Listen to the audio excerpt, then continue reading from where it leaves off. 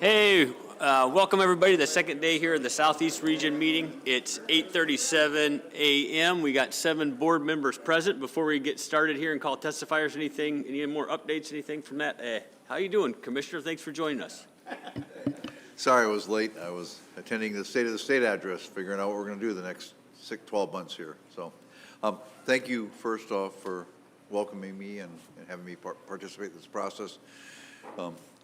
Board of Game is a lot different than the Board of Fish, but it's a lot more cordial in some ways, and it's a lot more engaging with the public because it's a smaller forum. So I appreciate the opportunity to come spend some time with you. I appreciate the time that you give to this process. I know it takes time away from family, friends, and personal activities. It's sacrifice in many ways, but thank you for all you do, and I look forward to I'll be with you through Tuesday, so thank you. Thanks for that. I think we're ready to call our first testifier here, and I don't know if I see him out there. Caleb Baird, is he out there? Oh, there he is.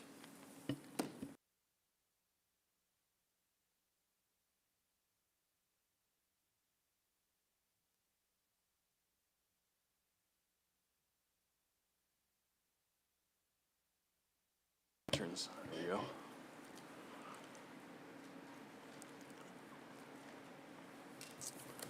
Okay, Caleb Baird. I'm responsible for PC number 7, RC 12, and authored proposals 19 and 66 through 69. Good day, Mr. Chair, and to the board. Thank you all for your commitment and service to this process. Again, my name is Caleb Baird. I do participate on the Petersburg AC, but I'm here today to represent myself. I'm a commercial fisherman from Petersburg. Spends my limited free time largely hunting here in Southeast Alaska and beyond. My wife Shannon is a born and raised Petersburg gal. She works as the finance director for the Petersburg School District, and together we build a great life in Petersburg where we intend to remain and hope to raise a family. For now, we have a 5-year-old English Springer Spaniel, Ada, that we adore and love nothing more than to hunt game birds with, both locally and on trips south. In consideration of time limits, I will ask that you review my online comments and Petersburg AC submissions regarding the Zarimbo elk situation, our local moose hunt, and potential unintended consequences of 44 through 46 and 59 through 62, as my remarks here would largely mirror those materials. By the time you all get to numbers 66 through 69, you will have had the opportunity to discuss, in some cases many times over, similar themes, ranging from brown bear bag limits to archery hunting near road systems and grouse hunting. I hope you all will have had a chance to review my written public comments and understand some subtle differences in these proposals that I believe separate each from the previous discussions. In the matter of Unit 3 brown bears, it must be understood Unit 3 is the only brown and grizzly bear unit in the state which does not offer a non-resident opportunity. With the commercial angle of this discussion removed and a well-defined management plan, including GHL, I see no reason why inclusion in the 1 bear per 4-year units is necessary for residents. With regard to Proposal 67, it must be understood that the Petersburg road system closed area is not truly a closed area at all. An unrestricted Whippens wolf hunt, small game hunting, and waterfowl hunting may all take place within this stretch of Mitkoff Island, all of which may be done concurrently outside of this closed area. This discussion is a matter of opportunity. Does it make more sense to keep it a wolf, waterfowl, small game corridor where firearms are allowed near the highway, or greatly expand the amount of area certified bow hunters have to fill their freezers on an island with an extremely short and restrictive general deer season otherwise? Likewise, Proposal 68 would greatly expand the opportunity for said bow hunters. If both proposals are adopted into the PMA, Mitkoff Island would have one contiguous special use area with a single set of regulations rather than 3 separate areas with different rule sets. Please familiarize yourself with the maps and online comments I've submitted to understand the intrigue behind these areas, as even though there are recreational sites within these borders, there are swaths of each that do not see recreational activity whatsoever. It is unreasonable to expect this area to see conflicts with other user groups when the current PMA, much closer to town, does not. Further expansion may actually serve to spread bow hunter effort away from various recreation sites and lessen competition for other popular deer options on and off Mitkoff Island. Last but maybe most dear to my heart is Proposal 69 and a potential extension to what I feel is likely the most unique Southeast Alaska hunting opportunity there is. This is a resource in which the department states plainly on the species profile, heavy hunting pressure is never exerted over a large enough area to be responsible for widespread population changes. Unlike other grouse and ptarmigan hunts, males are specifically targeted due to their vocal nature in the spring. Anecdotal population assessments from folks who access heavily hunted road systems in the fall for other species should be taken at face value. The department data does not back up a population concern unit-wide, nor do the road systems of Unit 3 make up a significant picture whatsoever of the total grouse habitat. While staff and some public comments reference a lengthy 9.5-month season currently, it should be made clear for full context, the season closure currently lands during the very best time to hunt male sooty grouse, and in some years may not even include half of what would be the preferred time frame to pursue these birds. Please understand that one of the primary drivers of this pursuit extension is to lengthen the season into public school summer break. This year, Petersburg schools will be released on June 4th, which is a typical occurrence. Other area schools range from late May to June 5th. Considering weather, road access, and other activities, it can be near impossible to involve kids in spring hooter hunting, which in my opinion is the absolute perfect experience to provide for new Alaskan hunters. If nothing else comes of proposals 18 and 69, I hope the board will seriously consider amendments to at the very least expand youth-only opportunities surrounding this resource, which again, the department states plainly is unaffected region-wide by hunting in general. Thank you all. Caleb, thank you very much for that testimony. And I'm going to start off by saying I really appreciate these maps. You know, not being from down here and you get detailed maps like that, it really helps paint a better picture. Questions from board members for Caleb? Member Brett. Yeah, thank you, Mr. Chairman. Thank you, Caleb. That was really great. And yeah, thank you for the maps. You know, I also come from an area that has a large management area that's archery restricted only. And so how much, do you have an idea of how many people participate in the archery seasons in these areas? Yeah, through the chair, Member Brett. In the research I've done, so in 2019, there was a proposal that was adopted to change, we have to adhere to a distance limit from roads, streets, highways, houses, et cetera. And in some of the materials in that cycle, I think it was referenced that there were 20 to 25 that kind of generally, it's hard, and I would defer to our biologist, Frank Robbins, to kind of gauge the full scope of who all is certified, because it depends on how we either use the area and or fill out our deer harvest reports as to what data he gets. Anecdotally, I think we've probably at least doubled since then, and it is becoming a very popular backup option because we do get a lot more time in the archery area, and we get to use our second buck permit versus the Mitkoff Island and Lindenberg Peninsula hunt is a 5-week season with a 1 buck limit. So it is growing. I would suggest that there's probably over 50 certified bow hunters in Petersburg now. And just one last thing, with that growth of archery hunters, have you noticed any more complaints or any less complaints of maybe trespassing or people not wanting, you know, somebody shooting a deer in their yard? Through the chair, excellent question. No, we actually had this discussion with our biologist and trooper at an AC meeting, and it was conveyed, I think I actually posed this question, it was conveyed that there are very, very few occurrences of any conflicts in the current Petersburg management area with bow hunters. All right, thank you, and excellent testimony. Thank you. Member Loring. Thank you, Mr. Chairman. Thanks for your testimony. Kind of look at the other side of it. We've had public comments at both AC and from about these areas and being in place for a long time, half a century, and seems like it's working well. And those comments feel it's not broken, so why change it? And have you or do you know of any other people that brought a proposal to this board in the past to open this up to archery hunting? It was just the first set of them that you're aware of. As far as proposals to expand this particular area?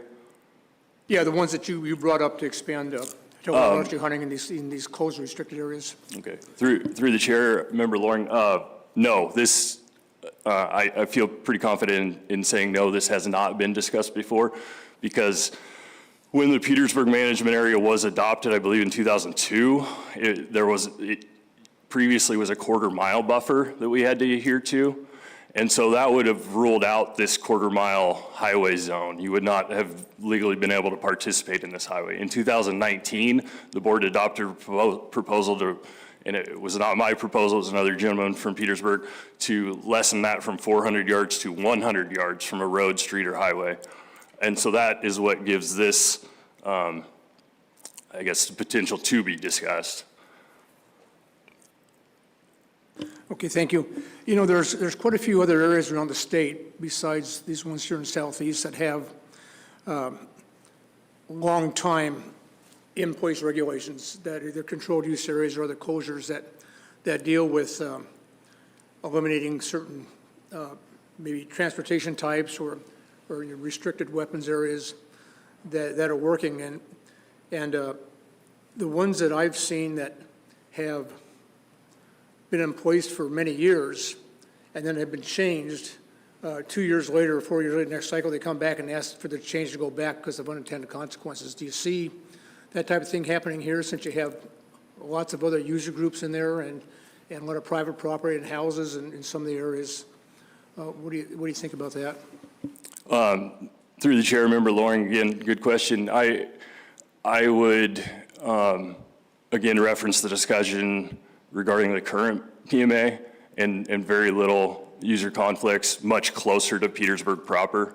As you get out the highway, it becomes less residential, and eventually we're talking about state land and even national forests. So no, I don't. There's recreation areas within the current PMA, and including a Forest Service cabin and a very popular trail system. So no, I don't foresee that being an issue. Okay, thank you for that input. Appreciate it. Yep. Any other questions from board members? Maybe for benefit of the listening public and anybody that doesn't know, could you go over real quick what it takes to be a certified bow hunter? Yep, so I think there's what IBEP, it's International Bowhunter Education something, so kind of oversees like a broad national education, and you don't have to necessarily be certified in Alaska as long as you're IBEP certified. I think Alaska's criteria falls under that. But it requires both a written exam or test as far as moral, ethical, and just general hunting knowledge and requirements, and then also a shooting proficiency exam that you have to pass in front of an instructor. Would you say that, Southeast being an exceptionally damp environment, that bow hunters have a little bit, I don't know about a difficult time. I mean, I don't shoot a bow, but I mean, can you talk to that a little bit? Yeah, no, absolutely. Yeah, we could really get into the weeds with that, but it's, yeah, because of the opportunities in the state we live in, generally, if you're going to be a bow hunter in Alaska at the moment, you kind of have to decide that you're a bow hunter in Alaska. So it's an interesting, down south, they use it for other, management decisions. But, so yeah, it's, I don't know where to go with that, honestly. It's all right. I just want to know if you had Yeah, any thoughts. I mean, anecdotally, and to bring it back to this conversation about these proposals, we are allowed a little bit more opportunity in Petersburg, but that's a decision we've made to meet the criteria to be a certified bow hunter. And yes, we can't use a firearm. We're distance restricted, but that's a decision we've made in order to participate in something that we feel is a really nice opportunity the department has allowed us. So that's what I would say to that. Cool. Thank you for that, Yeah. Caleb. I appreciate that testimony. Any other questions from board members? If not, thanks so much for that testimony. Thank you. And we'll call up Atlin Dougherty. And I think you're signed up for a personal and a AC testimony, so if when you get up here, You can tell us which one you're going to start with.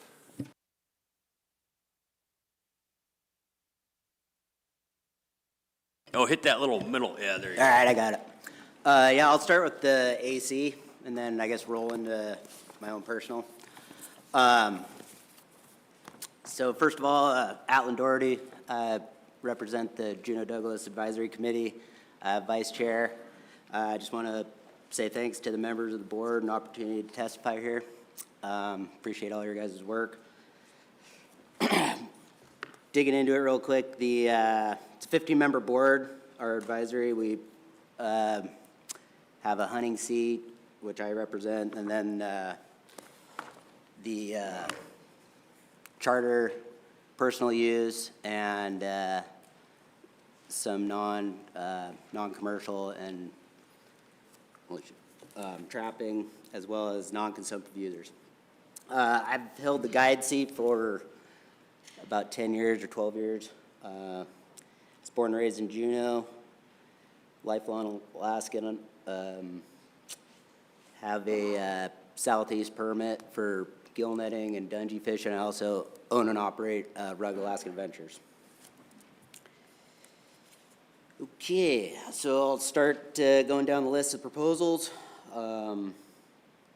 We started off with, we kind of lumped 1 and 2 together. We are not in support of hunting in the dark, but prefer that this limited, I got to start over here. We oppose, sorry, a little nervous. We oppose the 1 and unanimously support 2.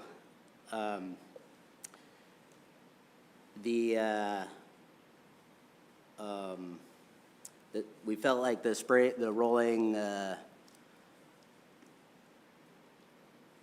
time for the springtime in the, I'm really locking up here, stage fright.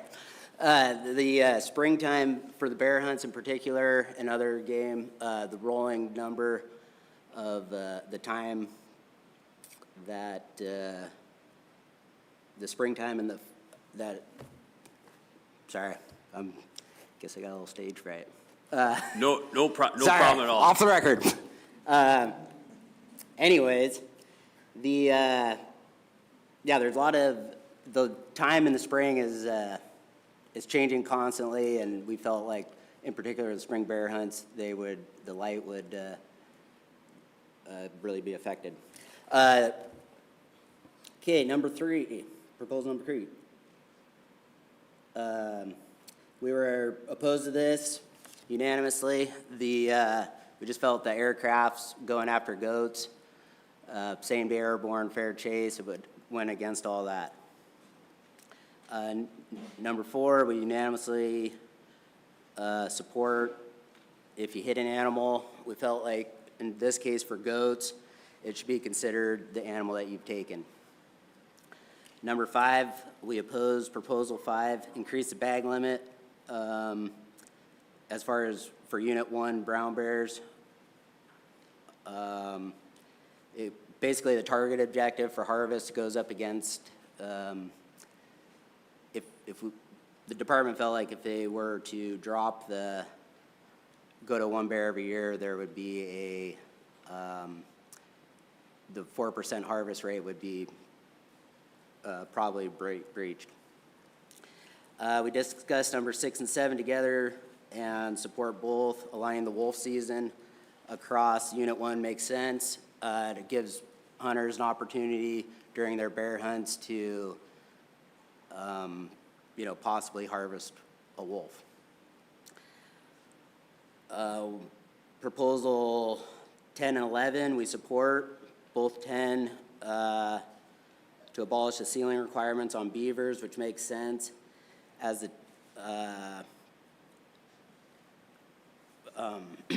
abolish the sealing requirements on beavers, which makes sense, as the tags damage the hides and population concerns. Basically, they're not digging into they're not watching the beaver population too. The board felt like it was, the AC felt like it was, the numbers for the beavers weren't really being tracked that much, so it was just unnecessary to continue sealing the beavers. Numbers 14 and 15 we lumped together. They're both for liberalizing bag limits for Fisher. We prefer a slightly more expansion on 14 to increase the Fisher allowable take. There's, I believe it's one right now.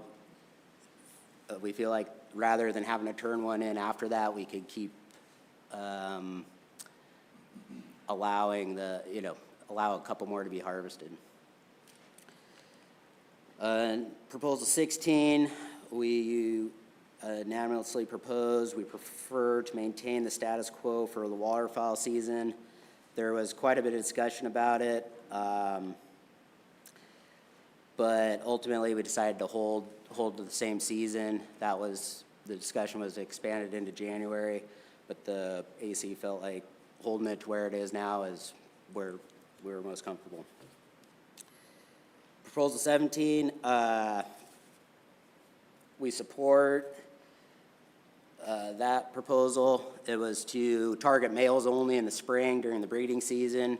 The grouse are hooting, and oftentimes hens gather around the trees, and so you can flush them or find them in the trees near a male grouse. And we decided to having a male only harvest is easy to do. If you don't see one, if you're not 100% sure, you pass it, and most 95% of the time you're going after males that are hooting, so it's a pretty easy way to tell which one it is. 18, we do not support proposal 18 as we believe the shift in the grouse season would have determined or detriment in the impact of the breeding success. Pushing the season back goes further into this breeding season, and then also arguably the nesting grounds. We oppose proposal 23. We do not think it was wise to expand the non-resident bag limit for deer. There's a lot of discussion around that, obviously. The guides in the room at that time also felt like it was, it's good to hold non-residents to 2. If you've ever been to Kodiak and you've seen kind of what goes on up there with a real expansive transporter fleet, and just what they've done with their deer as far as limiting it to 1 for non-resident, seems like a good idea to hold it to 2. And that's how we voted. 24, which we unanimously support. This is a change of the boundary line on the northeast end of Chichagoff management area between Teneke and Hoona, and this line would basically change, would allow the harvest of open up northern Teneke, which the board member at the time felt, it's reasonable to expand to. Let's see here.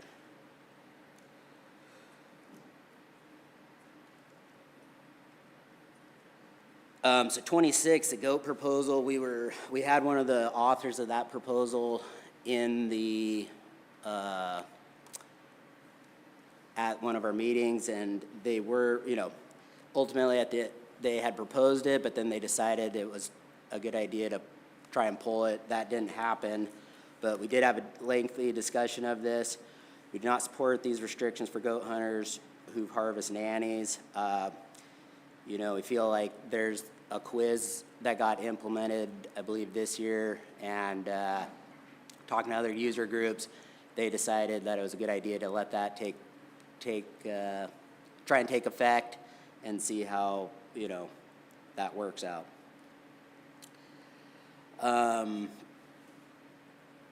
We oppose proposal 27, 28, 29. These are all Douglas Island deer proposals that we're limiting them in one way or the other. Douglas Island represents an important road system deer hunting area of Juneau, especially for the youth and those without boats, and we do not support restrictions.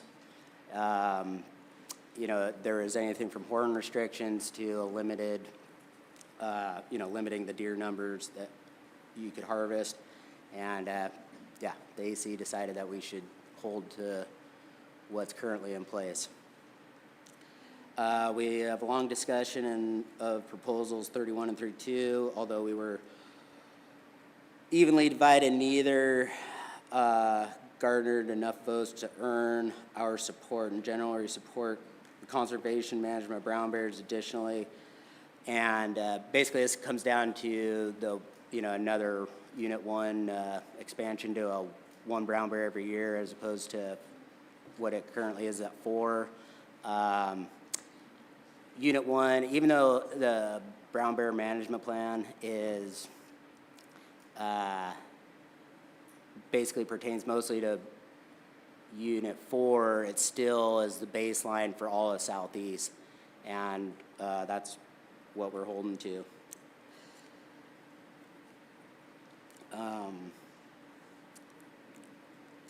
We oppose proposal 34, 35, which expanded the archery hunting on the Juneau road systems. There's a lot of concern, basically throughout the whole road systems, there's quite a bit of residential places, and the biggest concern was having a wounded animal, particularly bears, ending up in someone's yard or something to that effect. Proposal 36, to delay the start of the ptarmigan season, we opposed. There's quite a bit of discussion on this as well. We were pretty divided, but at the end of the day, keeping it the same is what we decided.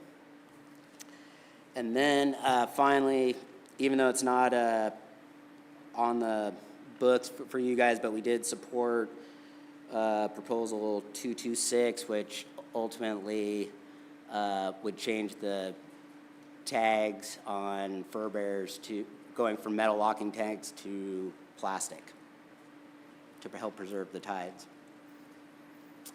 And that concluded my AC. Alan, thanks a bunch for that. Sorry about the rough start. No, man. Did great. Questions from board members. Member Loring. Thank you, Mr. Chairman, and thanks again for your comments from the AC. And can you look back at proposal 17? It has to do with male-only grouse that last month of the season. And my question is, and I understand, I come from the interior where you don't really hunt hooters, so to speak, and usually you see a grouse and or wherever, and I just shoot it. There's no, so I'm not really familiar with hunting, birds up in a tree or someplace like that. But could you walk me through how easy it is to tell a male from a female if they're not in a tree making noise? Say a young hunter or a new hunter flushes something from the ground and shoots it. We're going to make a violator out of them. They accidentally shoot a female if it's coming off the ground, or can you tell the difference? You can still tell. Obviously, it takes some time to learn that. Sorry, through the chair. And so a male will still appear very gray or kind of a dusky blue, but it's kind of a solid gray. Sometimes you can pick up a light band above their eyes, a colored band, usually yellow. And a female is kind of a speckled brown. So you can, if you've done it long enough, obviously a youth hunter by himself might have a hard time discerning between the two, but yeah, I can definitely tell the difference between both of them. Obviously, if it was a legal issue, I'd still defer to a male grouse hooting, but you can certainly tell the difference.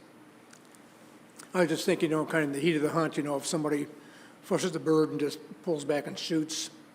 Are they going to be able to, whether it be an experienced hunter or even a new hunter, especially new hunters or youth hunters? I don't want to see them, getting into some kind of trouble, even if it's just a warning, but it could be a possibility then.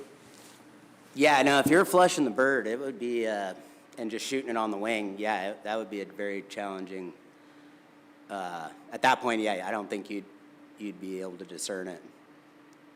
Okay, thanks for that explanation. Yeah. Other questions from board members? Member Brett. Yeah, thank you, Mr. Chairman. Thank you, Atlee. You did a really good job. Proposal 6, I didn't quite get what your AC voted on that. That was aligning the wolf season to end the 31st of May. Yeah, through the chair. So 6 and 7 is to expand or all of the whole wolf season throughout Unit 1. And there's already currently a couple areas that go to May 31st. And so we'd like to, we voted to expand the rest of the area to May 31st. Did the AC discuss anything about denning? Because after the 1st of April, they're in their den sites having pups. We did not discuss denning. We basically, there's still the bear season's going on through May 31st, and it's a good opportunity for, if you happen to see a wolf out, it's a good opportunity to take one. That was basically the general consensus. And just one more. I seen you guys took really excellent notes and had a lot of discussion down on your proposals and how you voted, but Proposal 24, which you guys supported, I think it was a boundary change or something. There was, you all supported unanimously, but there was no discussion off to the side justifying why you guys were so in favor of it.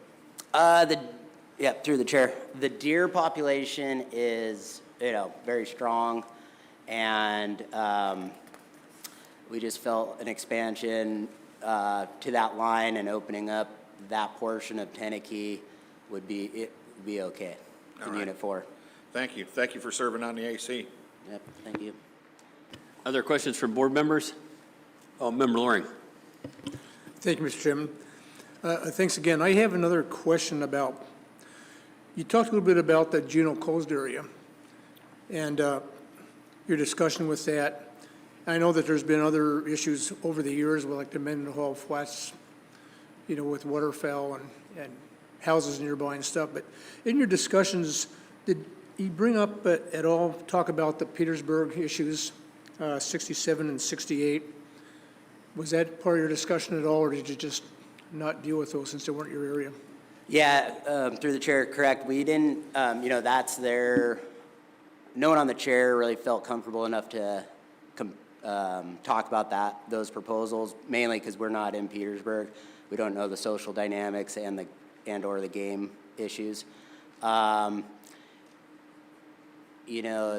Juneau road systems, it's quite a bit bigger town, so it's kind of its own beast, really. So again, there are open areas. I don't know if you're familiar with Juneau, but I believe it's past 26 Mile. You can, that portion of the road is open, and some other ones. There's some city regulations that kind of contradict those a little bit, but at the end of the day, when this proposal was to, just again expand into the kind of the more rural area, or non-rural areas, and it just seemed like overall it would have been a hard,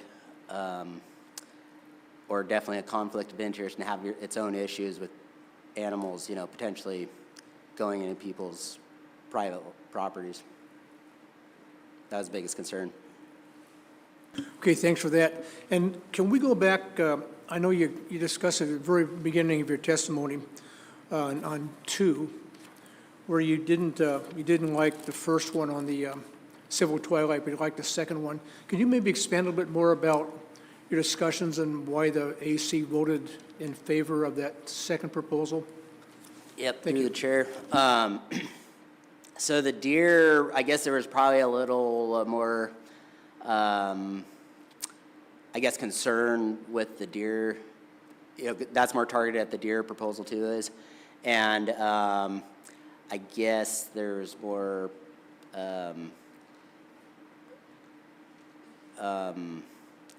sounds like there's some issues in certain parts of the region, not necessarily in the Juneau area that I'm aware of, but further south. And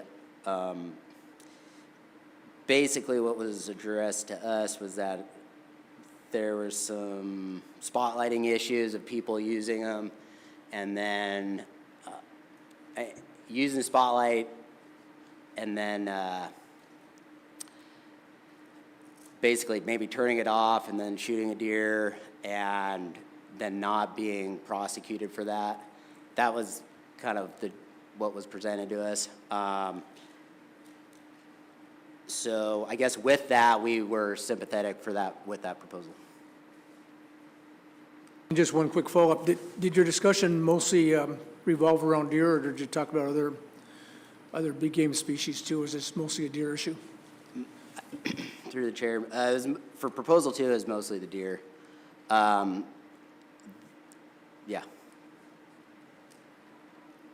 Any other questions from board members on the AC, Juneau Douglas? If not, thanks a bunch, Atlin, and you can start off with your personal testimony. Okay.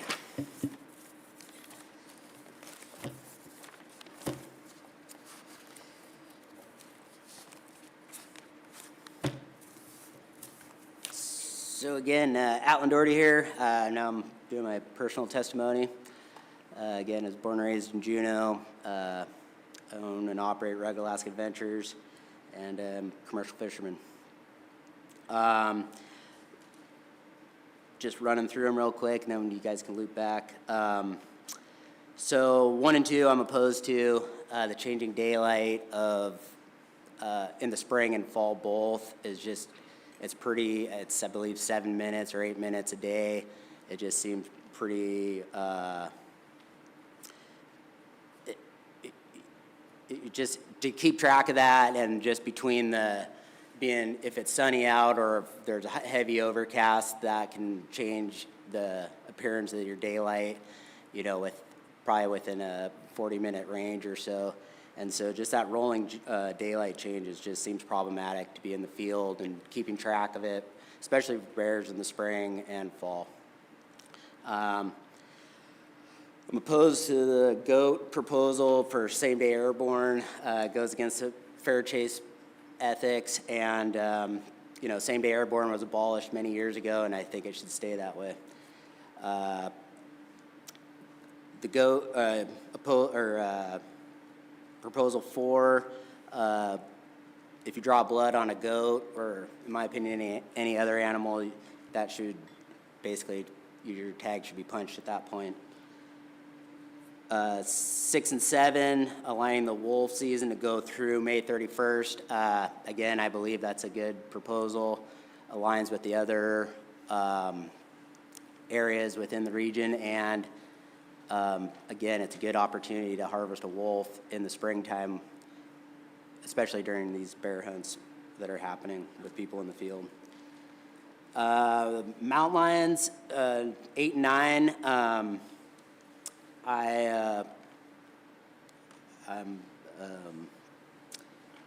I'm for it's an apex predator moving into this region in particular, and I just don't see why we wouldn't allow the harvest of them. There's one example I've heard of, you need an established population, but when mule deer and whitetail moved into Skagway and then up by Beaver Creek on the Yukon border, the department or Board of Game immediately opened those hunts 4 or 5 years ago, and I don't see why we couldn't do the same with mountain lions. 19, 21, 22, and 20, I'm opposed. These all go against the brown bear management strategy and the agreements that happened under that plan. it's a great foundation for brown bear management within Unit 4 and all of Southeast. All the user groups that were involved can go to that plan, look at it, and know where everyone's at. And that includes Forest Service and Fish and Game. And it's really far-reaching as far as all the other plans that have come out of that since then and moving forward. There's many user groups involved in this plan, and it really holds everyone to where we're at within, for the management plan with brown bears. I really believe in it. The area boundaries changes that are proposed here would benefit me because my guide use area lands within those. But I think it's really important to stay to the plan rather than expand it and break those agreements we've got with other user groups in particular. And again, within the Forest Service and the department with new people coming and going, they can go to that plan and really see where everyone's been locked in and working. And it's just worked really well for many years. 23, I support keeping the non-resident harvest of 2 deer. I spent 20 years guiding on Kodiak, and I've seen what goes on, when there's a heavy transport fleet, and I think just staying ahead of the curve on these deer and really cherishing them and having them is really important. 26, I'm opposed to that. I think allowing this goat quiz to work that the department has put out and letting that just really take effect and see how that works for users is really important. And we're maxed out, the point system is maxing out right at the end of the season. And I guess in my mind, that's what it's intended to do. I appreciate your time and everything that you guys do. Hey, thanks so much, Alan. Questions on Alan's personal testimony? Any questions? Member Brett. Yeah, thank you, Mr. Chairman. Thank you, Atlin. On Proposal 6, you were supporting extending that wolf season to 31 May. Doing that, wolves are a very social species, and during that time, the females and pups are depending on the rest of the pack to encourage or increase their survival rates. Have you ever thought about that by taking one of the wolves that is gathering food for the females and the pups that are in the denning sites? Yeah, I believe in harvesting wolves and the opportunities there when we're in the field. And again, there's other seasons that run to that length, and I believe it's just a good opportunity. Wolves are very hard to harvest, and whether you're trapping or hunting, and I think it's just important for the ungulate population to allow that harvest to happen as much as you can. Thank you, Atlin. Any other questions? Member Loring. Thank you, Mr. Chairman. I don't have a question. I just want to thank you for your service on the AC and also bringing information to the board from your personal testimony for somebody who's been in the field and has done it and has a really broad knowledge of what's going on with the wildlife. Thank you for that. Thank you. I appreciate that. And just a little bit of clarification for me, since I'm not down here. As far as the same day airborne for goat, are there strips up in the mountains, people landing on tundra tires to go after these goats, or is it just float plane access pretty much? Do people, is that, how does that work? To the chair, yeah, there is, I believe, I'm not a pilot, I do know a couple. I believe there are some high strips some guys can land on, but generally speaking, it's mostly lake landings, high alpine lake landings. And, there's often, they can get you pretty close to the goats. I mean, obviously not right in them, but they can get you close. Thank you for that, and thanks for your testimony. I'll remind everybody here that the cutoff for signing up for public testimony is 10 o'clock, but we're going to call Dave Brown up, former board member. Thanks a lot, Alan. And I think he's going to present for himself and for the Alaska Trappers Association. So if you don't mind stating which one you're going to start off with.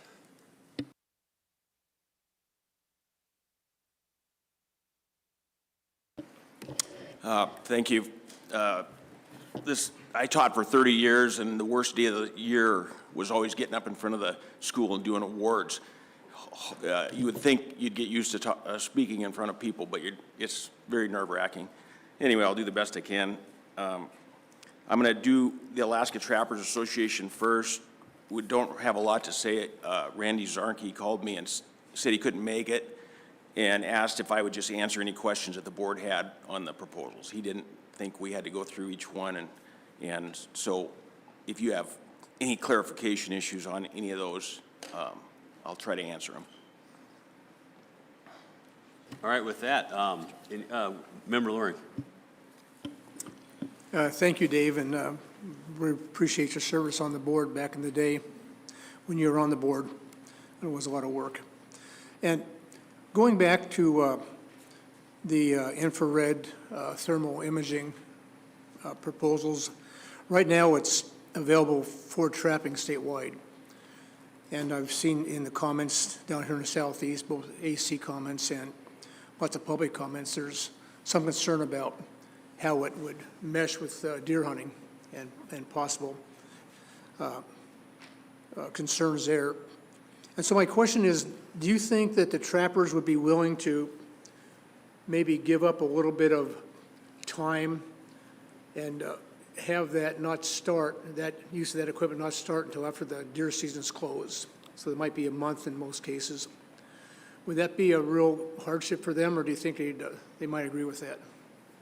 Yeah, I don't think it would be a big deal. I think most trappers that are serious don't even put their gear out until deer season and duck season are over. I know I used to avoid that because you didn't want to catch somebody's lab in a salt chuck that you would be putting wolf sets out.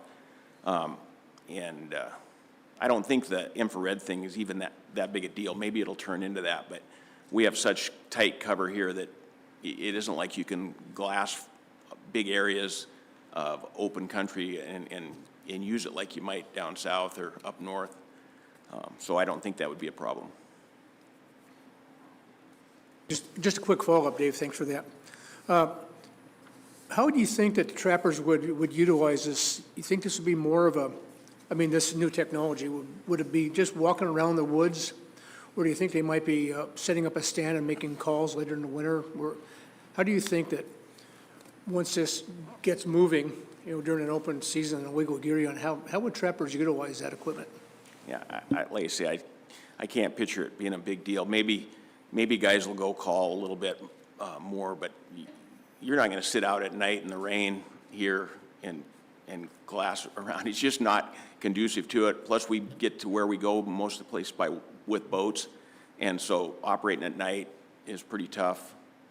Like I say, I don't think it's going to be an issue. I think a few guys will have them and maybe get a wolf or two, but I don't know. I don't think it's a big deal. Thank you. Other questions from board members? If not, thank you very much, and you can go ahead with your personal testimony. Okay. Again, Dave Brown. I've been in Wrangell for 43 years. I want to talk about just a couple proposals. The broken horn damaged rule, Proposal 64. That was kind of an attempt to fix a problem. There was a few outlaws that were turning 3-point moose into 2-point moose, and the troopers couldn't really prove it. I mean, it's hard to prove. It's a hard to prove deal, but so we came up with that broken horn rule. Well, now it's gotten to where if you bring out a 2-point and the end of the horn is scuffed up, they're going, well, that's a broken horn. And anyway, it's made a lot of people really leery about shooting a moose, and it's gotten some friends of mine $1,200 fines, and they shot a 2-point, or what they thought was a 2-point moose, and it had a 3rd point broken off, and anyway, I just think it was one of those deals where we tried to come up with a rule, and all it did was muddy the water. It's not anywhere else in the state, so I think we need to get rid of that. I just don't think it worked. We have a lot of horn rules down here anyway, and that's just another one that we just need. I think we need to eliminate. Another one is this Wrangell elk thing.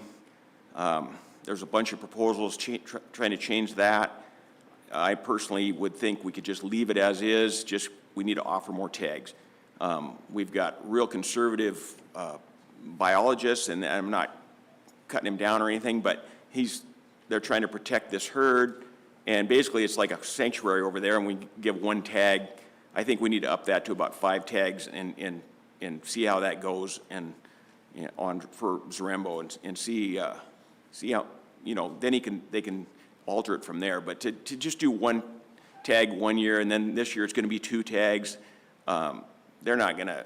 I mean, that population's really quite a bit bigger than that. I think it can withstand a little more. And if 5's too many, they can lower it down, but we don't want to wait 10 years before we get 5 tags for that. Proposal 54, trap tags. I see where people are coming from, but trap tags are just punitive to the law-abiding trapper. It's hard for a young kid to get into it if they have to order tags and all that. It's just it's kind of, I don't know, it's like gun registration. Because you register your gun doesn't mean that somebody else isn't going to commit a crime with it. And trap tags are just we used to have them here in Southeast, and we got rid of it, and I think I don't think anything's changed because we've gotten rid of it. The lazy trapper that puts a trap near a trail isn't going to follow these rules anyway. As far as wolf trapping goes, if the troopers go and check a wolf set to see if your tags are on the trap, you might as well pull that set for the year. It's ruined. They're in there. I mean, it's just, I don't know. I don't think it's a good deal. And then lastly, the grouse thing. We call it hooter hunting down here. Hardly anybody uses a shotgun. They use a .22 with a scope. They take kids. You go to the hooter by following the sound. Very few females are taken. You don't do jump shoot. It's not like a bird hunt. It's more like I don't know, it's like turkey hunting or something where you go to the sound.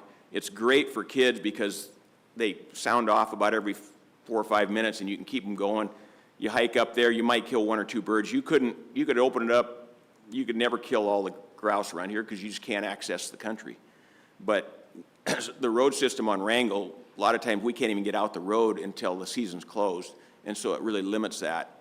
I don't think you're ever going to affect the population by making this change. And if a few females part of the thing is you don't see the females because they're on the ground, and the males are up the tree doing the hooting. And anyway, but it's a great activity for kids. That's all I got. Thanks very much for that testimony. We have questions from board members. Member Batestel.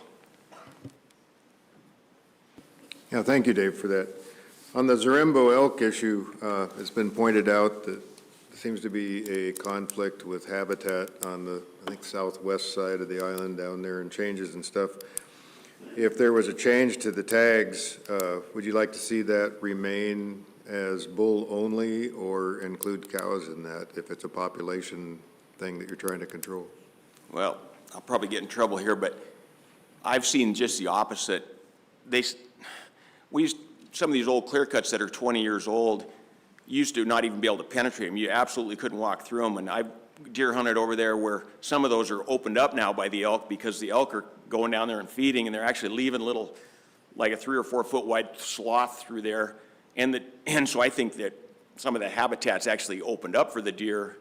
But no, I would like to see it stay bulls only and maybe 5 tags, and that's going to ensure that my kids will be able to hunt that in 20 years. I don't think it's a big competition with the deer for the winter thing. And we haven't had a bad winter for a long time either, but elk do eat different stuff than deer, and and that, those populations don't seem to be changing much on Edelin or on, I mean, Zarembo's definitely got more because we haven't had them hunting, but they're not exploding or anything on those islands, so I don't think it's a problem. Thank you. Any other questions from board members? Member Brett? Yeah, thank you, Mr. Chairman. Thank you, Dave. Good seeing you again. Thank you for the dinner. It was excellent. Yeah. Yeah, the Zarembo thing, you know, I've been reading it, and it's my second time down here. Not a lot of things have changed. You know, the real issue is we never get any kind of a confidence in the population of elk on these islands. And that seems to be the key deal that we're missing in allowing more harvest or less harvest, or, you know, even going to cows, as some have suggested. So has anybody brainstormed how we're gonna try to get a number of elk? Does it take somebody to actually stay out there for a month and, you know, physically count instead of trying to use modern technology from the office to count elk? I think we've discussed that quite a bit, and the cameras are a good way to do it. And I know the biologist has a lot of pictures of the different bulls, and he's seen the same bulls on different cameras in different locations. But I think Zarembo can be kind of a freebie where, I mean, Edelin Island's got its herd, and they're managing that and stuff, but they're not supposed to be on Zarembo anyway. So if we hunt them and the population goes down a little, fine, they aren't supposed to be there anyway. But let's use that resource. Like you say, they weren't supposed to be there anyway, so if we knock that population down a little bit, I don't think it's a big deal. But there's a fair amount of road activity or road system on Zarembo, which allows a lot more access than on Edelin Island, doesn't have much. But the kill on Edelin's been so poor in recent years, and the population doesn't seem to go up or down. It's more controlled by wolves and by, I don't know by what. They really are localized, same on Zarembo. They're in a few little areas and not completely dispersed around the island like you would think. And maybe it has to do with what they eat. I know on the south end of Edelin, they eat a lot of that salal brush, and some of that stuff just isn't in other areas. It's only in certain areas, and I think that's what a lot of them feed on, so I don't know. But I think they could use Zarembo as an experimental deal, and if the board would direct or give the biologist more latitude to where if they mess up so you give 5 tags and they kill all 5 bulls, okay, you know, but from my experience on these hunts, sheep hunts, whatever, if you give 5 tags, probably you might get 3 or 4 bulls, but a lot of times you aren't going to get all 5. It just depends. A lot of people up north put in for that tag and then realize how hard it is to come down here and set up and hunt, and so, anyway. All right, thanks, Dave, and thank you for your hospitality again. Yep. Any other questions for Dave from board members? Vice Chair Hoffman. Yeah, thank you, Mr. Chair. Good morning, Dave. Hey, do you have any thoughts on proposed late 9 opening season for cougars, hunting and trapping? For what now? For cougars, mountain lions? Oh, yeah, like you say, I don't think that's a big deal. I just think people in Southeast they don't want to get a ticket if they kill one. I think they're going to get, if they see one, they're going to kill it anyway. It's just, we'd like to make it legal to bring it back, so, you know. You know, it's been 4 in 40 years that I've been here, there's been 4, so I don't think it's a big deal. We're just getting a few males that come down from the interior on the Stikine or something, and they wind up on the islands, but I don't think it's ever going to turn into a viable population, but it would be nice to be legal if you do get one. Have you ever seen one out in No. No? Oh, thanks. Hey, thanks so much. Any other questions from board members? If not, Dave, thanks so much for that testimony. Thank you. And is it Connor Johns? Next up is Connor Johns.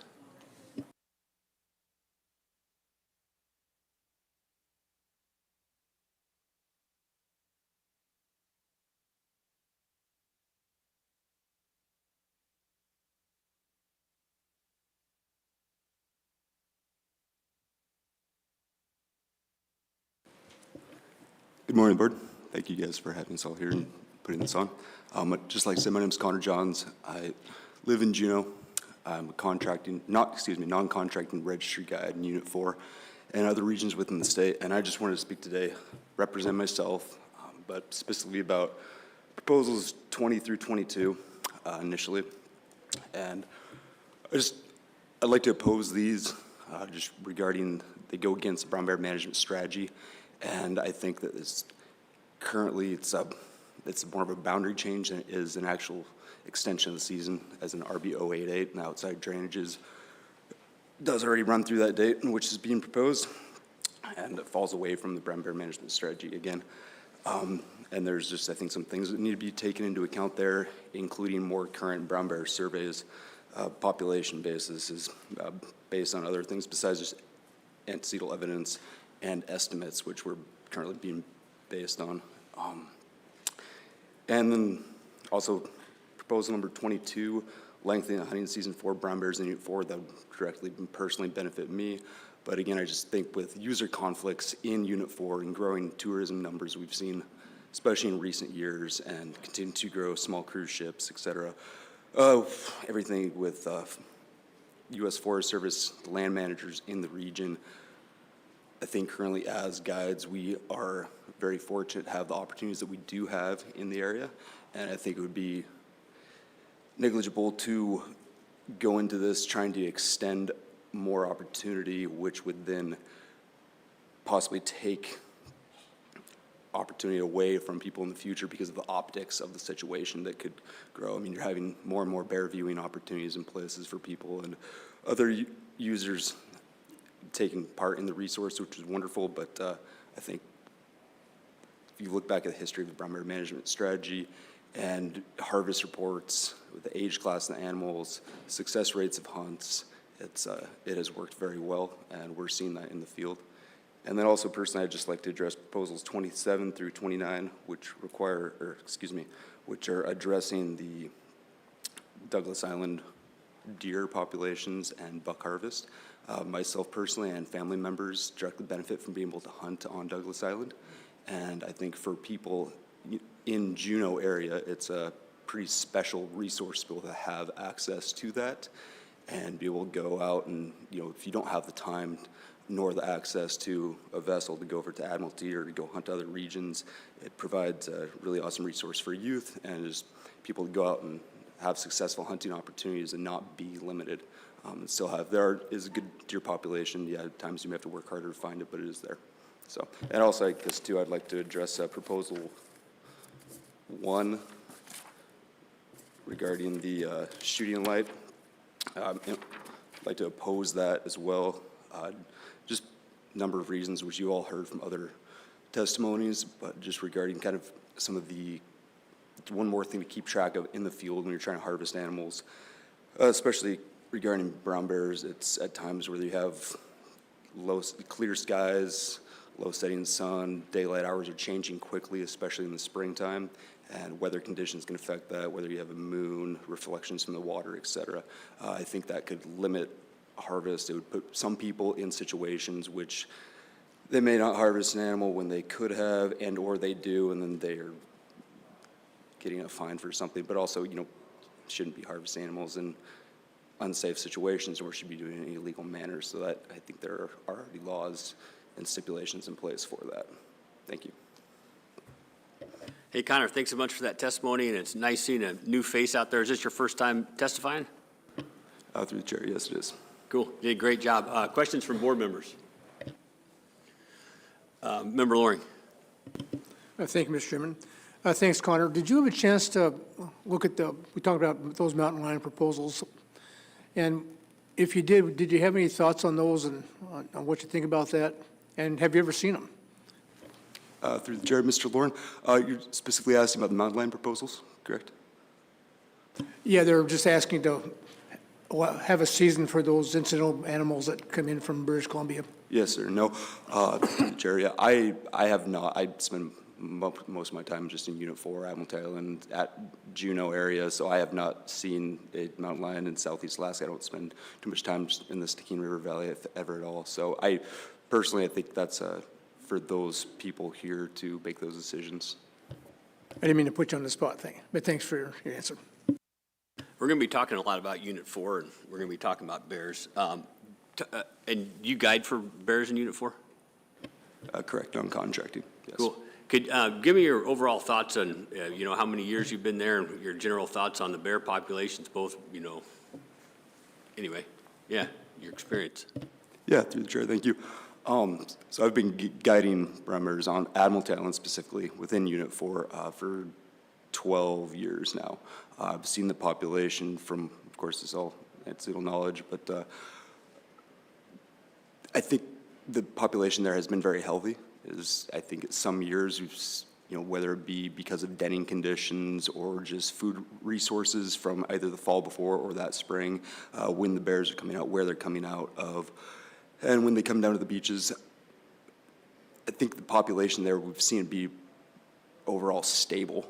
And I think too, successful harvest in Unit 4 of a majority of boars has been something that has really spoken highly to that. And we've seen good success of that, just from what I've personally seen over a decade now of guiding on Admiralty Island, has seen harvest of a larger,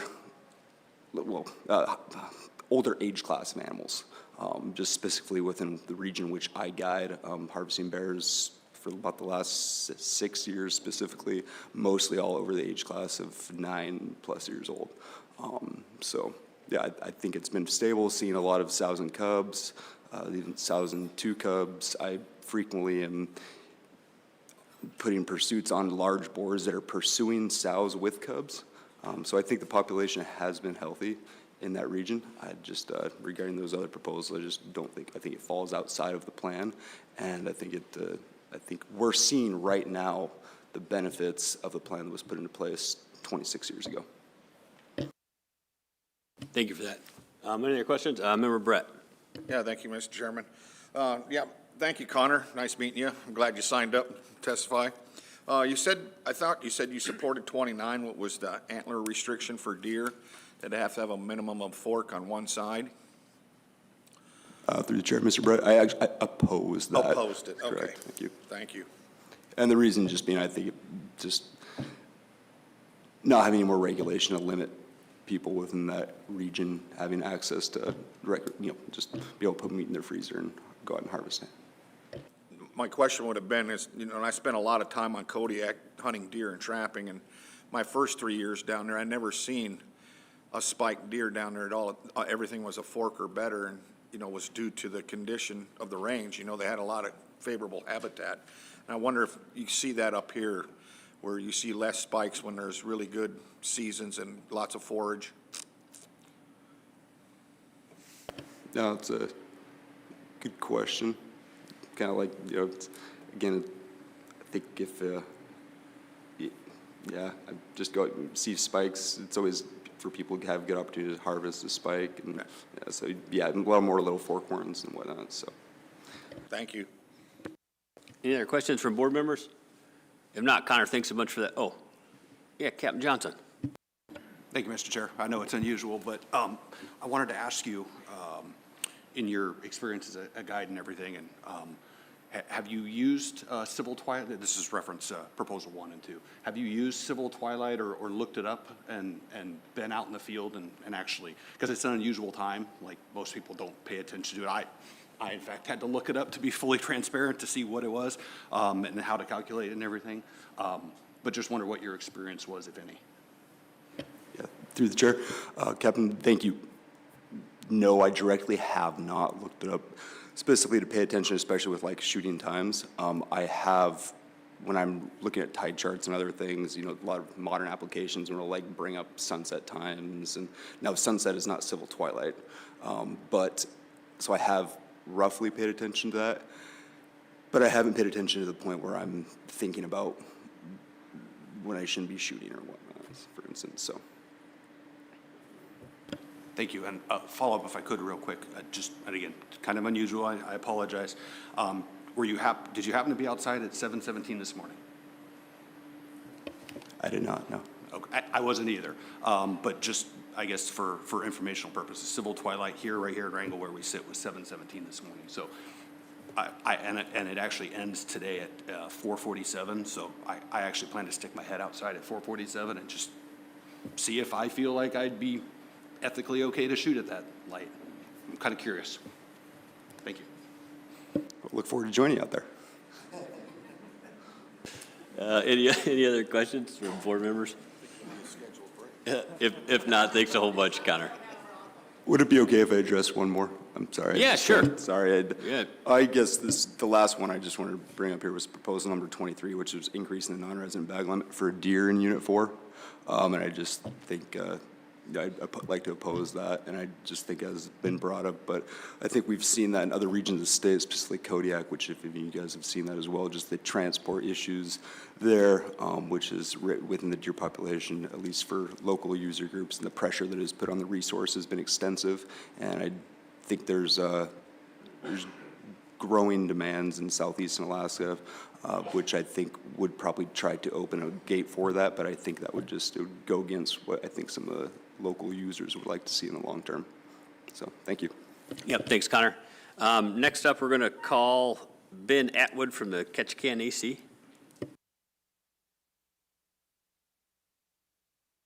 Oh, yeah, and just another quick reminder, I think you got about 10 minutes left or something if you want to sign up to testify.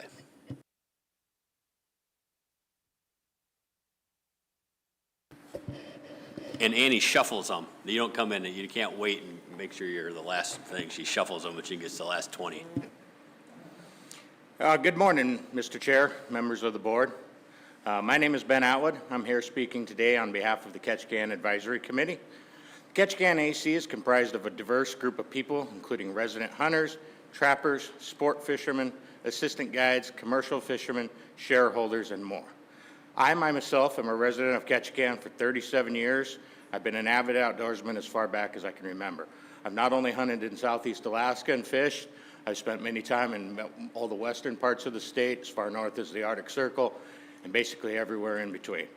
I've hunted every western state in the lower 48, except for Nevada, as I can't get a tag, so I'm fairly knowledgeable on how this works in other areas.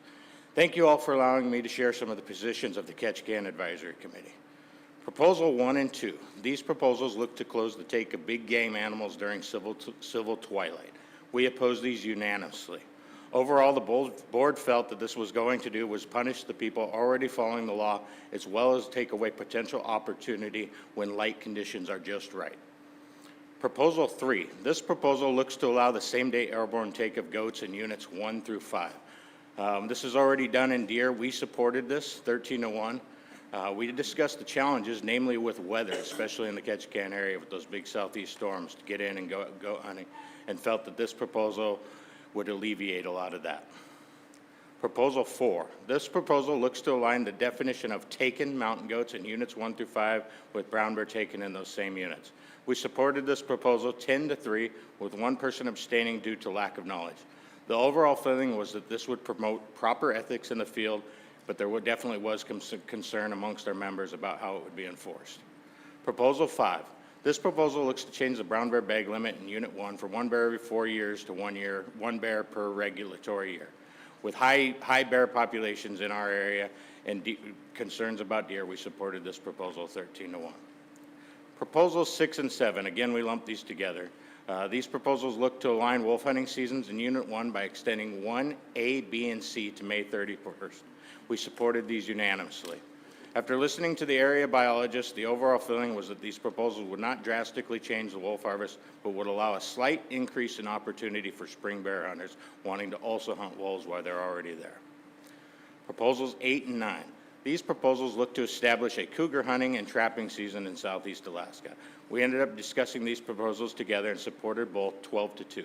The board discussed these at length, while the overall feeling being that even with regulated seasons, the harvest would likely be minimal, but we'd still like to see these established, not only to provide the opportunity for outdoorsmen, but also knowing that cougars are apex predators, and we really don't know how a cougar population is going to affect local deer populations that so many depend on.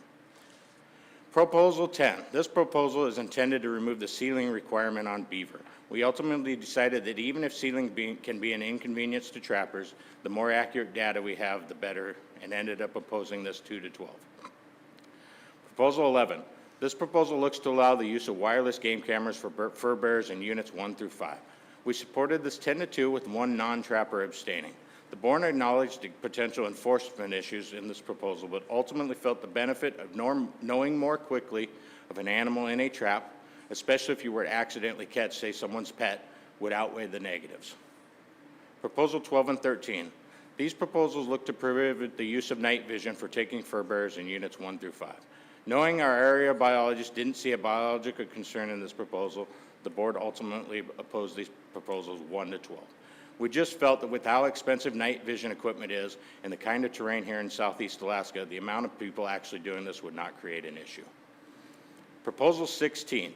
This is a proposal written by the Ketchikan Advisory Committee that looks to shift the season dates of migratory birds and waterfowl in units 1 through 5 to October 8th through January 22nd. There was a lot of board discussion on this proposal, with some members strongly for it due to more opportunity later in the season when sea ducks have arrived in higher numbers and non-sea ducks have lost some of their fishy taste. There's also optimism that this would create more opportunity for college kids to be able to enjoy waterfowl hunting during their breaks. On the other side, some board members spoke out against, noting that each region of southeast Alaska has different wants and needs when it comes to waterfowl and migratory bird hunting. Other concerns were that this would have more people walking tide flats, potentially with dogs later in the year when wolf trapping season was going on. This could create potential conflicts between dogs and traps. We eventually did support this proposal 10 to 3. Proposal 17. This proposal looks to change the bag limit of grouse in southeast. With no conservation concern and the harvest already being primarily males, the board opposed this proposal unanimously. Proposal 18. The concept of this proposal is to shift the grouse season to August 10th through May 31st. We supported this unanimously as we felt that without a conservation concern, a little more opportunity during the peak spring season would be beneficial. Proposal 37. This proposal looks to reduce the bag limit for deer in Unit 2 from $4 to $3. With less than 10% of hunters harvesting more than $3, we simply felt this proposal would not accomplish any significant reduction in deer harvest. Along with that, no conservation concern, we opposed this proposal 12 to 1. Proposal 38 and 39, we took no action based on previously taken action in Proposal 37. Proposals 40 and 41, both these proposals look to reduce the non-resident deer bag limit in Unit 2 from $4 to $1. We opposed both these proposals unanimously. With non-residents only harvesting 4.3% of the deer in Unit 2 between 1997 and 2024, and very few of those that do harvest taking anywhere near that 4 deer bag limit as is, we felt this proposal would do more harm than good. We also felt that going from 4 to 1 was far too much of a drastic measure. Some members also pointed out the economic impacts of lost revenue if those non-residents were to have to look elsewhere to pursue sickle blacktail. Proposal 42. This proposal looks to change the non-resident start date in Unit 2 to August 15. Board members again had concerns about economic impacts that this proposal could create. Some members also liked the potential season pushback to allow them to do an alpine hunt with potentially less competition. In the end, we opposed this proposal 6 to 3. Proposal 43. This proposal is designed to increase the deer bag limit and extend the season for residents and non-residents on Cleveland Peninsula. With the deer population increasing in this region, the board ultimately supported this 7 to 1, with a few members being concerned of the extended season through December due to the potential lack of antlers and less desirable meat during that period. Proposals 44 through 46. These 3 proposals look to limit the non-resident goat tag allocation to 20% for the 3 premier draw goat hunts in southern southeast Alaska. The board supported all 3 of these proposals unanimously, with an amendment capping the non-resident allocation of up to 10% of the total permits for DG 005, DG 006, and DG 008. It was discussed how special these particular tags are to not only to Ketchikan locals, but to residents all around southeast Alaska and even the interior of Alaska. The potential for non-residents to draw these tags, while some residents may go a lifetime without drawing, weighed heavily on the board's decision. Proposal 47. This proposal looks to eliminate the salvage requirement for black bear meat in Unit 2 for residents. The board supported this proposal 7 to 1 with an amendment to include non-residents. The overall consensus was that the black bear population is doing very well, and if the goal is an increased harvest, then removing the meat salvage requirements, which is already happening on fall hunts, may help achieve these goals. Non-residents may as well partake too. Proposal 48. This proposal looks to increase the Unit 2 wolf population objective. We had a lengthy discussion on this proposal with potential current concerns towards inbreeding depression, but ultimately, without seeing any of that happen yet, we opposed 7-1. Proposal 49. This proposal looks to change the wolf trapping season start date to December 15th or January 1st. We oppose this 2-6. Resident trappers in Ketchikan already struggle with ice getting over to Unit 2 to target there. Usually wolf sets in southeast in our area, they're done in a tide pool set. These are already having issues with them freezing over. Moving it back and then later in the season would only make this worse. Proposal 50. We took no action based on Proposal 49. Proposal 51. This is to extend the wolf trapping season to 45 days for Unit 2. We oppose this proposal 7-1. We essentially oppose this proposal because as it sits now, the wolf season can be open for significantly more days. I don't remember the exact number, it's 100 and something, but it's managed to a 31-day season by emergency order. This proposal would actually shorten potential wolf seasons, which we felt was not the intentions of the proposal. Proposal 52. This is to add Area 2 as an intensive management area for wolves. We supported this proposal 4-2 with 2 members abstaining. We went back and forth on this, but ultimately felt that the proposal would be beneficial to the Unit 2 deer population. Proposal 53. This looks to require an online trapping course for wolves in Unit 2. We opposed unanimously and felt that this would only deter future wolf trappers who are wanting to get out into the field. Proposal 54. This proposal would require trappers in Unit 2 to attach ID tags to traps and snares. Again, we oppose unanimously. Primary concerns about these traps ending up in someone else's hand and being used illegally with our names on it were the leading factors in our decision. Proposal 56. This proposal would prohibit the use of night vision and infrared devices for taking fur bearers in Unit 2.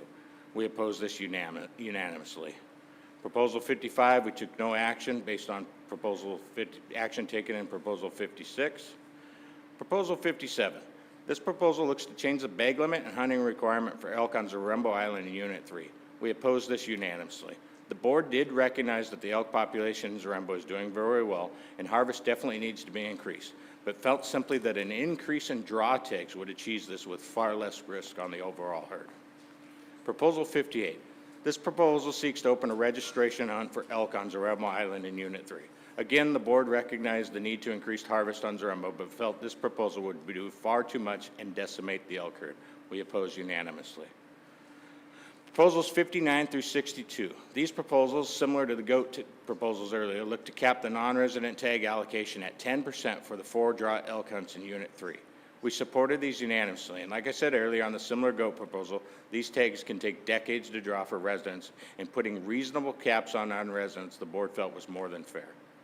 Proposal 63. This is another proposal written by the Ketchikan Advisory Committee that looks to adjust season dates for DE 318, which is the archery elk hunt on Etlin Island, and create a new draw rifle hunt that runs September 16th through 30th. After examining harvest and discussing optimal harvest with regional biologists, we created this proposal in hopes of slightly increasing the harvest. DE 318 would begin slightly earlier where the elk are still up in the alpine area and more easily accessible with archery equipment, while the new draw hunt would have dates closer to what many feel is the peak rutting time. We supported this proposal unanimously. This concludes my testimony for the Ketchikan Advisory Committee. I will pause now and answer any questions you all might have. Ben, thank you very much for that. You did a great job. Questions from board members for the Ketchikan AC? Member Loring. Thank you, Mr. Chairman, and Ben, thanks so much for your testimony. I have a couple questions. I'll just go ahead and start with, in your area, we heard from the Wrangell area here about, shooting hooters later in the season, if that season is extended, that they pretty much use center fire or .22 rifles and not shotguns so much. Is that the same type of hunting that goes on down in your area also? Yeah, through the chair, Member Loring. I only know a handful of people that actively target hooters, and every one of them does it that same way. Either by boat, they'll cruise along the beaches, listen for the hooting up on the hills, walk up on the hill with a .22, try to find it in the tree, and then they shoot it with the .22. I've never heard of knowing somebody that used a shotgun for them. Okay, thanks, and have a follow-up on that? Yeah. Okay. On a different area, you mentioned that your AC was opposed to the non-resident deer reduction from 4 to 1 as being too severe. In your experience, I know you have a pretty broad AC membership, you know, throughout all the different user groups. Was there talk in the AC meeting about, do non-resident hunters normally just take one, or do a lot of them take two, or just mostly take one and just a few take two and very few take any more than that? What kind of discussion do you have on what their habits are? Yeah, through the chair, Member Loring. Yeah, we had a pretty big discussion on that, actually, and we had the area biologist in there, and he had those numbers for us. I don't remember what they are off the top of my head. But the majority of the people did, non-residents, take one or two deer, 60 or 70% if I recall correctly, but don't quote me on that. The big thing to us is, you know, it's that opportunity. You know, Alaska sells tags, deer tags to non-residents at $300 a piece. A lot of these non-residents buy an extra tag, even though they have no intention to lose it unless they see something truly special. But yes, we did talk about that. If it was higher, significantly higher, I think we would have probably made an amendment on that and tried to reduce it, but not to the extreme levels that the proposal currently has. I have another question. I'll go ahead and let other board members, okay? Okay, thank you. One more area, and this is on 12 and 13 and 55 and 66, which has to do with the infrared forward-looking. And like I say, you have another kind of a broad membership base on your AC. And I know you oppose those, but do you think the AC would be open to approving this during an open deer season and then letting it go back to wide open use after the deer season's closed, to kind of maybe curb some of the concerns that the public has brought to us on the poaching aspect? Yeah, through the chair, Member Loring. I think I'd be speculating too much to have an opinion on that. I have personal feelings on if I would or not. The board, I think we'd be pretty split on it, to be honest with you, so I don't know if I feel comfortable answering for them. Okay, thank you for that. Hey, I know your AC supported 8-9 about opening up a cougar hunting season and trapping for cougar, but I noticed that there were two like dissenting votes. I mean, what was the rationale for the two folks at your AC that didn't support that? Do you remember off the top of your head? Through the chair, I don't remember. We have some people such as processors who've never hunted in their life, don't fish. They just, work at a processing plant. So they're more there for the Board of Fish aspects, but they still come. I would assume it was something like that. They just don't know enough about the subject, but I don't remember officially. Thanks for that. Other questions from board members? Member Brett. Yeah, thank you, Mr. Chairman. Thank you, Ben. You did a really good job giving your AC updates. Proposal 42, it was Unit 2 to extend season to 15th for non-residents, and you thought that there was some, there might be competition, or people had mentioned that, doing that there would be competition for that resource. Can you kind of give me a visual picture of what competition in your area means? Because I have one in the Fairbanks area and never seems to match anywhere else. Yeah, through the chair, Member Barrett. It's probably a little bit different than what you're used to there. There's a lot of roads in Unit 2, enough that, I don't feel there's real big competition. The competition would be if you've been planning this high alpine lake for months in advance and you fly into that lake hoping that you're going to be the only one there, and there's a group of 5 non-residents. It's not that your hunt's going to be bad. It's just part of, as you guys know, the hunting is the experience. We do this to get in these remote places, and seeing another group of hunters there can be pretty disheartening. It's not a biological concern or anything like that. It's just for the experience. So it's just the visually of seeing somebody else hunting while you're hunting? Yes, exactly. All right. Thank you. Any other questions? Captain Johnson, chiming in again. Yeah, I'm going to go 2 for 2. Hey, Ben, I see for Proposal 3 that your AC, it seems like it's kind of focused around weather and inclement weather and stuff, so I'm just kind of curious on that if you guys discussed how that proposal might resonate in other regions and other ACs who also face inclement weather.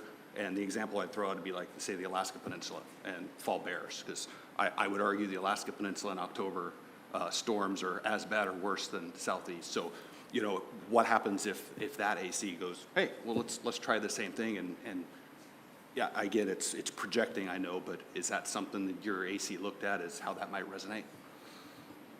Yeah, through the chair. We did not. That was not something that came up. We were specifically thinking of the Ketchikan area mostly. Can definitely see where you're coming from there. You know, I would say the only difference though is a lot of these goat hunts are done, you know, during the season, something like that. Whereas on the peninsula, at least, you know, 30–40% of those hunts, the hunter's flying in before the season opens anyway. So that would be the only difference between the two that I would argue to make it acceptable. But I definitely see where you're coming from there. Director Scott. Thank you, Mr. Chairman. Ben, thanks for being here. Thanks for your service on the AC and representing him here. I'm just thinking about geography a little bit, and you know, you guys are on the southern end of the region. Any reports of mountain lions coming out of like the Unic or the Chickaman rivers? Have people seeing tracks or anything like that? Through the chair, you know, there's always rumors and speculation. I've known, I don't know how many people that have, you know, claimed they've seen one, but I have not seen any concrete proof. I've never seen a track. I've never seen one myself. You know, I've hunted 20 states in the lower 48, and I've never seen one there either. So I think without hounds, it's just not something that, it takes a lot of luck for it to happen.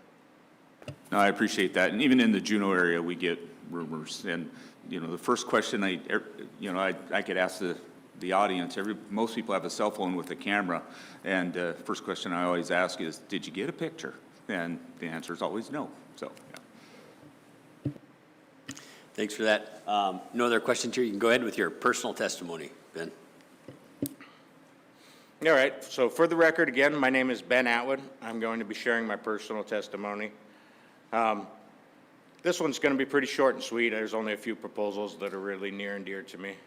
Firstly, I'd like to share my support for the amended version of proposals 44, 45, and 46. This is to cap non-resident tag allocation to 10% for mountain goats in DG005, DG006, and DG008.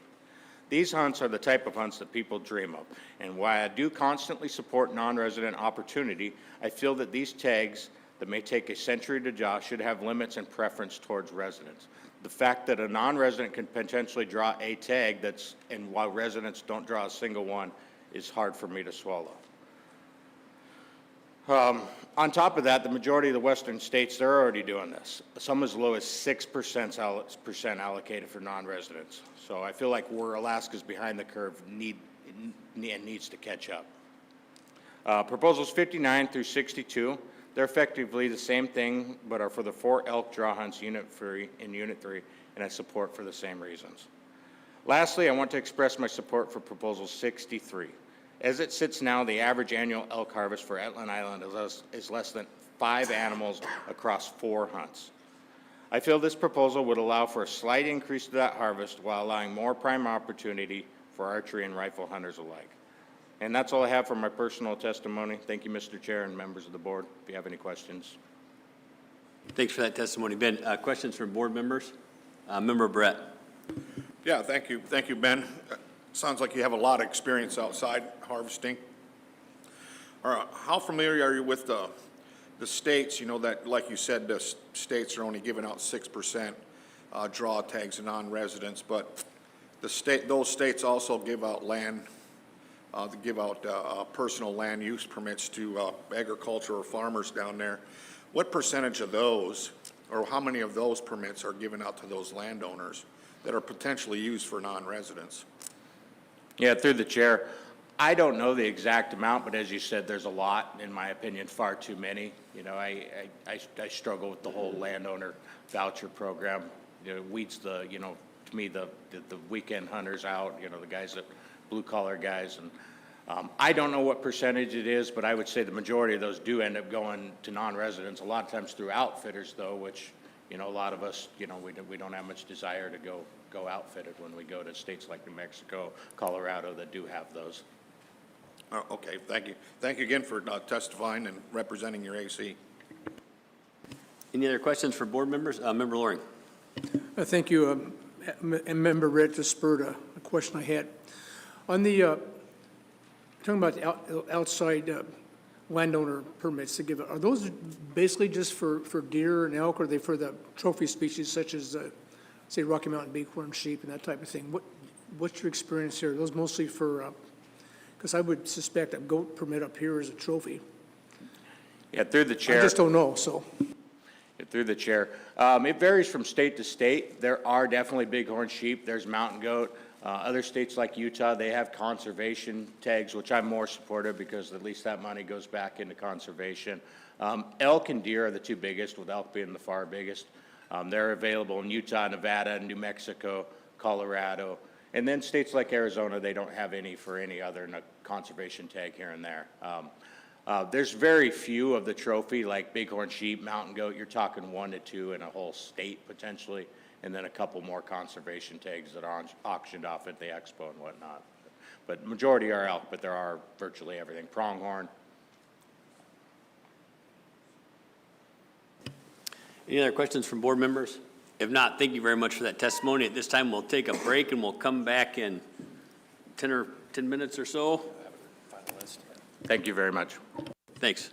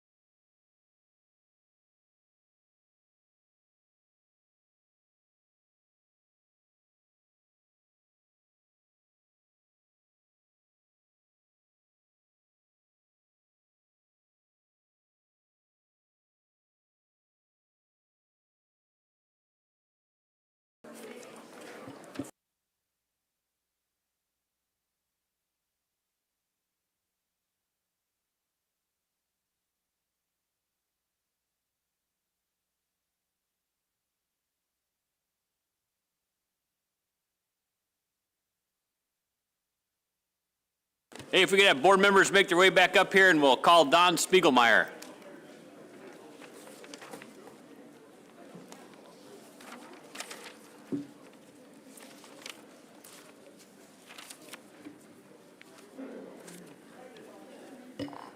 Okay, so it's a first call for Don Spiegelmeier. We'll jump on down the list to, who's next on here? Is it Joe Willis? Oh, no, Bob Ermel. Oh, Bob Ermel, sorry. Oh, yeah, go ahead, sorry. I didn't see you in there.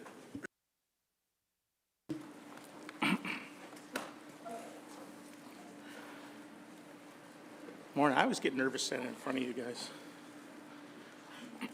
Good morning, Commissioner, Mr. Chair, and the board. My name is Don Spiegelmeier. I live in Petersburg. I am the Vice Chair for the Petersburg AC, but I am here today representing myself.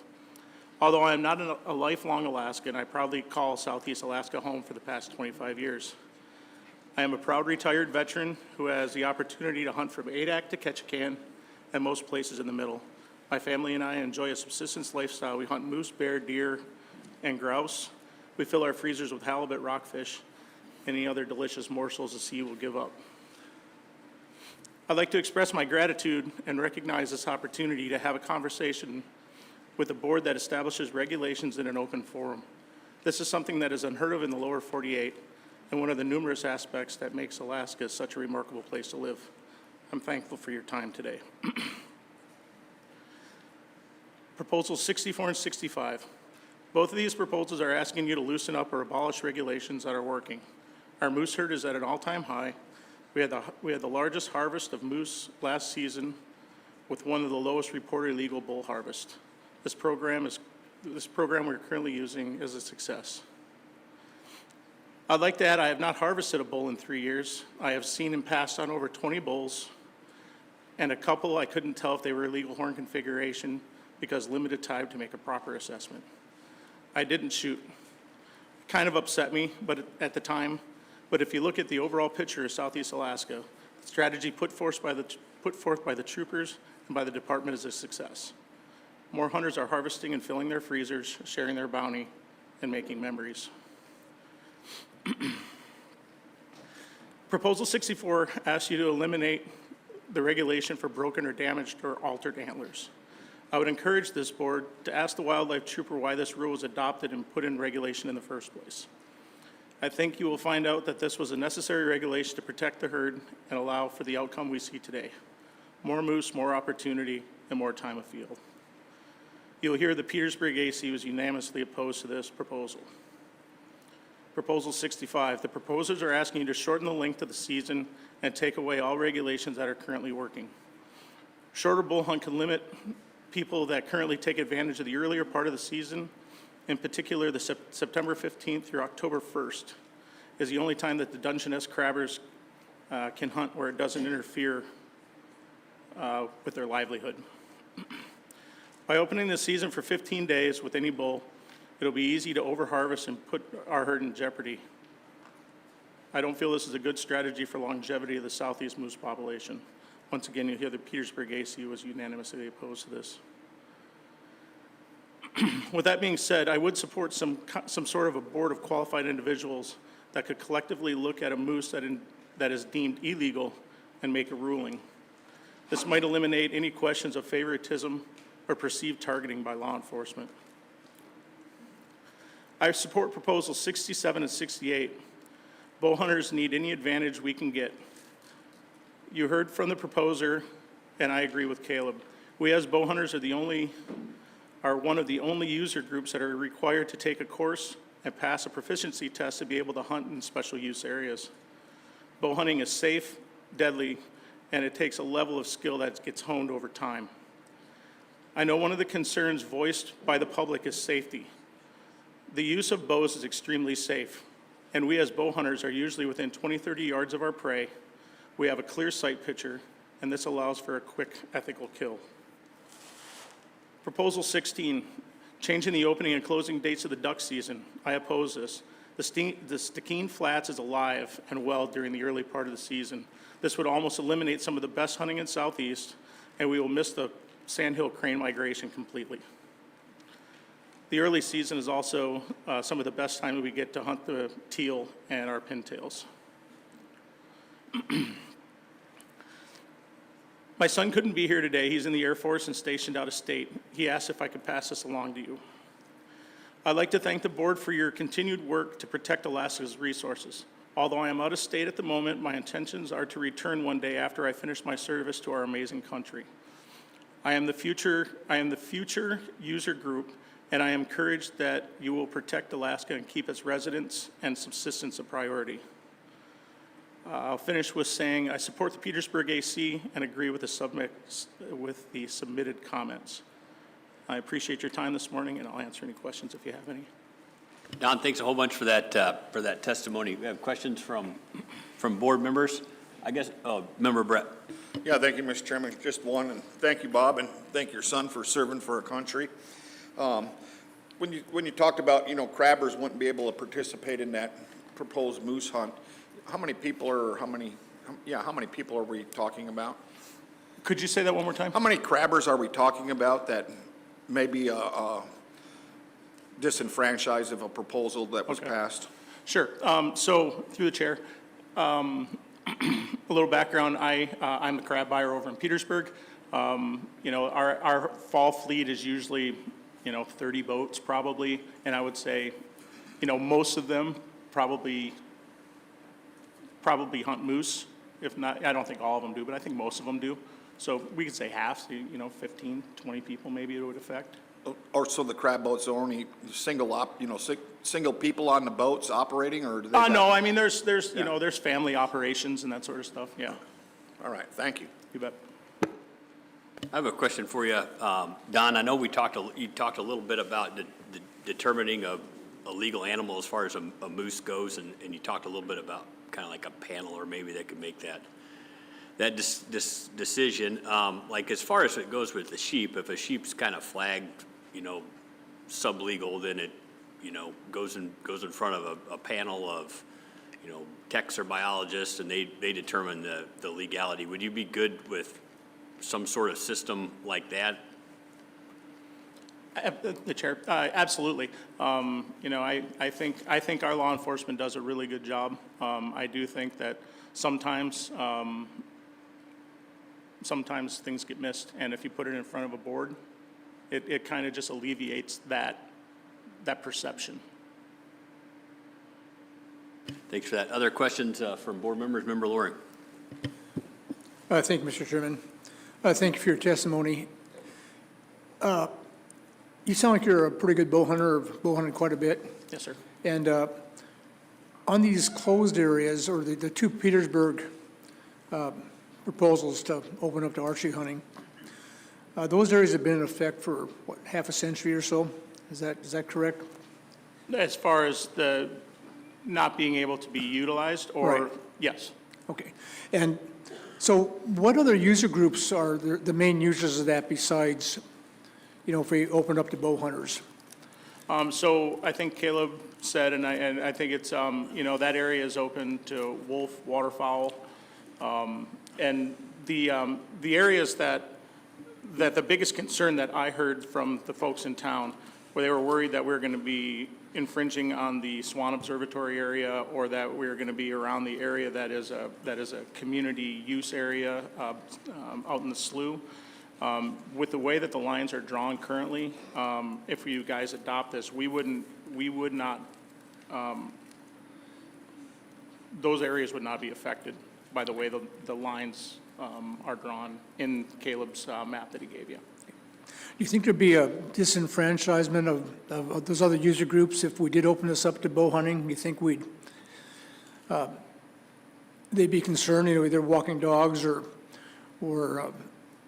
just bumping into hunters in the field that they're not used to, they haven't seen in, half a century? No, I don't believe so. Okay. The areas that we're talking, they're out the road.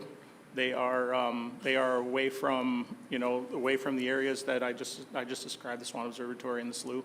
And what it does, this allows us to get into the areas that's behind the slough.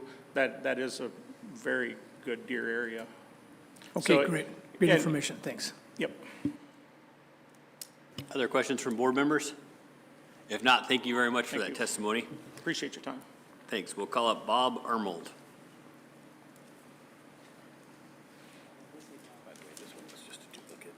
Okay.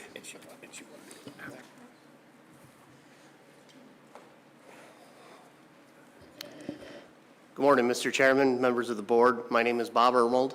I am a 2.5-year resident of the Juneau area. Prior to that, I was a 27-year resident of the Kenai Peninsula, where I've been an avid outdoorsman as well as my wife, and I even served a couple of terms on the Kenai-Soldotna AC there. So I'm familiar with this process, but it's been a while, so I might be a little rusty here. I am here today to speak in support of proposal number 34 and 35. 34 was written by my wife, Christine, who was not able to be here today. She had to leave state suddenly to tend to an ailing parent, so I submitted an RC this morning on her behalf.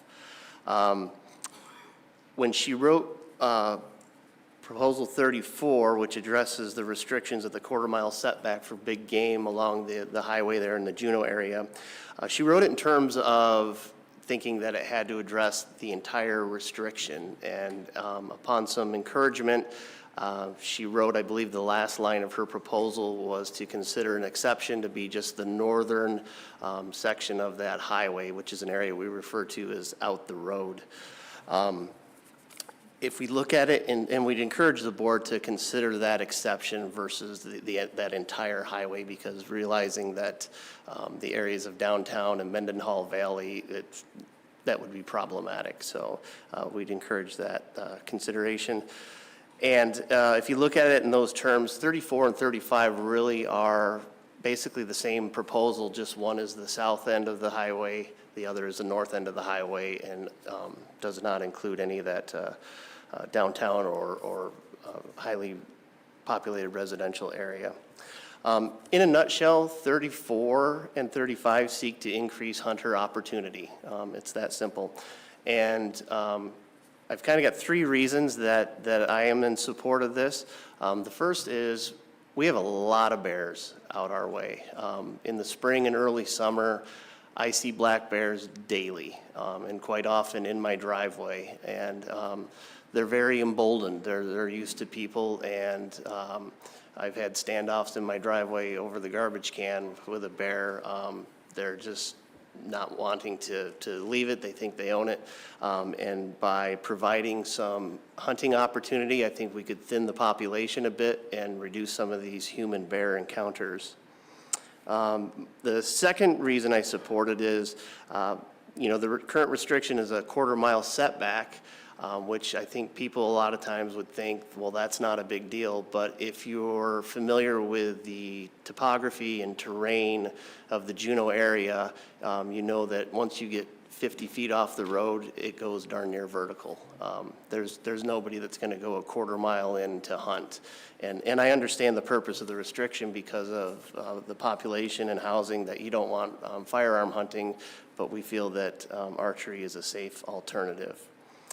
And my third and final reason that I support this is on the Kenai Peninsula, there is an archery moose hunt that occurs in the Kenai-Soldotna area. It occurs, I think, a week prior to the rifle season. And that's been in place for close to 40 years, and it works. And people harvest moose in and around houses, roads, communities, highly populated areas. And to my knowledge, it's not been problematic or caused conflicts with user groups. So we think it could work in Juneau as well in those two areas, the north and south ends of the highway, and it, again, would provide additional hunter opportunities. So with that, I'll relinquish my time and entertain any questions you may have. Thank you very much for testifying. Thanks for your time. Questions from board members? Member Loring. Thank you, Mr. Chairman. Thank you very much for your testimony. You mentioned there's a lot of bears, and how efficient is archery equipment on bears? I know there's some testimony or some comments that we read, worrying about wounded bears in somebody's yard. And I know a perfectly placed shot is going to work fine, but a misplaced shot, especially with an animal like a bear, may not be something we want to have. What are your thoughts about that? Sure. So I know that's a concern, and I know a lot of people envision a scenario where a wounded bear runs into somebody's yard, he hunkers down under the boat trailer, and, you know, the kids come home from school and that type of thing. I can tell you it's been my experience of 20-plus years of running a bear bait site on the Kenai. We've arrowed a lot of bears, and when they get hit, they get out of Dodge. I think they want to get away. And these bears are so accustomed to people, I think when they have an experience like that, they want to get as far away as they can. So I'm not saying it couldn't happen, but as it stands right now, we have so many human bear encounters in the spring and early fall that, you know, the potential for problem and danger exists already. I had a situation where one day I was leaving my house. You know, I'm 150 yards from the highway. I see this nice big black bear right in the road. And as I get to the highway, this school bus stops, and this little girl, about 8 years old, gets out. And I thought, oh my gosh. And now I'm, you know, presented with this dilemma of, do I ask this little girl to get in the car? Do I walk her home past this bear? Yeah, I mean, there's scenarios like that I think are going to be problematic. And like I said, to thin down the population a little bit, I think we're going to minimize some of these human bear encounters. And a lot of the people use the term garbage bears because until the salmon hit the streams, that's all they're doing. They're eating their greens, and then they're cruising and looking for opportunities, and it's concerning. And I get people say, oh, Fish and Game doesn't do anything. Well, Fish and Game really can't do anything. I mean, the bears are there. We try and keep our trash put up as best we can, dog food, those types of things, but there's a lot of them there. I even had a time where this big black bear was coming down my driveway, and I'm hollering at him, trying to get him to leave, and as he's walking off to the side, and he's 30 yards from me and does not care. And I look up, and here comes the second bear down the driveway. And I had, you know, two big bears within 30 yards of me, and yeah. So anyway, I think it's a matter of time before there's problems. And with the wounding issue, is it possible? Yeah, but it might be preventative as well, I guess. Oh, go ahead. Does anybody else want to ask questions? I have one more left is all. Oh, I got a quick question then. So, and forgive my ignorance, if we were to open up a bear harvest opportunity here, what would the participation look like? Would it be tree stands? Would it be spot and stock? I mean, I just don't know the country. Spot and stock? Would there be ground blinds? How would you envision that most of the participation would be? Sure. A lot of it, so like once you get like north of the ferry terminal, there's areas of the highway where it's widened out, and a lot of times you're seeing bears and deer in those areas. I think it would be somebody seeing one, getting out, and then, you know, stalking it from there type of thing. Because like I said, once you get 10, 15 yards into the wood, you can't see anything. It's almost straight up and down, tons of deadfall. So a lot of it would probably be roadside or, you know, like where I live, I'm at the very, very end of my road. So, you know, as they pass through, it would be that type of thing. Thanks for that. Member Loring. Thank you, Mr. Chairman. You mentioned about the success of archery-only hunts in residential areas around Kenai and Saldana. I know we have the same thing in Fairbanks. We have a Fairbanks management area that has an archery-only hunt. And I think the reason, and I might be wrong, but I think the reason for those hunts are kind of twofold. Not only does it increase opportunity, but I think the main reason was to cut down on vehicle accidents and also moose in schoolyards and some other public safety issues. And the side effect was increased opportunity. But do you see the same thing here? Or is it just strictly just allowing just increasing opportunity for no other public safety reason? Like I said, I think to thin out that population a bit, that's going to reduce those human-bear interactions and reduce some problems, as well as the increased opportunity, yeah. Member Brett. Yeah, thank you. And thank you, Bob, for coming down and testifying.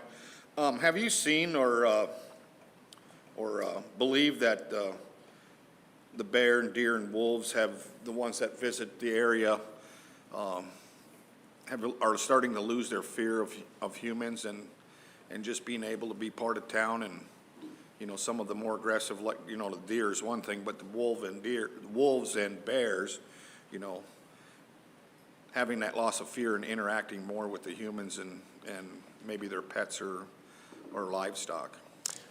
Yes, absolutely. Let me give you two quick examples, if I may. I had one day I was driving out our road and somebody had put their trash out too late. We have a rule that you can only put your trash out 90 minutes before pickup time because there are so many bears.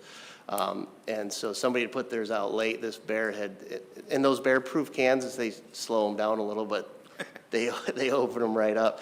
And this was a small bear, and I pulled right up to that bear within 5, 6 feet of it in the car, honking the horn, cracked the window a little, yelling at him. He just looked at me with total contempt and like, this is mine. But I had a situation at my house, and I put my trash typically in the shed, and they've even gone in. I don't know how they opened the door, because last time I checked, they don't have thumbs, but he got in there, got the trash. He's going up the driveway with it, and I come out with, you know, a pistol, and I'm hollering at him, I'm banging on a plastic bucket, all the things to try, and he wouldn't give it up. And finally he turned, he looked at me, he dropped the bag and stepped over it and came towards me, and probably within 15 feet. I mean, he just didn't care, and for whatever reason, he finally decided to turn and walk away, but he had about one more step before there was a loud noise, but. Just one more question, just out of curiosity. You know, there would be the seasons down there in the season. Do you see many of these bear and wolves and deer during what you would be able to have an opportunity to harvest, or is this outside those seasons posted down there? No, I think it would be inside the season, and with regard to the bears, I think it would be primarily in the spring, you know, when they're eating the greens and all that, and before they get on fish. Once the salmon hit the streams, it's like somebody flips a switch and they are gone. Within a day or two, you won't see one. In the fall, I don't know as if anybody would want to harvest one because they've been eating all the fish, but the deer would be the fall opportunity and would fall right in the normal season time. All right, thank you. Thank you for coming down here. Thank you. Vice Chair Hoffman. Yeah, thank you, Mr. Chair. Thank you, Bob. Hey, quick question about your bear thing that you're talking about. Do you guys have any bear traffic mortalities going on with these bears on the roads? Not that I'm aware of. I don't think like I said, I've only been there 2.5 years, so 2 spring and summer times. If anything, sometimes they cause some traffic congestion. I'd be more worried about a traffic accident because tourists are stopping to look at them. But I don't think I've heard of any bears getting hit. Other question, Member Bachel. Yeah, thank you, Bob. You had suggested amending the area to what we called out the road? Yes, sir. Is that correct? How could that be defined? How would you define that? You know, I think a natural landmark, my wife had listed, I think, Wadelick Creek, because she was thinking it's a natural boundary that's unchanging. But when I consider the layout of things, I would think anything north of the ferry terminal, because the amount of road traffic, everything, you get, when the ferries are in, you get a lot of, you know, offloading of the ferry and those types of things. And I think to stay away from that, stay just the north side of the ferry terminal, and the kind of the dynamics of the terrain and everything, the roadways, all that changes. All right, thank you. Any other questions? Member Garner. Thank you, Mr. Chairman. Thank you for your testimony. Without this potential reduction in human-bear interaction, do you foresee a possible increase in unlawful take in protection of, you know, obviously it's a neighborhood with children, school buses, so an increase in potential for unlawful take? And is this proposal really more directed to allow lawful take in that area? So I don't think it would lead to unlawful take in terms of somebody saying, oh, I harvested this bear and trying to tag it out. But I could see it leading to DLPs because they're very, very emboldened, and I think it's a matter of time. I mean, like I said, I've had several standoffs in my own driveway where with all the years that I've hunted, I know bear behavior pretty well and know when something I think is threatening or not, and try to do everything I can to dissuade them. But there are times they're between you and me, that close. So, but people trying to unlawfully take, I don't think that would happen. And I forgot the second part of your question. I think you clarified it. Okay. It was the direction of the proposal is to allow lawful take. Yeah, yep, it just allows that opportunity. Member Mueller. Hello, Bob. Thank you so much for your testimony. Very much appreciated. And I believe that you've had actually questions from all board members. So Al took a couple of my questions, but I'd still like to clarify. So It's a gold star for you. I know, for sure. So my question was, you do reference, or Christine references the all big game. So it sounds like we're targeting bears in the spring primarily, and then deer in the fall. Is that correct? Yes. Okay. So, And I think she wrote it that way because the current restriction is for big game, so she tried to use the same verbiage. okay, that makes sense. Let me see if the other question that I had. And was there any reference to wolves? I believe one of the other board members brought up wolves as well, but was there any concern for wolves? I'm not aware of wolves in our area. I mean, I'm sure they're there, but I've not heard of sightings or interactions Yes, okay. in the time I've been there. All right, that clarifies. Thank you so much. Any other questions from board members? If not, thank you very much for coming down here. Thanks for testifying. Yes, thank you for your time, and I appreciate you guys. And I don't know how you keep this all straight because you're talking about brown bears and hooters and civil daylight and all that. I don't know how you keep it straight, but thank you for what you guys do. Thank you. The next person we'll call is Joe Willis.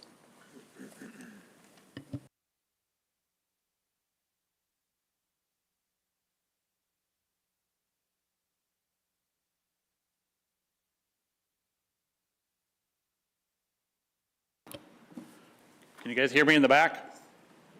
Good. Okay. Good morning, team.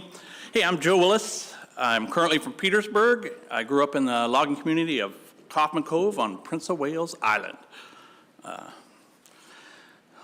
Welcome and thank you for helping us manage our incredible wildlife resources. We truly live in the most blessed state. I'd like to focus my testimony today on the elk proposals before us. I've been blessed to hunt and harvest a number of these magnificent critters. I feel that both Prop 57 and Prop 58 would kind of wipe out the Zarembo elk herd in pretty short order.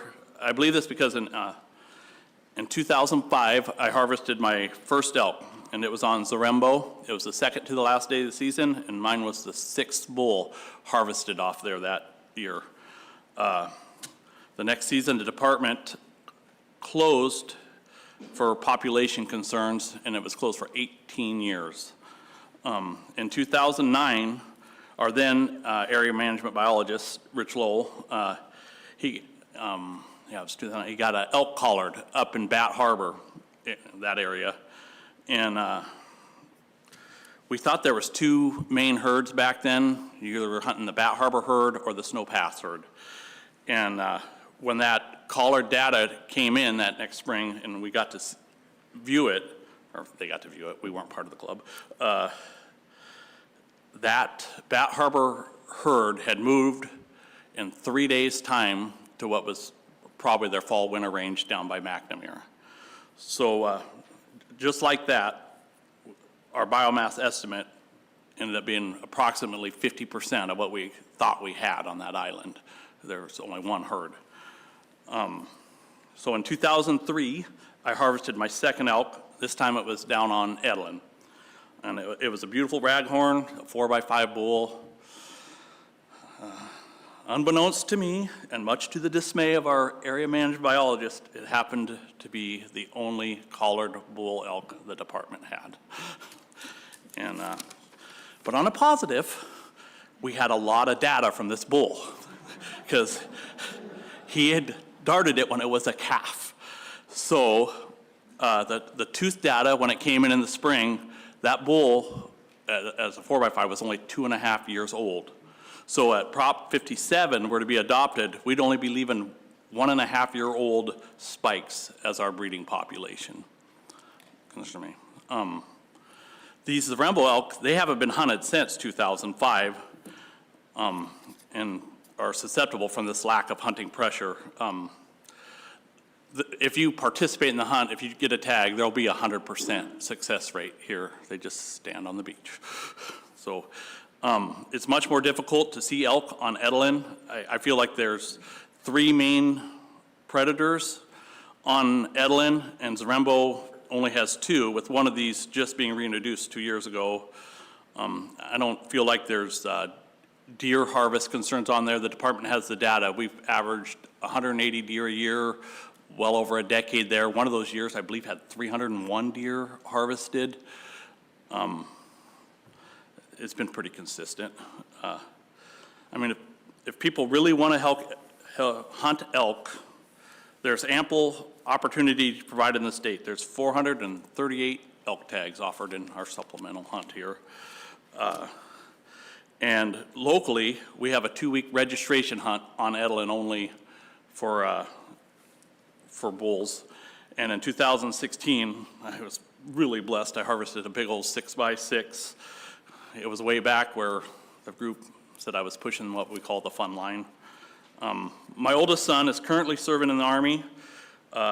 He likes to be incredibly frustrated and come home empty-handed most of the times by choosing archery as his methods of take.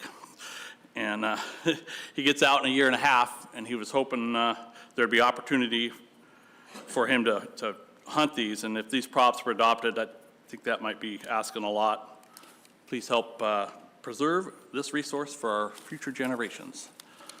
Moving on to Prop 63, I feel this will take from the current hunters that draw the DE 318 archery tag. I took my youngest son down on August 23rd of this year, and we did an alpine hunt. Buddy of mine had drew that D318 tag, and I was doing a little reconnaissance for him. We did see 1 herd of elk on this hunt. There was a mature bull, had 23 cows with it, and there was a satellite spike bull that just had a lone cow with it. The spike was the only animal bugling. We saw no rut activity anywhere on the hill. When that archery season opened, of course, he went there to try to find that big bull, and he had pictures of rubs and wallows everywhere. They got eyes on 5 bulls. They estimated there were 7 in the valley, but, and I'm done. Thank you. Hey, thanks a whole bunch for your testimony. Questions from board members? I got one to kind of start off here. Will you school me up on access to Zarembo? We've talked about like a couple Forest Source buoys. We talked about difficulty of people maybe that bring 4-wheelers out there to offload them. Is that the only access, or are there other people? How many different ways can you hunt that? Well, if you choose to hunt the road system on Zarembo, there is really only 2 access points. The one Roosevelt Harbor, and I believe that dock's compromised now, the gangway fell or something, I believe, and so you cannot unload anything there currently. St. John's has a dock that's pretty dilapidated, but you can get there if the boats aren't out, people out on boats aren't out currently hunting, and you can get to the dock to unload your ATV or whatever. But other than that, I choose to hunt the beach. I've only been on the road system at the dock. I haven't been up it at all. I'd take the kids down with the skiff, and I guess it would be the south and western shoreline, somewhere along there, depending on which way the wind's blowing. You can usually find a little bite or something to anchor your sport vessel, and we like to hunt the beach muskegs ourselves. Thanks for that. Questions from board members? Other questions? If not, thanks a whole bunch for that testimony. Thank you. And we'll call up Zach Decker.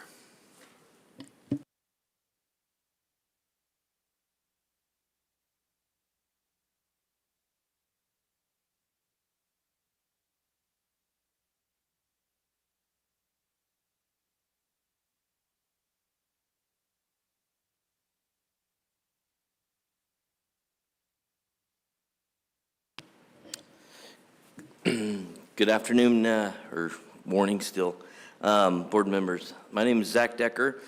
I'm out of Juneau. I'm an Alaska guide and operator of Glacier Guides, a 52-year-old guide operation, one of the longest tenured guide operations on the Tongass National Forest. It was started by my father-in-law back in the early 1970s, and we and my wife carry on that tradition today.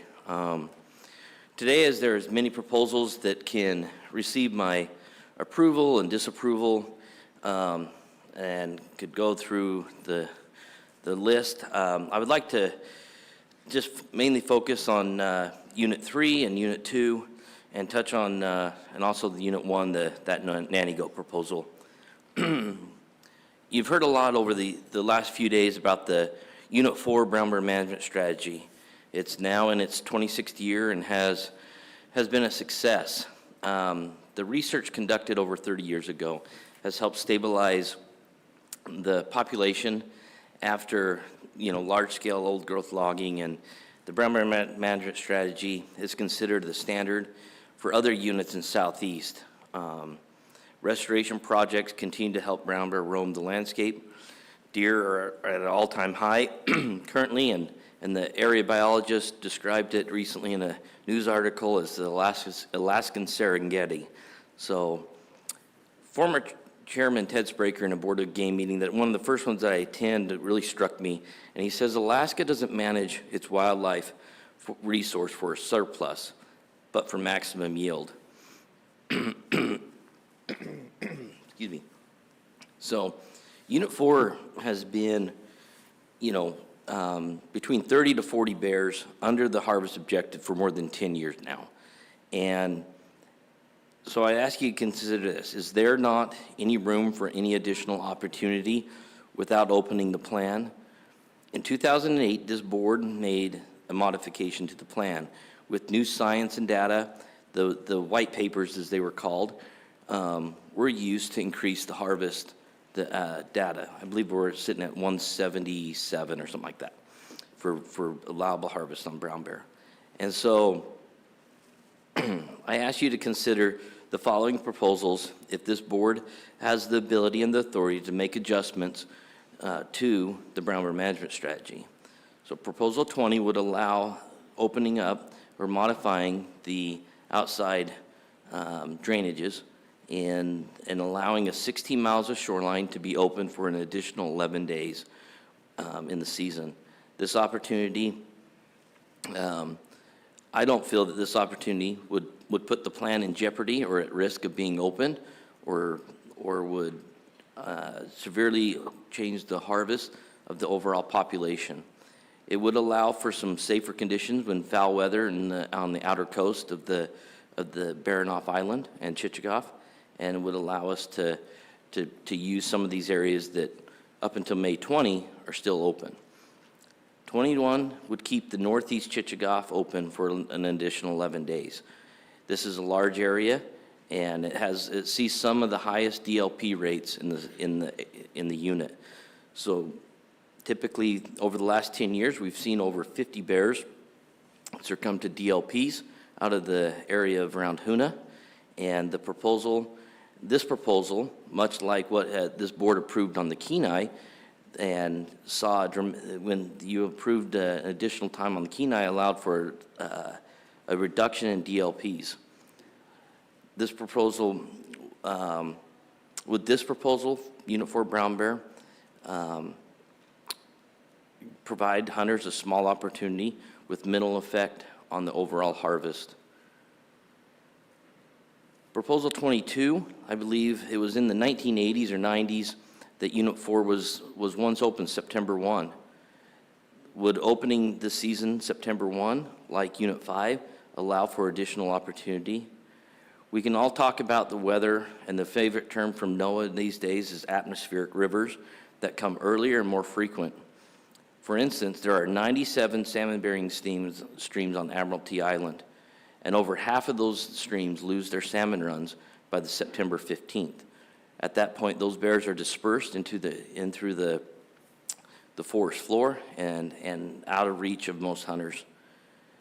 We're proposing for some small changes and some small opportunity in a plan that has been very successful. We have a 3-year rolling average with the brown bear management strategy.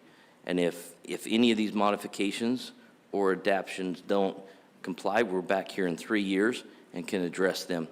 But we are currently 30 to 40 bears under the harvest objective. So I'd like to lay one thing to rest real quick, is that none of these proposals will allow for outfitters and guides to really expand their operation.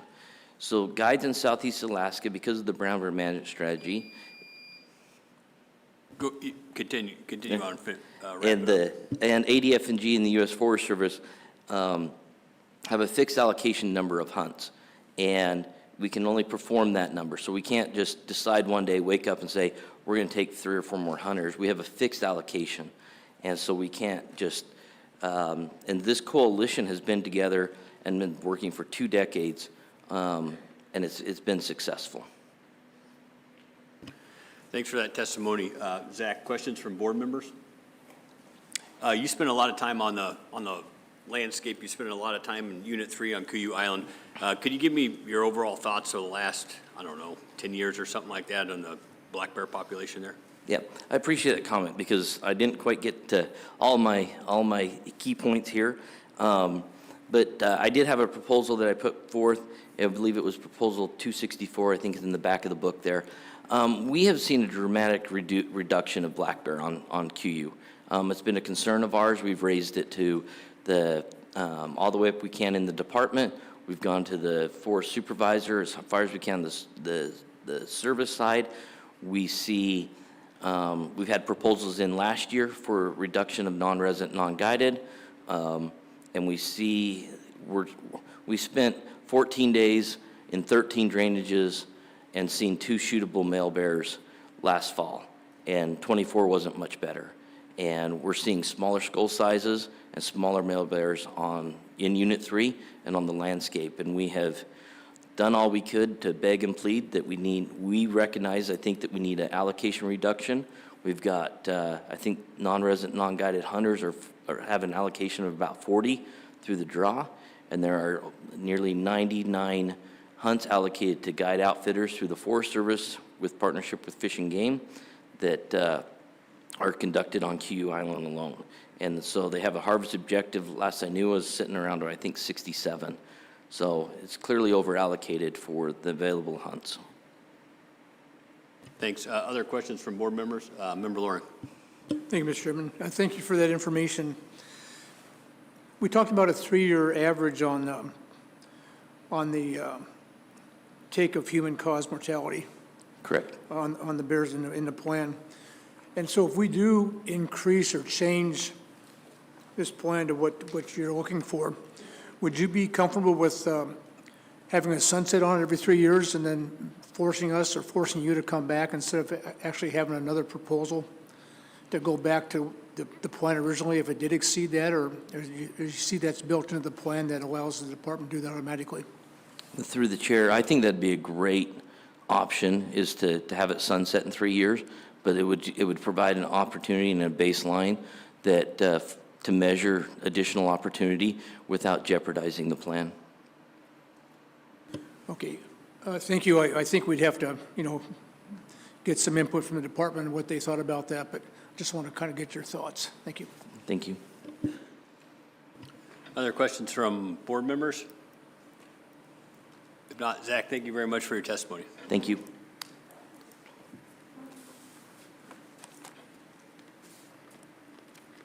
And next up, Alicia Decker.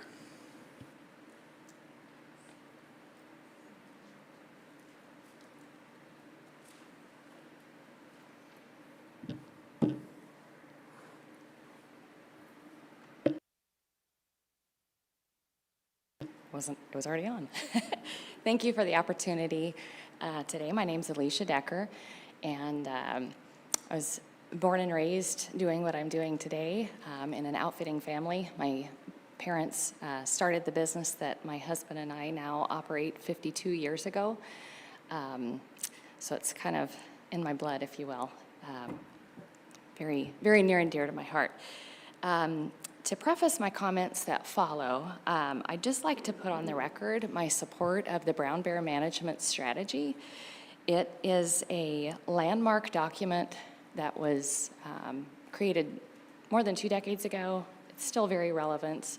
It's valid and very functional. So I feel it's important to note that in 2018, there was an adjustment made to it without reinventing the wheel. The white papers were introduced around that time, and based on new data that raised the harvest threshold on Northeast Chichagof within GMU4. So Proposal 20 would simply be to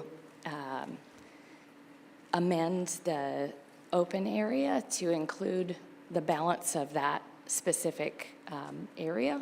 We're talking about 16 miles of shoreline for an additional 11 days with the current,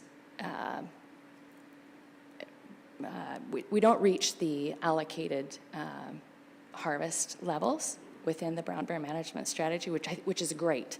It's a very good thing. Population is very stable. We're seeing older age class bears. We've heard that all through the testimony and that. And so I think that there's a pretty big safety cushion there that you're not going to exceed anything by allowing that to happen. For Proposal 21, that would be a similar thing. And Member Lauren brought that up, try it for 3 years and see. That allows that 3-year working average to still be in place and not jeopardize or compromise the system that is in place. There was in specific relationship to Proposal 21, there was a very high number of DLPs that occurred over the last 10 years in Hoonah. And I know they've worked very hard to work on their bear-proof trash cans and their protocols for handling that. They've got a very prominent tourist cruise ship location there, and obviously it's a big concern. If you got brown bear roaming around town, gonna chase the tourists. So it's everybody has in their best interest to keep that well in hand. And they're working hard to do that, but I think opening additional opportunity will make a difference in reducing those DLPs by extending that for 11 days. Same thing would kind of, I think, be applicable in Proposal 22 to extend that season opportunity starting September 1 as opposed to September 15. Another option would be to add it a week, maybe start September 7th instead of the 1st. Unit 3 didn't get any proposals this year. My husband submitted one and it was not put forward. Southeast Alaska's islands harbor a very unique black bear population genetic, found nowhere else on the planet. I was born and raised doing what I'm doing now, and I have hunted nearly, if not every stream system, meadow, shoreline, and clear cut on QU Island and much of Kuprianof Island over the last 38 years. I love it. It's a really cool place. And I've watched it change with alarming magnitude. It's both heartbreaking and gut-wrenching to watch what's happening. And for the last 15 years, we've really gone to every avenue we can to try and get someone to listen, whether it's through Fish and Game. It has to be dual managed. Fish and Game and Forest Service have to hand in hand work together on this. We've really tried to get something in place. You look at QU and it's kind of a mecca of big boars. Not only was harvesting a 20-inch boar possible, but probable. In 2000 to 2010, and from 1990 to 2000, there were in excess of 200 bears in that 20-inch class harvested. In 2000 to 2010, that number fell south of 150 bears. And then in 2010 to 2020, it was just over 50 bears in that 20-inch skull size harvested. I sometimes go 3 or 4 complete seasons and don't even see a bear in the 20-inch class anymore. We've had discussions with everybody we can think of moving forward. Sorry, I'll finish up in 2 seconds if that's okay. You look at the size of QU, 644 square miles, and you extrapolate numbers at 10%, it's overallocated, and we're asking for some help there. Thank you very much. Questions from board members? If not, thank you very much for your testimony.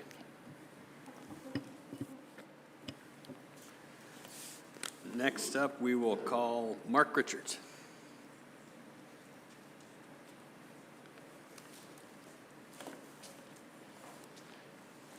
And Mark, are you going to do a personal testimony too? Okay.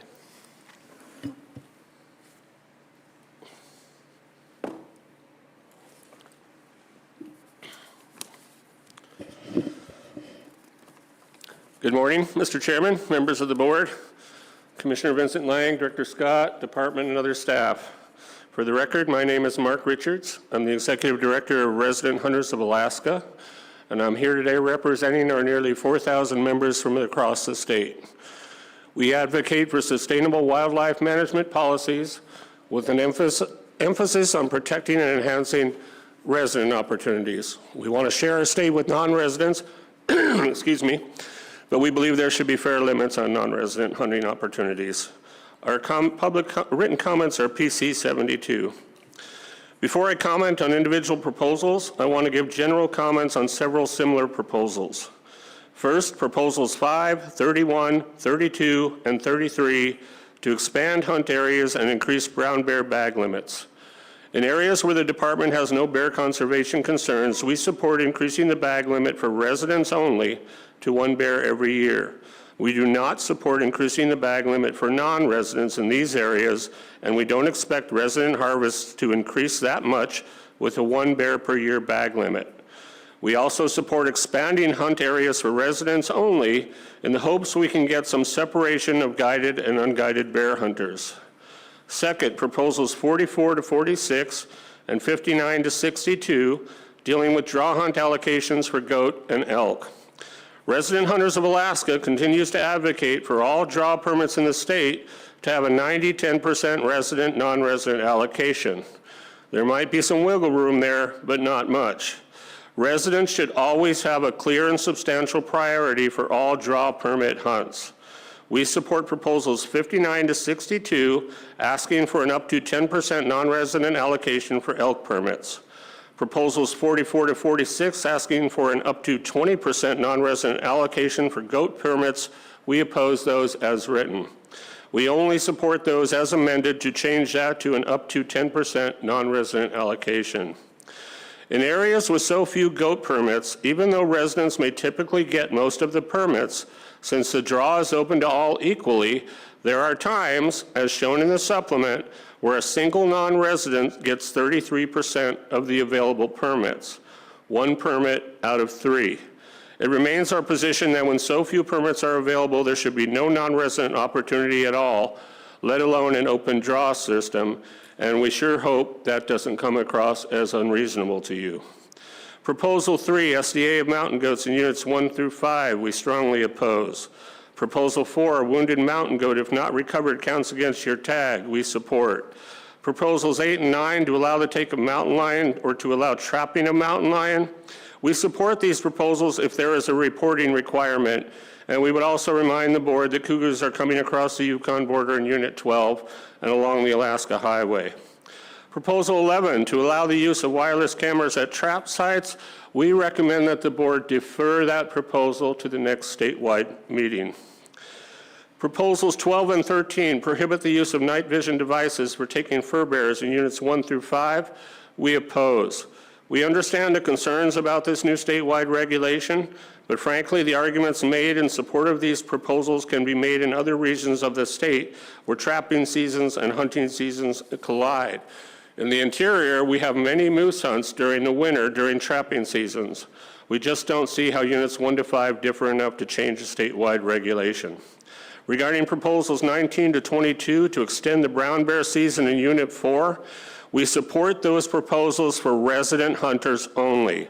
There are still conflicts and competition between guided and unguided brown bear hunters in Unit 4, which doesn't benefit anyone. The best way to deal with that, in our opinion, is to have some separation of those two user groups. We urge the board to consider some resident-only seasons and or separate areas that are resident-only. Mr. Johnson made a good point yesterday about how the Unit 4 brown bear management strategy echoed the Kodiak system, which worked so well that the bear population expanded, skull sizes increased, and then the plan changed. We see similar in Unit 4, and we see no reason for the board not to allow more resident-only brown bear hunting opportunity. Last on the list, Proposal 26 to restrict hunters who take a nanny goat in Unit 1C to a 4-year no hunting penalty and require non-residents who take a nanny to forfeit the animal. We support this proposal only if it includes the penalty on non-residents to forfeit the animal. However, what we'd really like to see is consistency in how we deal with nanny harvests in areas where we don't want nannies taken.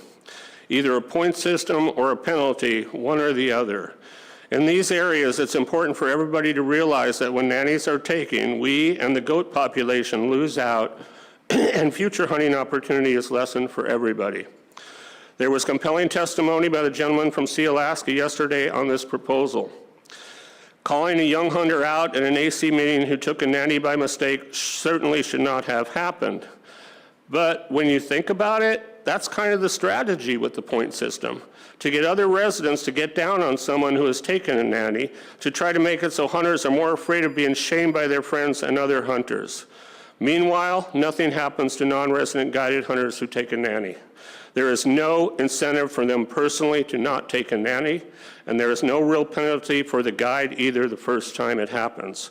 The best way to make things equal, if there is to be a penalty, is for non-residents to have a real penalty and forfeit the animal. Thank you, Mr. Chairman.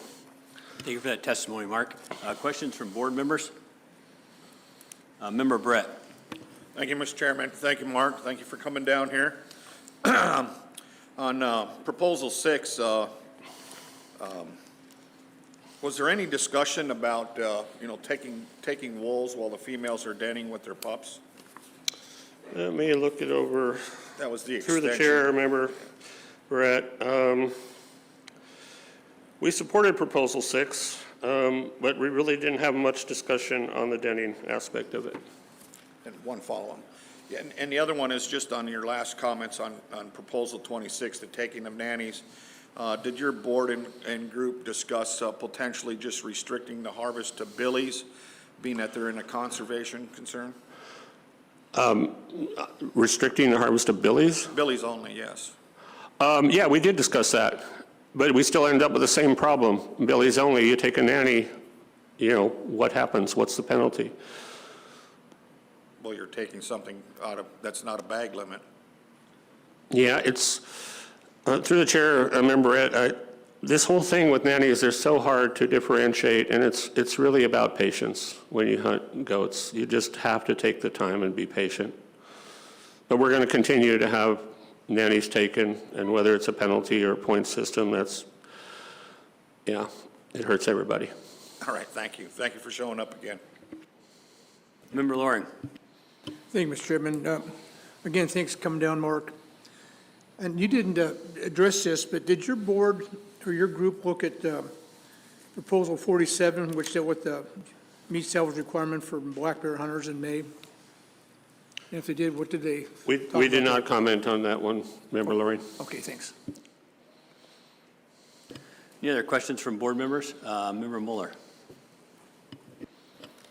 Hello, Mark. Thank you so much for your testimony and sharing on behalf of RAC. I wanted to just check with you for proposal 1 and 2, if you guys had any comments there. We did discuss those, but we decided that issue was so extremely controversial, we decided not to. We took no action on those proposals. Okay, so you'll be outside with us this afternoon when we're checking on it. Yeah, we're going to see when Civil Twilight is here tonight. Yes. All right, thank you so much for your testimony. Hey, Mark, we're having a lot of discussion here and a lot of comments on mountain goats and the management strategy for mountain goats and trying to limit the take of nannies and how that adversely affects the mountain goat population. Did you guys ever talk about, is there an age class of like where a nanny is not reproductive anymore, that's an okay animal to take out of the herd? I personally discussed it with some biologists, but we haven't really put anything forward on that. Thank you. Any other questions from board members? Oh, Member Batchel. Thank you, Mark. I was wondering if your board had any discussions about the Unit 2 deer allocation in 37 through 42? We did. We opposed those proposals. Okay, thank you. And that's in our public comments as well. All right. Any other questions from board members? If not, Mark, thank you very much for that testimony. Before I leave, Mr. Chairman, I just want to thank you all for your service on the board, and I especially want to thank the audience behind me. We might not always agree, but we're all passionate and we care about our wildlife resources, and I thank everyone for participating in this process. Thank you for that, Mark. And we'll call Winston Davies.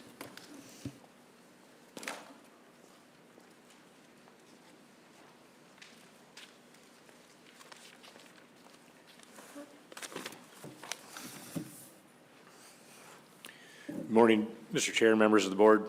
Welcome to Wrangell. I'm really excited to be here and testify in person. It's been 20 years, it's been too long. So I drafted Proposal 18 on behalf of the Wrangell AC as grouse hunting is near and dear to my heart. I should note here that this proposal is really talking specifically about sooty grouse, as POW and Zarembo have populations of spruce but no sooty grouse. So right now, all the grouse are lumped into one regulation. So after having thought about this more, this might need to be amended to just Unit 3, similar to Proposal 69. So if you've never hunted sooties, you have to know that they are not like hunting other grouse in Alaska. They are in places often impossible to get to, cliffs and ridges so steep that you often can't get to where they are hooting from. Between this and not a lot of hunting pressure, I don't think that you'd ever see a negative impact on the population if this proposal were adopted into law. An interesting fact is that I personally killed a grouse out of the same tree for the past 10 years or so. And what this does is confirms my observation that there is not a noticeable cycle in sooty grouse populations as there are in other grouse species. So that's another thing. Hooter hunters, as we're known, target the males that call from their perch to potential mates. Note that there is opportunistic harvest from people who are driving in the road system and they encounter hens and broods of young chicks.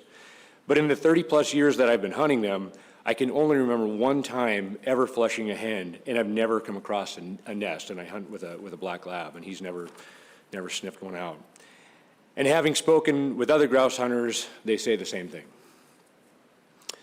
At the heart of this proposal is youth hunters. The hunt is a great way to introduce kids to hunting, as Southeast doesn't have a lot of small game hunting opportunities. For a good part of the season, when males start their call, roads and slopes are impeded by the snowpack, making for a tough and often impossible hunt with short-legged hunting companions. If the season start and end dates were shifted by just a few weeks, this would give more hunting opportunity in the spring while protecting young fledgling birds in August, when often entire family groups are wiped out by opportunistic deer hunters or people just out for a drive. I support Proposal 63 as I see it's being used incorrectly, in my opinion, as a tool to confiscate moose that are of the age class that we are trying to target in this hunt. Moose being moose, they get broken antlers, especially navigating the jungle of brush that makes up the Stickeen watershed while they're in velvet. And so I should differentiate here that there is, to me, it's very obvious if we're talking about an antler break that is fresh from bulls fighting or maybe from somebody purposely trying to alter that antler versus an older break that was in velvet and is healed over. So right now, they're one and the same thing, the way it's being enforced. I cannot support Proposal 64. Moose to me is soul food. As a weekend warrior moose hunter, I'd have to take vacation time away from teaching in hopes of filling my moose tag. In the first few days of the hunt, as that's all it would last. Nowadays, with everyone having a jet scow, high-powered optics and rifles, guys running the river now at night with their LED light bars lighting up the banks, now the use of thermals, this hunt would become a derby and over very quick. The horn regulation is working. There are a lot of moose on the river, as evidenced by game camera footage and just the westward expansion of the species. As an alternative, I think the department could look at offering a few any bull tags to offer a little more opportunity for local hunters to fill the freezer. This was done years ago, and I think the herd could sustain it, and maybe even if it was a youth hunt, offer some youth tags. I got a couple things off book here. Proposal 66, looking at the brown bear bag limit here in Unit 3 on the islands. I was born and raised here in Wrangell. It used to be a rare thing to see a brown bear on Wrangell or any of the other islands. Now they're on Wrangell, they're on Edelin. I actually have game camera footage of a brown bear on Zarembo a few years ago. But there's getting to be more. I run a bait station every year for the last, 6 or 7 years out the road. And I never used to have brown bear on camera. Now, I've seen a steady increase. And this year I had 2 brown bear flat in my can. Never had that before. So there's getting to be more and more brown bear. There's more incidents. We've had a DLP this year, a couple years ago, and another couple close calls with people out deer hunting. I'm afraid that we're going to turn into a situation like they have in Sitka and some of the other ABC islands where, the brown bear, they're smart. They become accustomed to the deer call and the shot of a gun. So I'd really, not like that to happen. And also, too, going back to the grouse thing is, a lot of times we're out with a 22 or 22 mag with a couple kids. And, the concern is always running into a brown bear while we're out. I'd like to support Proposals 8 and 9 dealing with cougar. Cougar just being an ambush predator, could end up in a dangerous situation, and they're also hard on our deer. Thank you for your time. Winston, thanks for that testimony. Questions from board members? Member Loring. Thank you, Mr. Chairman. Thanks, Winston, for coming down. You hunt grouse quite a bit, sounds like. Can you kind of run me through the way you hunt, from when you got out of your car to actually shooting the grouse, and what kind of, without telling us where that special tree is? Yeah, well, it sounds like it kind of differs by area. The guy from Ketchikan was saying they cruise the shoreline in a boat and listen for hooters. There's hooter. It's really weird because some of these really small islands have populations of hooters, but if you get out over to Zarembo, there's no city grouse. It's only spruce grouse, and POW is only spruce grouse. So there's these. They're isolated. So for whatever reason, but here in Wrangell, I know in Petersburg, we tend to hunt the road system if we can get out the road. A lot of times there's too much snow, but once we're able to access the road system, I've been doing it long enough. I've got ridges that I like to hunt. I go, I listen. If I can hear one, I'll start hiking up after them. As I said in my testimony, they tend to, it'd be interesting to know the roosting habits of these birds because they tend to use the same trees year after year. And like I said, for 10 years, I've killed a bird out of this one tree, and they like that spot. It must be the way their call resonates off the hillside. But anyhow, you locate them, go to the tree, use your binoculars. Sometimes the hardest part is just finding them in a tree. It's covered in moss, and once you locate them, I use a 22 mag and shoot them out of the tree. So. Okay, thank you for that. And just one other quick thing. So if the season is extended for males only, you're pretty comfortable that the way you hunt it, you wouldn't absolutely. There's no way taking females? Yeah, absolutely, yeah. And I, like I said, I've only kicked up one hen in all my years of hunting. And I've seen them I've seen hens on the road that are getting their grit in the evening, or they'll have a brood of chicks later on in the season. But in May, I just target hooters. I'm going after them on foot. I don't want to kill one on the road. Thank you so much. Commissioner? Yeah, I heard during your testimony, you were talking about, I think, hunting moose and use of night optics and light bars. Night optics are not allowed for hunting moose, so they fur bearers under the statewide trapping regulations, but are you experiencing people hunting moose with night optics? Well, unfortunately, yeah, I mean, so I have a cabin up the river and, you know, I'll be laying in my bunk at 2 in the morning and you'll hear a jet scow going by and it's pitch black, but, you know, nowadays everybody's got, not everybody, but people have LED light bars and they can light up the river ahead of them and they're just, I don't know, I call it road hunting. I don't know why else they'd be out that time of night, but it's a concern. And so, there's that, and then so the thermal optics are the new thing that's coming on. People are seeming to get, and so, you know, you can scan a meadow or some brush, I guess, from what I hear, and pick up a heat signature, and so that's not fair chase. Okay, thank you, but it's already illegal, so I'm just trying to figure out, are you? No, I understand. I'm just saying, so in my testimony, I was stating that if the moose season is reduced in time, and they put a cap on it, say 15 moose or whatever, it's going to become a derby, and people might be using illegal tactics to help, you know, aid their moose hunt. So. Okay, I understand. Thank you. Director Scott? Thank you, Mr. Chairman. Winston, just a comment. If you figure out why they go to the same tree every year, would you give me a call? Because I do the same thing, and so you're in good company. Yeah, when I was in college, I did my senior thesis on the roosting habits of Miriam's turkeys, so like I'm kind of, my mind goes there, so. Member Brett? Yeah, thank you, Mr. Chairman. Thank you, Winston. You made a statement that really caught my eye, or caught my ear, and I didn't catch it myself, but in Proposal 18, it's calling for a seasonal date shift for units 1 through 5, and as you mentioned, you know, that includes all grouse. And so now with a change like that and not making an amendment, and then people would be potentially taking the other female grouse that are more susceptible, you know, not identify, you know, not, because the hooter makes a hooting sound, you know, the other grouse family don't. They just scurry around or you jump them up or whatever. So what was your potential amendment? My amendment was to, so this was the original proposal was to cover all of the units here in Southeast. Proposal 69 is specific to Unit 3. And so, you know, again, our hunting tactics, it sounds like Ketchikan, Wrangell, Petersburg are very similar. I know people from POW that come from there to go hunt Edelin, Unit 3. So yeah, that's it. Be more specific to the sooty grouse area, not including the spruce grouse. So the city grouse are found only in Unit 3? So yeah, as I said, so sooty grouse, I believe Reville Island has them, Wrangell, all these little islands out here that you see except Zarembo. If you get over Zarembo, it does not have sooty grouse. For whatever reason, it's only got spruce grouse, as does POW. And I'm not sure about QU, so. Thank you. And then one more.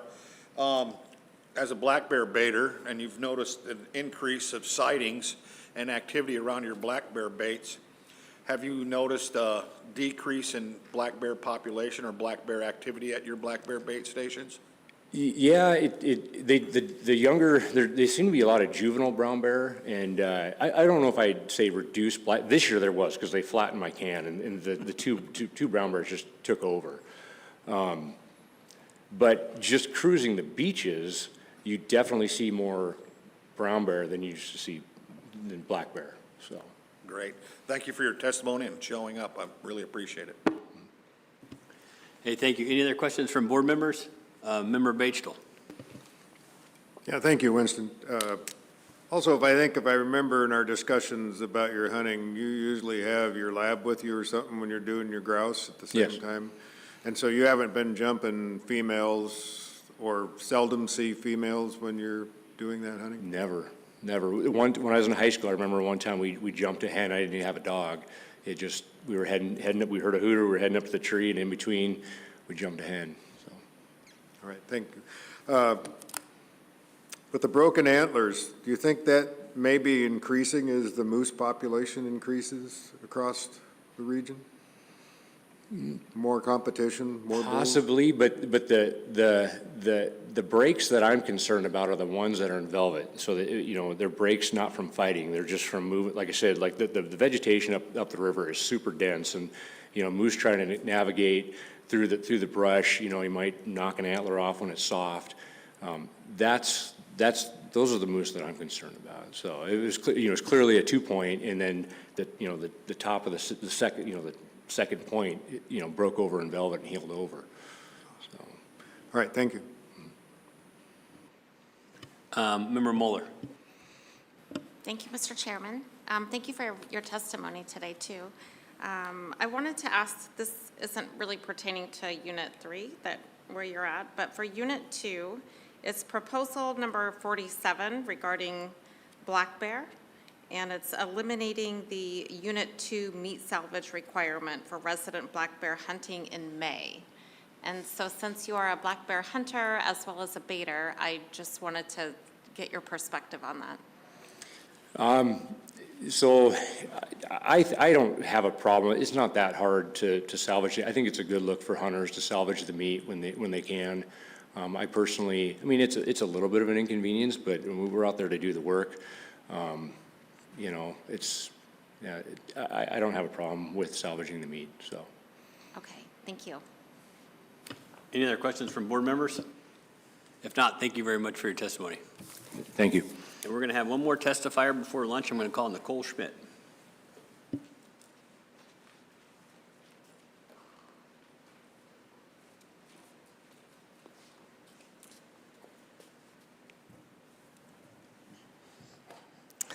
Thank you, members of the board and staff and the people of Wrangell, for hosting us this week.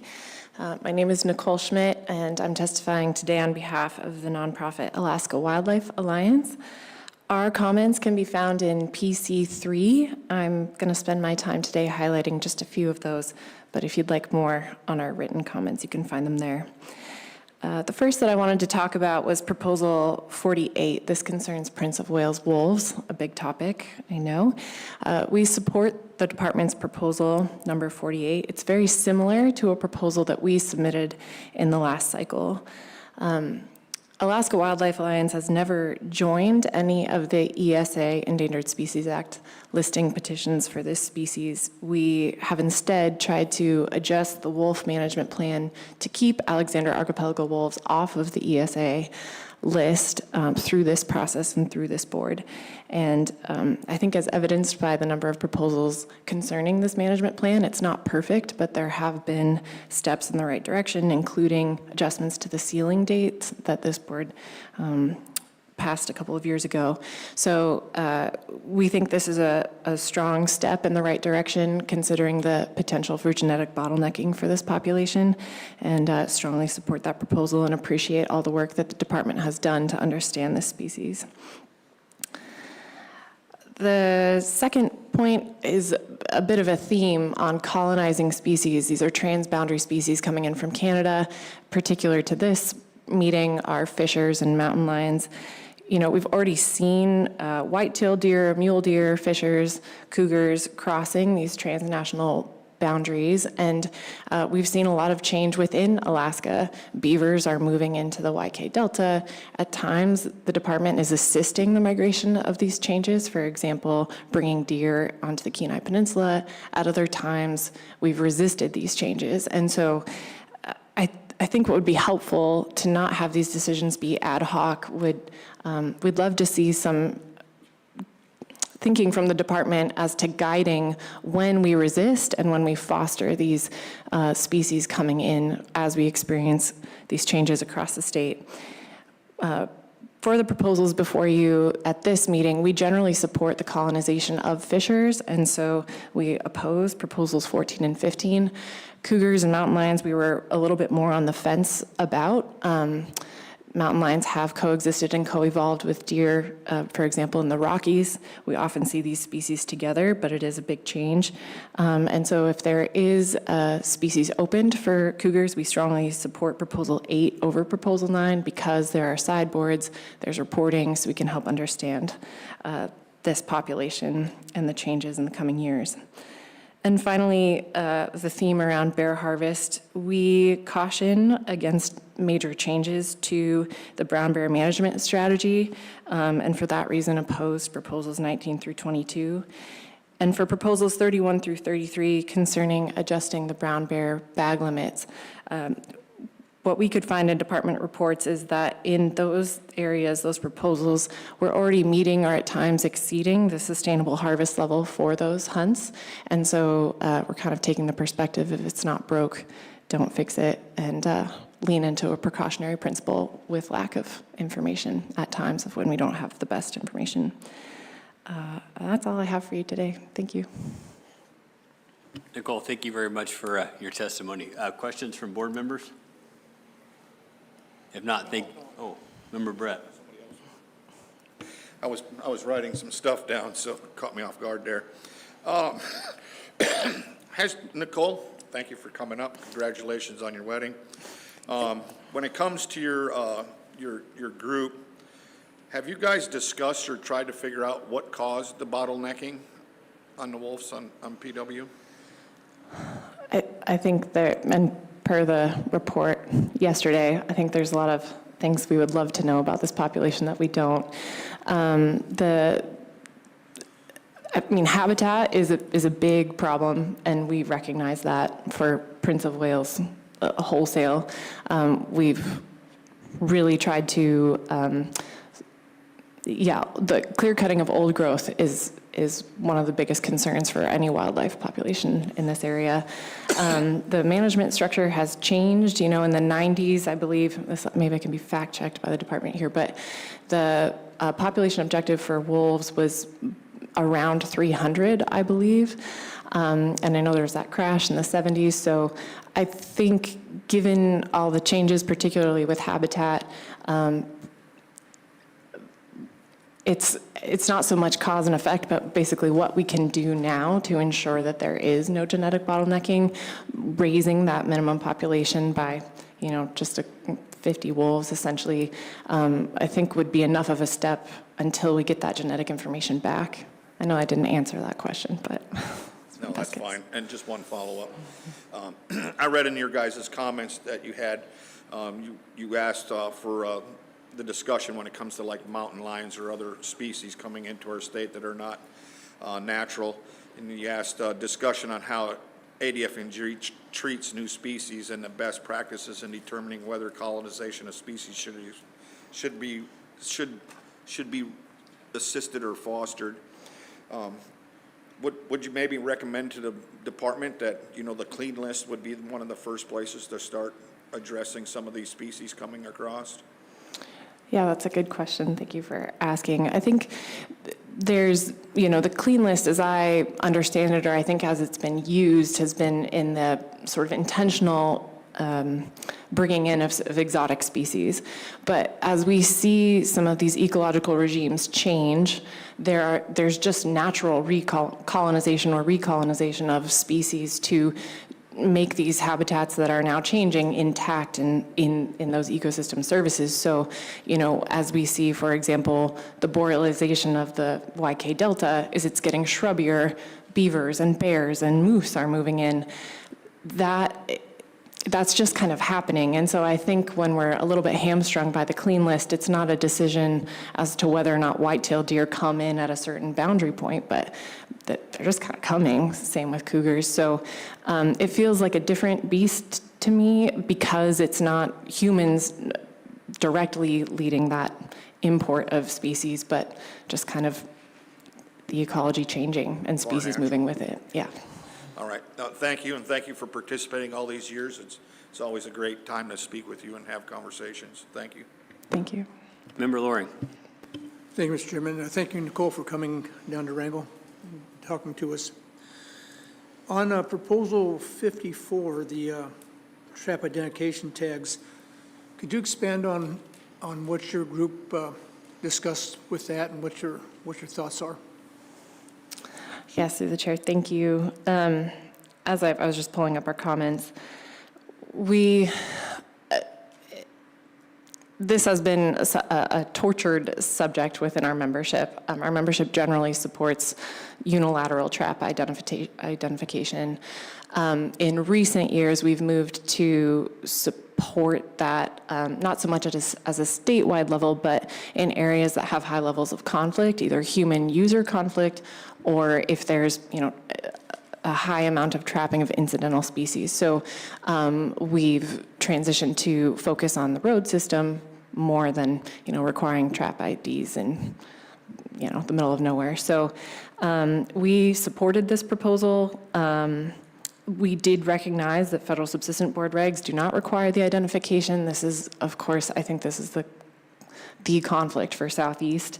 But it's very difficult for federal subsistence regulations to be stricter than the state. So I think if this is something to move forward, the state is going to have to move first. But in general, I mean, we want to, I think everyone wants to reduce the incidental take of wildlife and hold the trappers who are responsible for recurring events accountable. Okay, thank you for that explanation. I know in the past, recent past, your group and the West Trappers Association have had some meetings and got together and actually co-sponsored or we talked at the podium about the same proposals. And has this been one of the issues that you've talked or broached with the ATA yet, or something you're planning on doing? Yeah, through the chair. Thank you for that.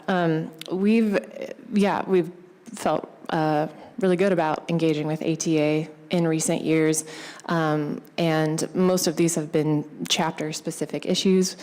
So we've not engaged with the Southeast chapter of ATA, and most of that work has been in South Central, and now trying to do that in the Kenai. Okay, thank you very much. Any other questions? Member Garner. Thank you, Mr. Chair. Maybe just a clarification. I wrote some, in writing my notes, I wrote down your verbal testimony. You were in support of Proposal 8 and opposition to 9, but reading through the PC, it says opposition to both. Yes, through the chair. Thank you. Let me clarify that. We were very on the fence as to what we were going to say for mountain lions. The reason that it was, I would say, a gentle opposition to Proposal 8, simply because there was so little information about mountain lions, particularly on harvestable surplus in the region, since these seem to be kind of roaming males. And that we felt that, as evidenced by them starting to come in, mountain lions are likely going to move into the area more and more. It felt like we didn't really need to resist it now, but if we want to, we could. So I appreciate the opportunity to clarify a gentle opposition. We don't feel super strongly either way, and if there were to be a season, we would prefer Proposal 8 over Proposal 9. Thank you. Any other questions from board members? If not, Nicole, thank you very much for your testimony. Thank you. And at this time, guys, we're going to break for lunch, and we will come back here in an hour and 15 minutes.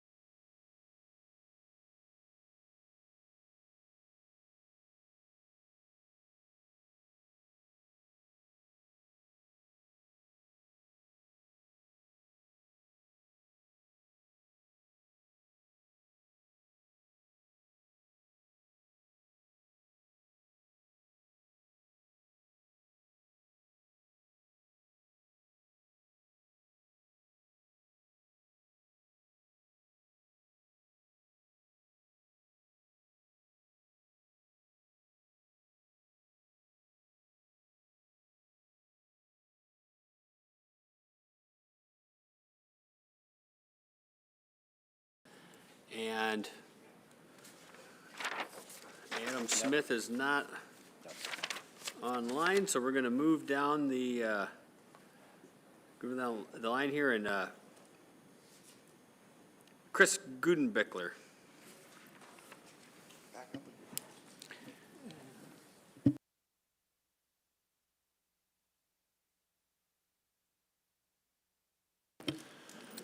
Good afternoon, Chairman Fletcher, members of the board, members of the department staff. Chris Guggenbickler, I'm a lifelong Wrangell resident, commercial fisherman, avid moose, deer, and elk hunter in the area. I'll be speaking for myself. So on proposals 1 and 2, I oppose these. I've got an alarm set for 447 as well. See what it looks like tonight. But all these proposals that I'm going to speak on are pretty much to minimize hunter trooper interaction. I support the increased elk opportunity. If you remember 3 years ago, we were in the Sunny Point room in Ketchikan, and I submitted a proposal which you guys passed for up to 25 animals in a drawing hunt on Zarembo. And since then, there's been 2 harvested. That's 100% success rate on those. In contrast, Edelin, has a 1 or 2% hunter success rate down there. So we've really got a contrast in what we're taking out of the herd. I know Zarembo's a little more accessible, but if you don't pass ours, I'd encourage to our advisory committee's proposal. I'd encourage them to be a little more proactive, as members spoke earlier, maybe 6 or 8 permits, get some hunters over there and harvest some of them. I troll in the area for a number of years. I've trolled along a lot of that shoreline where they're there. I think there was like 20 miles of shoreline where they really frequent. They're on that west side where there's a lot of grass, and they're out there, especially in daylight today. They're away from the river wind and they're out in the sun. And I count 20 animals. I was out this year, I counted 20 different animals in a morning trolling down that shore, bulls, cows. I got anecdotal information from people that presented to the AC and that I talked to on the side that are seeing them around the island, not as much on other parts of the island, but they are seeing them, herds in other parts of the island. So I support being more active there on that elk. I support Proposal 64, submitted by our advisory committee on the, getting rid of the broken, damaged, and altered restriction on our moose herd. We've heard testimony about how that's being interpreted and how some of our hunters are being really put under the microscope here under the damaged horn part. If nothing else, maybe we can get a definition that excludes, if it happened in velvet, it grew that way, in my mind.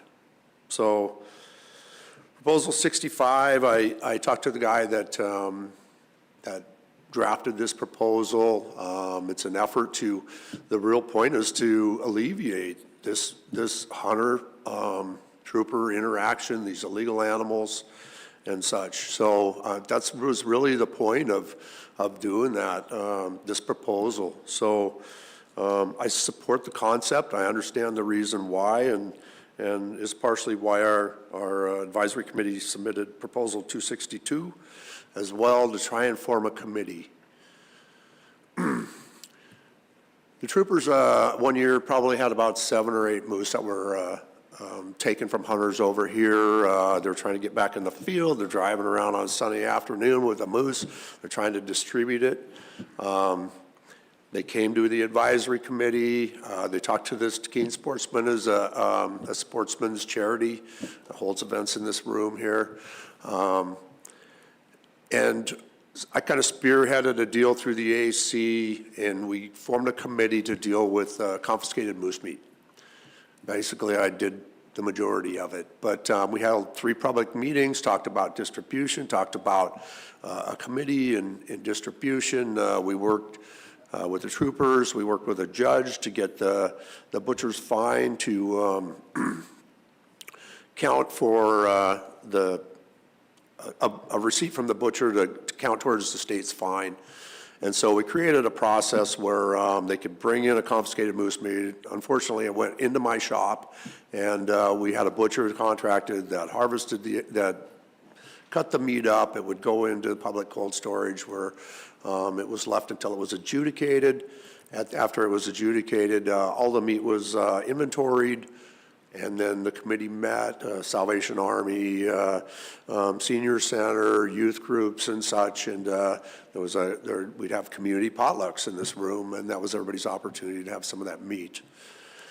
24, we had 8 moose taken. 7 of those were contested. And so I was dealing with cleaning my shop up until sometime in February. So the process really broke down.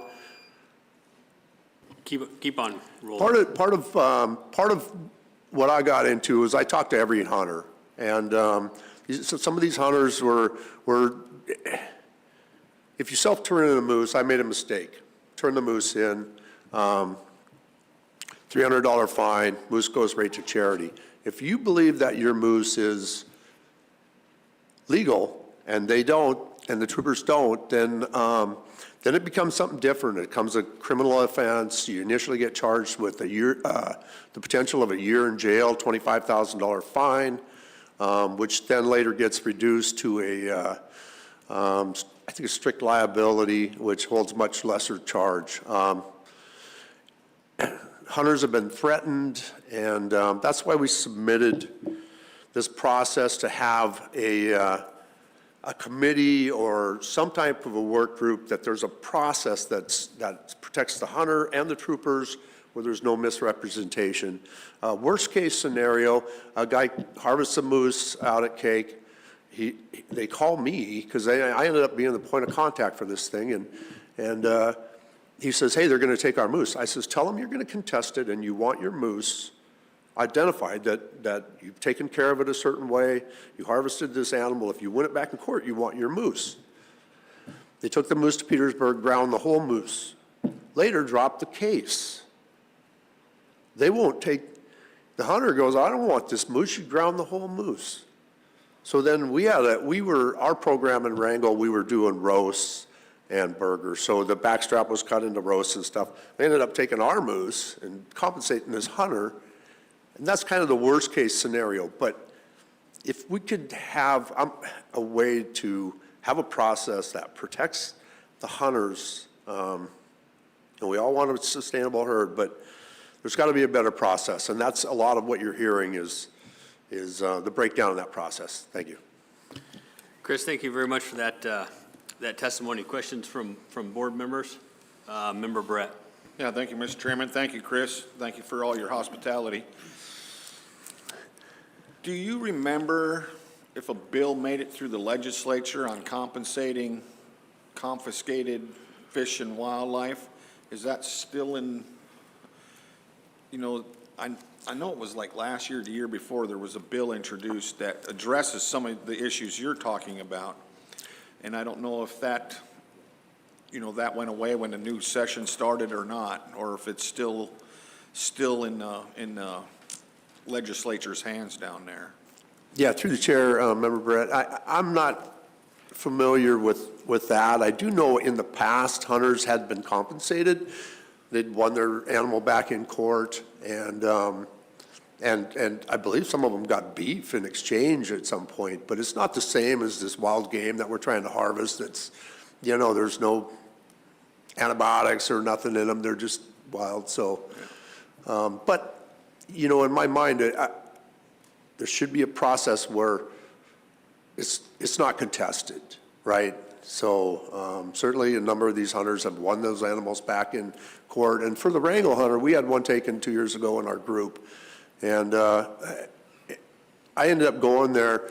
The animal was brought to Wrangell and turned in within the 5-day period. And then they said they're going to contest it. The state thinks it's illegal. So they set a court date, and the animal goes in the freezer. When we go to court, we go to the Wrangell courthouse, and I'm there just kind of as a witness. The judge is in Petersburg.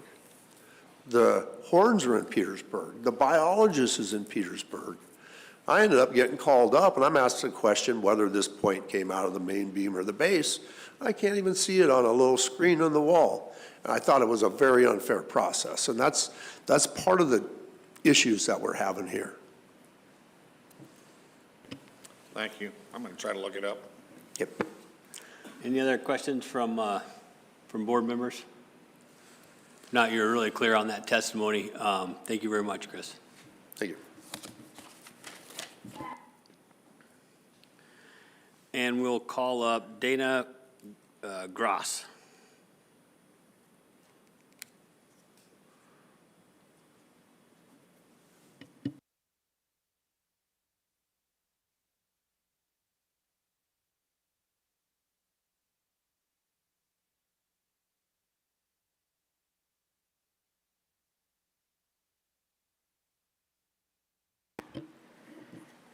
Good afternoon, Board Chair and Board members. I'd like to thank you all for the intense work you all do for the communities of Alaska.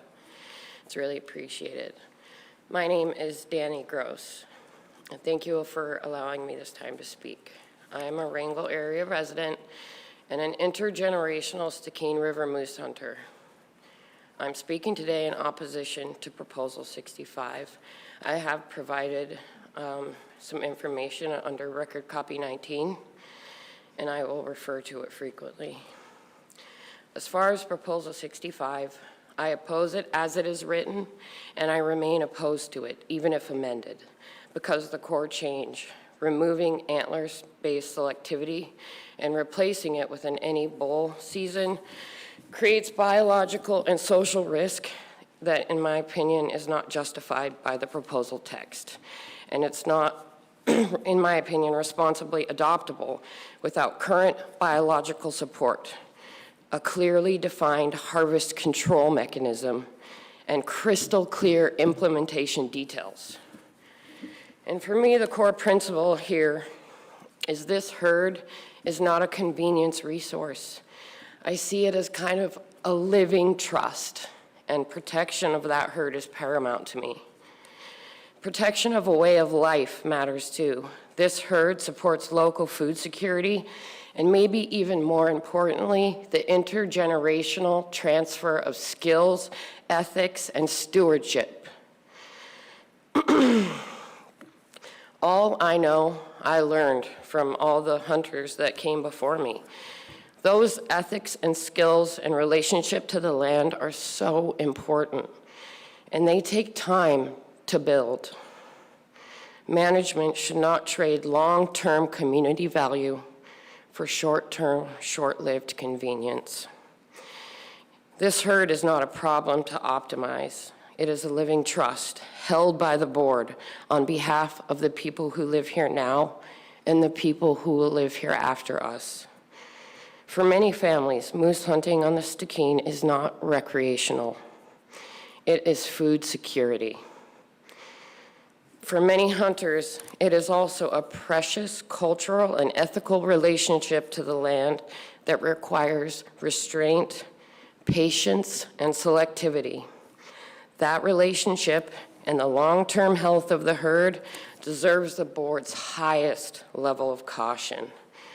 When a proposal asks the board to remove a selectivity tool, the standard should be show the biological case to do so, show the harvest control plan, and show very clear implementation mechanics. In my opinion, Proposal 65 does none of that. If you refer to Record Copy 19, I did list kind of the 5 core reasons, I guess, why I feel that this is not an appropriate structure to implement. 1, it doesn't supply the basic biological and program details needed for the board to be able to make an informed and responsible decision. The proposal's mitigation theory to shorten the season in order to offset the any bull structure isn't, in my opinion, supported with any real data and may concentrate efforts and increase early success. And I'll kind of spell out in a minute here what that can mean for the community. Also, Game Unit 1B's history shows that any bull structure is not a harmless convenience. The record includes an emergency closure and later adoption and strengthening of antler restrictions to stabilize harvest numbers and protect the herd. The herd has still not fully bounced back to the high harvest era levels that are reflected under the earlier any bull framework, and returning to that framework risks repeating the same cycle. And then also, I'd like to kind of hit on something people hit on before. If the real issue is enforcement definition friction related to that and around damaged or atypical antlers and hunter-trooper conflict, the remedy should be targeted definition, guidance, training fixes, maybe like a group of people that determines legality instead of just one entity.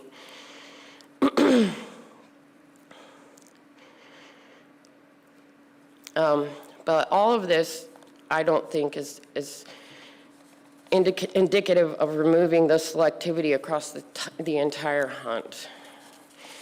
If you refer to record copy 19 again, I did, for just ease, list out the proposal 65 and its stated rationale, and it's bulleted there. And I did that because I do believe those. Please continue, Danny. Thank you.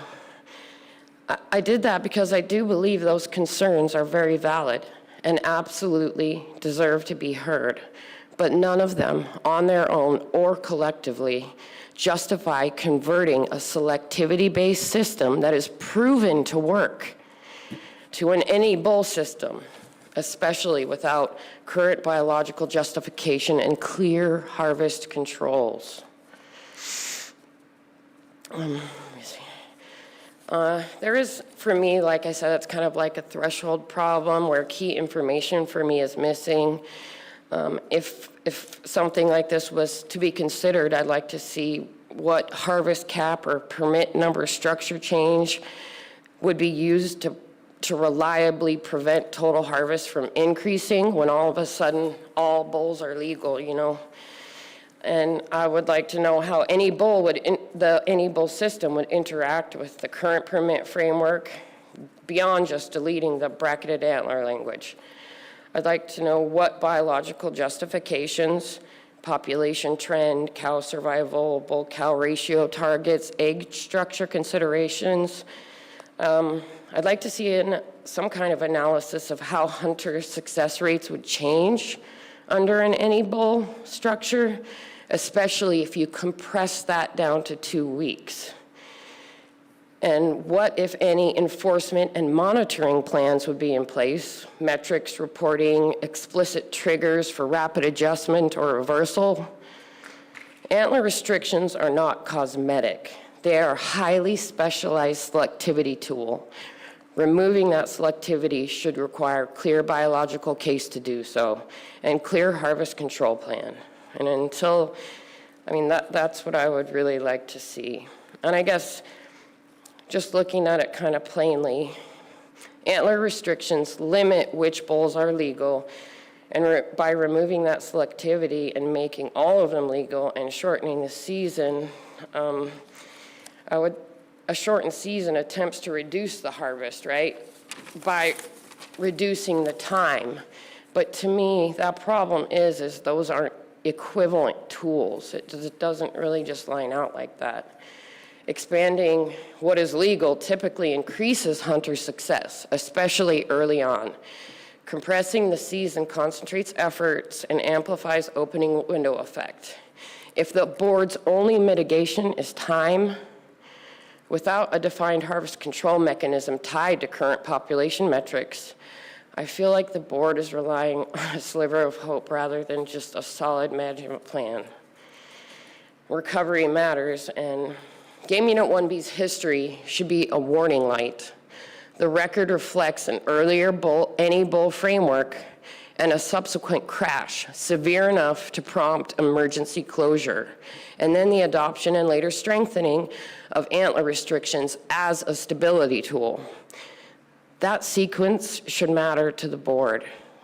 Even looking only at harvest history, which of course is not a direct correlation to population, but is still really informative. The high harvest era under the earlier bull framework, where the averages were in the mid-30s to 40s for harvest per season, isn't even where we are today. While recent averages in the provided summary overall are trending upward, they are still materially lower. And that does not prove the current population condition, but it does show that today's system is operating in a different context than the prior any bull period. The point is simple. If the board previously needed to tighten selectivity after an emergency closure to stabilize the hunt, then removing that selectivity should require unit-specific biological demonstration of safety. And the other issues that I feel are really important are local food security and the reality of Southeast weather. In Southeast, local wild food resources are a practical food security necessity. Extreme weather and supply disruptions, of course, like you all know, mean families can't rely on outside food systems in the same manner that bigger cities or other states can. The Stikine-Wrangell moose resource is one of the most important local protein sources available to many residents. And I think that's why policy should prioritize long-term sustainability and equitable local access, not short-term ease for a narrow set of hunters. And also, equity, and speaking of equity and access, a 2-week season concentrates efforts into a narrower window. When you simultaneously make vastly more bulls legal, all of them, you don't just change legality, you change behaviors. People feel pressured to act fast, and competition will probably intensify, and success usually concentrates early. That structure predictably produces an uneven outcomes across the community. Hunters with the ability to take significant time off work or travel quickly or stay in the field for longer stretches of time are positioned to capture a larger share of the opportunity, while many year-round residents who may have limited schedule flexibility are effectively pushed out. And this is not a hypothetical. In small communities, many essential workers can only hunt weekends or just a few days at a time. So under an any bull 2-week window, the odds that that opportunity is largely allocated before those residents can meaningfully participate in the hunt increases, especially if the board later feels compelled to cap the harvest after early success. Hey, Danny, I've given you quite a bit of extra time here. If you have a couple more high points really quickly to hit on, I'd appreciate that, and then you might have some questions from board members. Yes, sir. The real risk is just an inequitable access and quite possibly an uneven distribution of meat across the community, which is contrary to the public trust nature of the resource.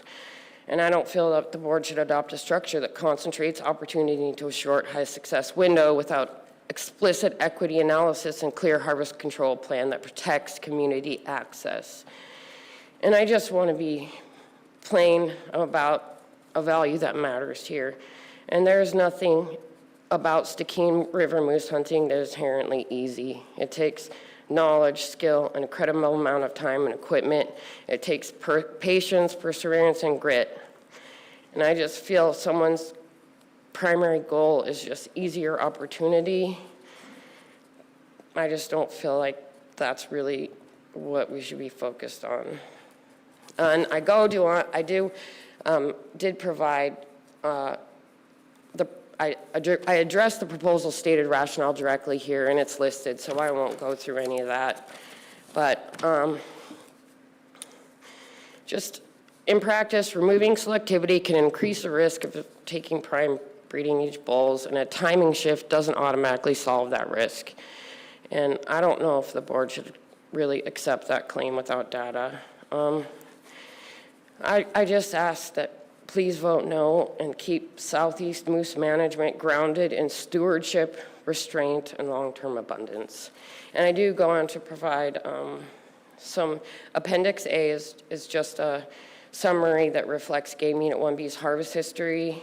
It's a table constructed with information received from the ADF&G wildlife biologist Frank Robbins. And then attached, there's also a graph that was built from that data that was provided to me through a local board member. And it just illustrates the timeline and the emergency closure, the crash emergency closure, and then the implementation, and how, even though there are, variables in it, it has been continuing to trend upward for harvest numbers after, after you guys implemented that selectivity tool. And we're going in the right direction, and I just don't know if we should change that, sir. Hey, thank you very much for that testimony, Danny. Any questions from board members? Vice Chair Hoffman. Yeah, thank you, Danny, for your testimony. That was really nice. Sounds like I was going to ask you a couple fundamental questions since you mentioned you're a multi-generational hunter on the Stikine River for moose hunting. Can you give the board a little bit of insight on kind of what you experienced on your hunts and like maybe how many bulls that you pass up that aren't legal at this during this hunt structure, and if you're successful every year or not? I am usually successful every year. I spend not only during the 30 days during the season up there, I spend an enormous amount of time during the summer and doing prep and maintenance.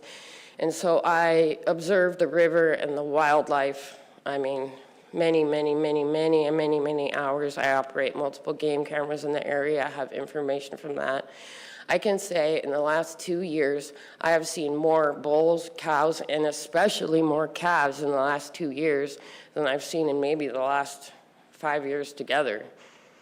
And like, I really feel the population is strong at this point, and it is strong because of the selectivity tools that you guys put in effect. It's working. And I don't know if that's really something that we should change. I mean, that herd is so important to so many local and otherwise. And so I'm just really protective of it. What was your other question? I may not have answered it. Oh, thank you for that. I was going to also just a rough summary on like maybe how many bulls that you have to pass up to finally get a legal bull. Well, it definitely varies from year to year. Some years the population feels a little more robust. And like anything, life has its natural cycles. But I could tell you this year, I probably passed on at least 7 bulls before I was successful this year. Yeah.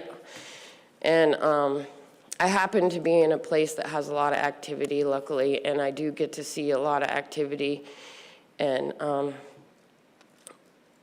I would say not 7 bulls before I harvested this year. I would say I see about 5 to 7 bulls in average over all these years before I see one that is legal. And generally, I am successful. I think the last time I didn't harvest a bull was 2017 or 18. Was the last time I didn't get one. But I'm just grateful to be out there. I'm grateful for every single day of those 30 days that I get to participate and be a part of that system. I appreciate its management. I appreciate the fact that it is thriving up there right now compared to previous years where maybe I didn't see a bull for 10 days. And I stay up there every day, all day. The only reason I come down is if I shot a bull. So I go up the river and I stay up there and I observe a lot. Any other questions from board members? If not, Danny, thank you very much for your testimony. I appreciate your time. Thank you very much. And I'll call Thor Stacy up.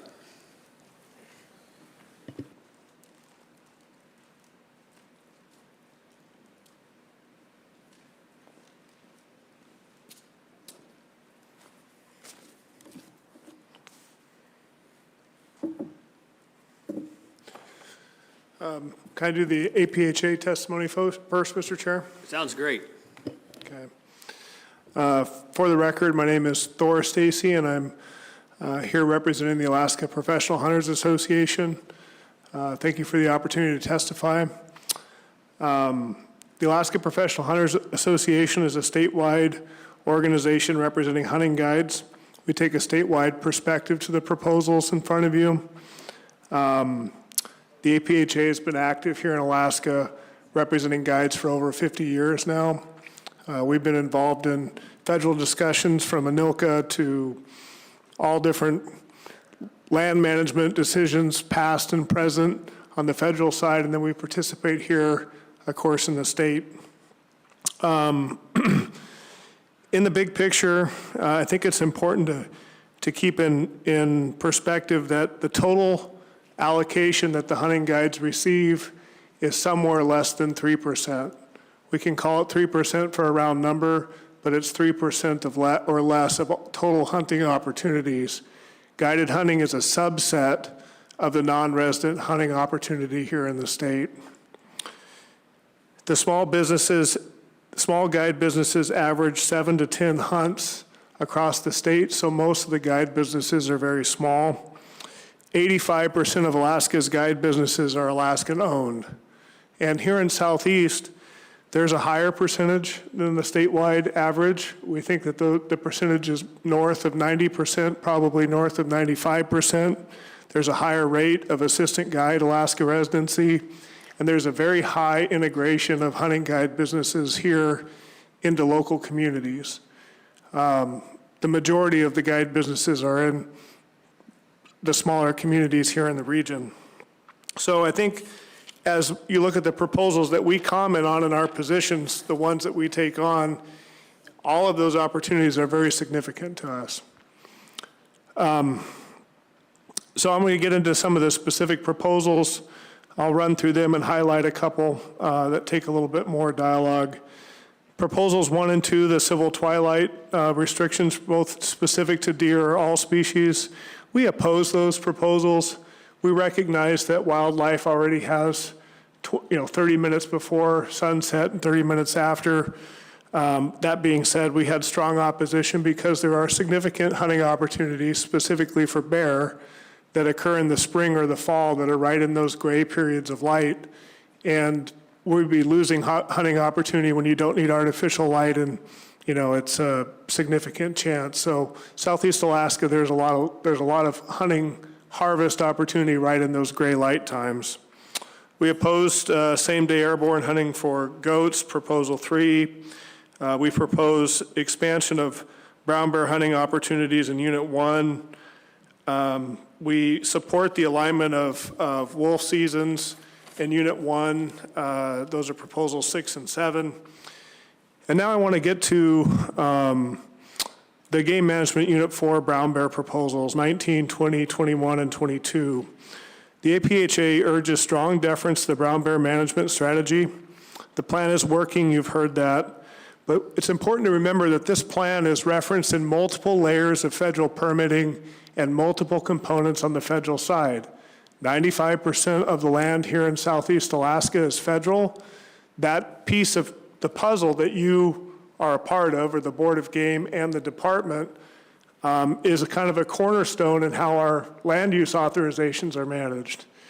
That plan has, if you're to alter or amend components of that, it'd be similar to the Forest Service doing the same and upsetting your role as the wildlife manager. So those sensitivities to how multiple agencies, including municipalities, view a plan like this, I urge you to think carefully about and to not alter at this time, especially with the impending review of the Tongass Forest Management Plan. So the timing is not good to make a change to hunting seasons, bag limits, or management for brown bears in Unit 4.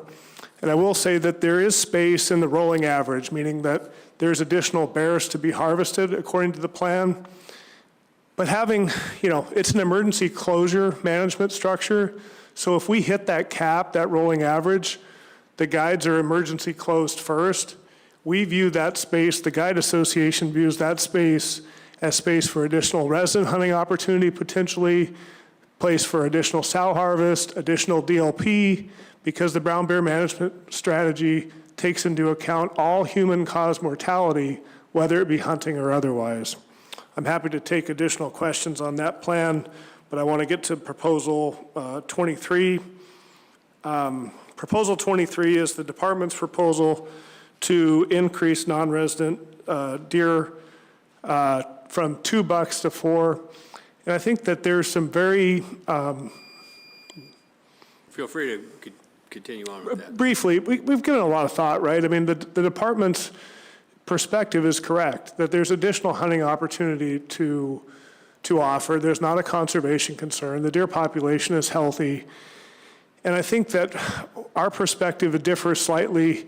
The guides generally look at allocation as how do you maximize the value of each opportunity, right? So from our perspective, 2 deer, in this case it's $2, it could be 2 deer, it doesn't matter.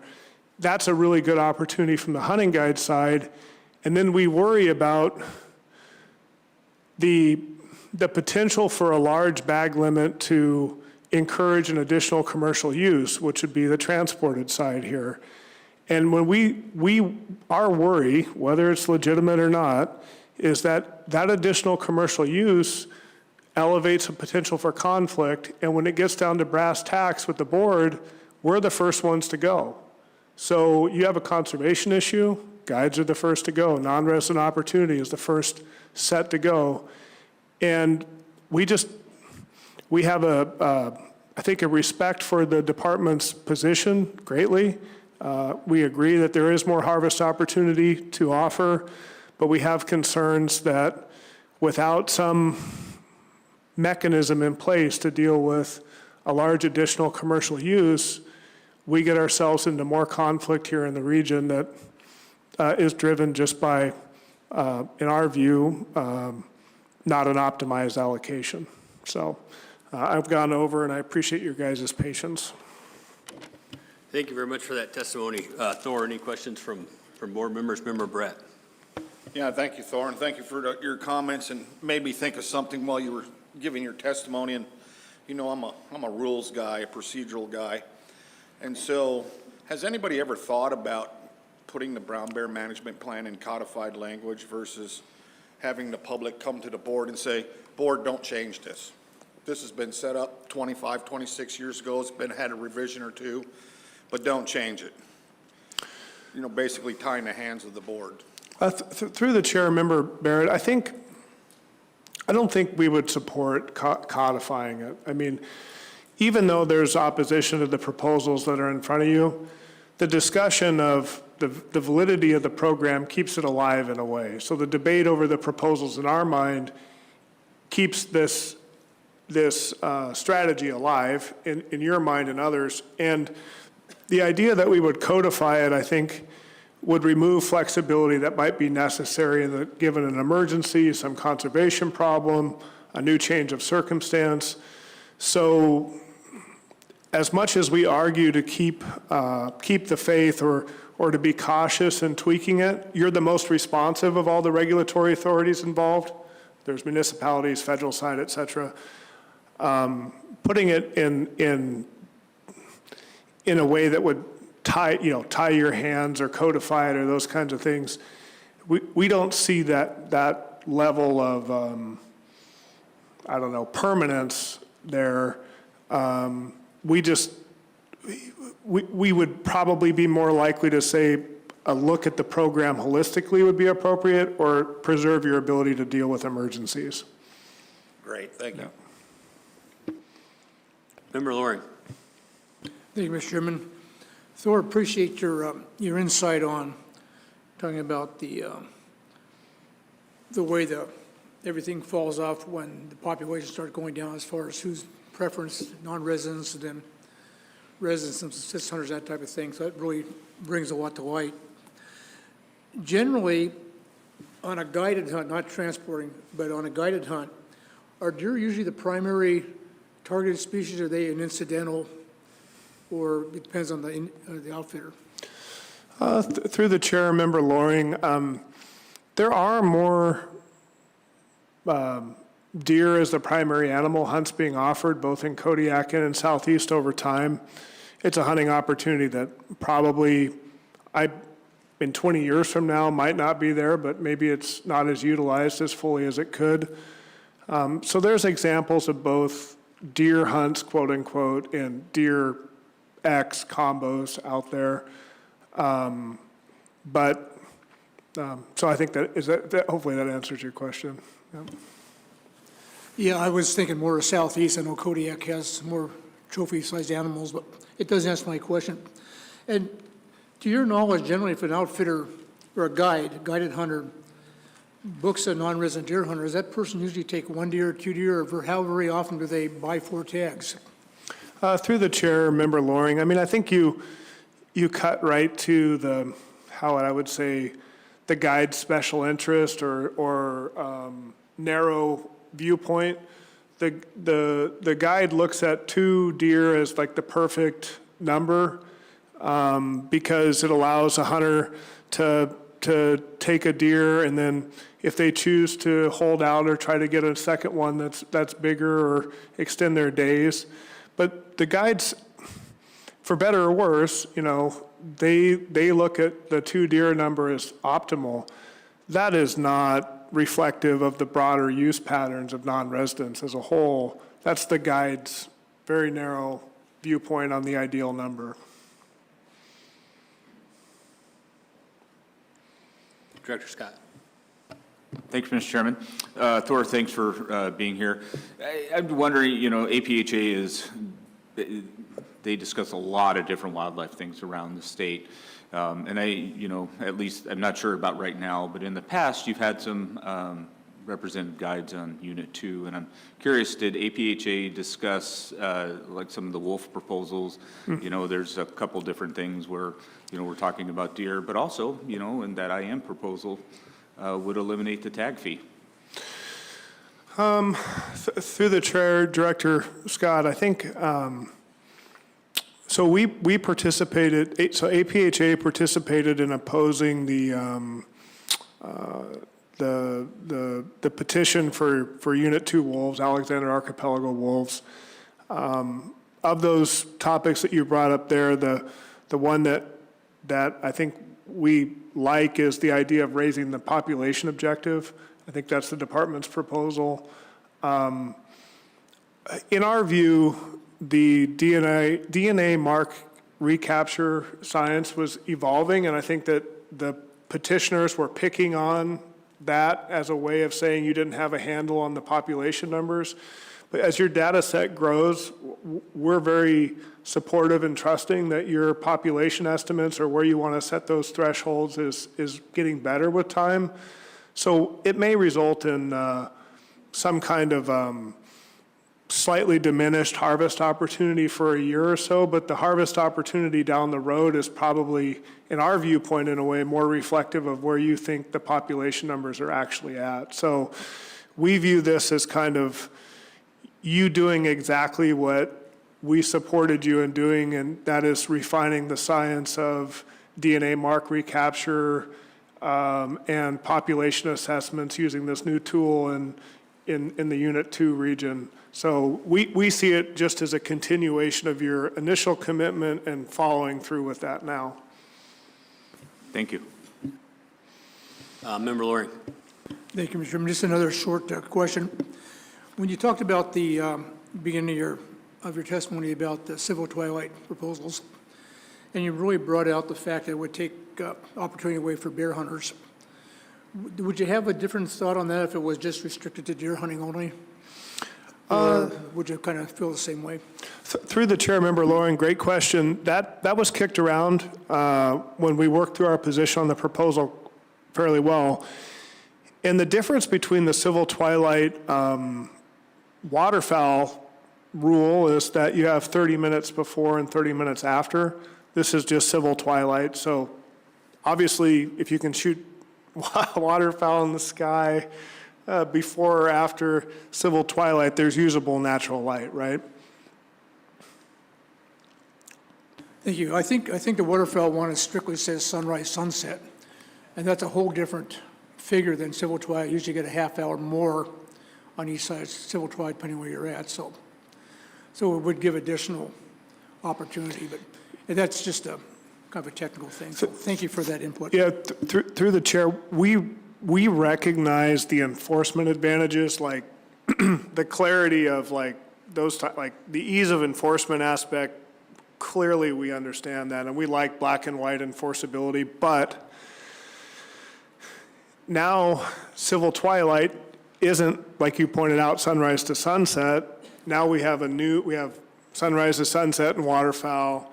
Now you have civil twilight in big game restrictions, and the potential for a hunter to get confused about civil twilight. A trooper hears a gun go, is it a shotgun, is it a rifle? I mean, like in all due respect, you're not even using the same daylight terms between the proposal and the waterfowl restriction. So that point that you brought up added confusion to us as well. Any other questions from board members?